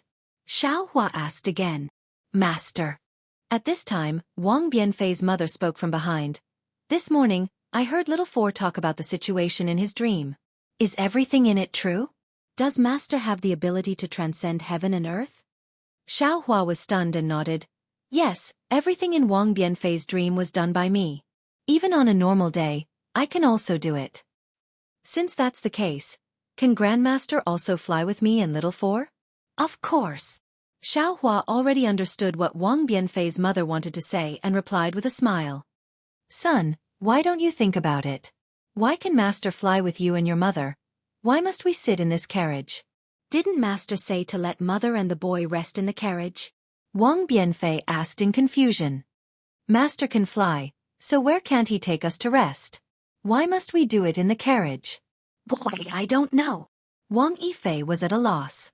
Xiao Hua smiled and said, "Let's not talk about it, we'll know when the time comes." "All right, Wang Bianfei, tell me, how did you dream of the little monk?" "Master, call him Little Four. This is his nickname. Master keeps calling him Wang Bianfei. This concubine feels that you are treating him as an outsider." Wang Bianfei's mother hurriedly said. "Hee good." Xiao Hua readily agreed. Then, Wang Yifei told her how he dreamed of the little monk and everything that had happened. The night slowly deepened. The sound of horse hooves, the creaking of the carriage, and the child's clear voice were like a happy song on the road. In the end, a child was still a child. As he spoke, he fell asleep on Xiao Hua's arm. Xiao Hua sent Wang Bianfei to the tent. Wang Bianfei's mother had already fallen asleep. It seemed that both of them were mentally and physically exhausted after the scare. Although they were excited just now, once they relaxed, they fell asleep easily. Xiao Hua didn't care about the carriage anymore. He trusted the reins and let the horse stroll on the road. He frowned and pondered over what Wang Bianfei had just said. This Wang Bianfei was very strange. Since he was young, he could dream of illusions. In that illusionary realm, he first met Gun Yan. Gun Yan was frightened in the illusionary realm and was abnormally depressed. After seeing Wang Bianfei, he was naturally wild with joy and played with Wang Bianfei very happily. Just before Xiao Hua entered the illusionary realm, there was also a Confucian disciple who entered the illusionary realm. However, that Confucian disciple was not as lucky as Xiao Hua. He gradually got lost in the illusionary realm and never escaped again. As for Wang Bianfei, after hearing Gun Yan talk about the terror of the illusion, he never dared to walk into the depths of the illusion. Therefore, when he saw Xiao Hua in the illusion that day, Wang Bianfei said so many things that Xiao Hua couldn't understand. As for the illusion that Xiao Hua entered, it was naturally the illusion in his heart. This illusion just so happened to be entangled with Wang Bianfei's dream. This allowed Xiao Hua to have the strange matter of accepting a disciple in his dream. What surprised Xiao Hua even more was that Wang Bianfei clearly remembered the cultivation techniques and so on that he taught Wang Bianfei in the illusion. If it weren't for the fact that he couldn't sense the spiritual energy of heaven and earth, he would probably be able to cultivate immediately. Alas, it's really infuriating to compare oneself to others. Previously, I felt that Lu Yi was very smart. However, compared to this Wang Bianfei, Lu Yi is slightly inferior. Xiao Hua said with a somewhat bitter smile. Of course, perhaps it's Wang Bianfei's unknown talent that created his intelligence. In the future, if this talent can be used for cultivation, then he'll be even more of a prodigy in my Dao sect. Actually, looking at Wang Bianfei's situation, it's more suitable for him to cultivate Confucian cultivation. However, no matter if he cultivates Taoist cultivation techniques or Confucian cultivation techniques, I can teach him both. The problem is, should I bring them back to the hidden immortal continent? Xiao Hua was somewhat worried. If I bring them back, how? Put them in the Qiankuan bag? If I bring them to the hidden immortal continent, how should I explain it to them? Wouldn't others know that I appeared in the western land of ultimate bliss? But if I don't bring them back, how will I settle them down? The night passed very quickly. When the sky started to brighten, Wang Bianfei and his mother woke up. Xiao Hua took out 2 spirit jujubes and let them eat it. After another half an hour, when the sky was bright and there was actually a caravan of merchants passing by behind them, Xiao Hua let Wang Bianfei and his mother get off the carriage while he drove the carriage to negotiate with the caravan of merchants. He used the carriage and horses to exchange for a few taels of silver. Seeing Xiao Hua walking back with large strides, Wang Bianfei immediately stepped forward and bowed. Master, disciple has come to apologize. Disciple gauged the heart of a gentleman with the yardstick of a villain and actually doubted Master. It was really disrespectful. No matter. Xiao Hua handed the silver to Wang Bianfei's mother and said with a smile, You are still young, maybe you didn't think it through thoroughly. In fact, there are some things that you don't need to force others to know. As long as you understand it, your heart can live with it, and can face the heavens magnanimously. Yes, disciple will remember. Wang Bianfei said sincerely. Let's go. Xiao Hua waved his big sleeve and covered the 2 of them. He said, The trivial matters are over, we should get down to business. Immediately, Xiao Hua took the 2 of them and flew to the nearby mountain peak. Wang Bianfei and his mother saw Xiao Hua's immortal method and unconsciously became excited. Their eyes looked left and right, very curious. Sister-in-law.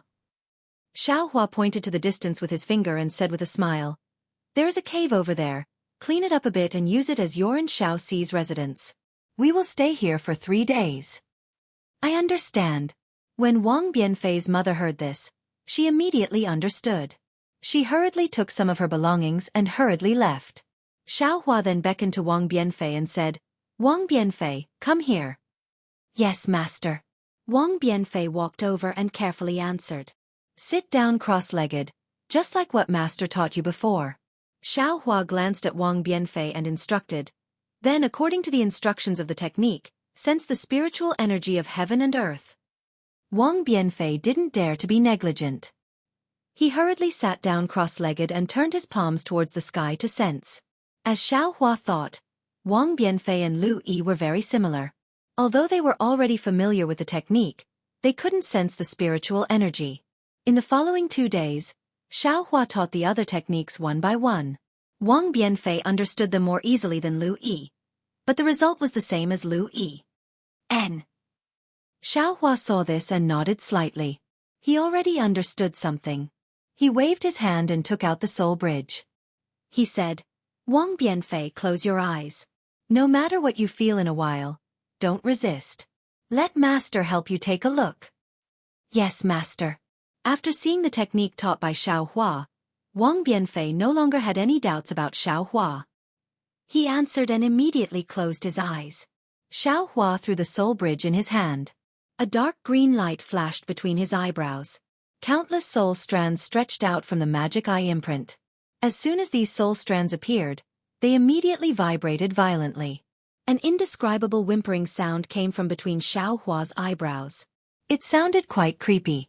Following the trembling of these soul strands, strands of misty green light flashed out layer by layer. These strands of green light touched the soul bridge with the soul strands and also fell on the soul bridge. The bone ball that was originally quietly floating in the air began to slowly rotate. As the soul strands fell, the green light on the bone ball began to become dazzling.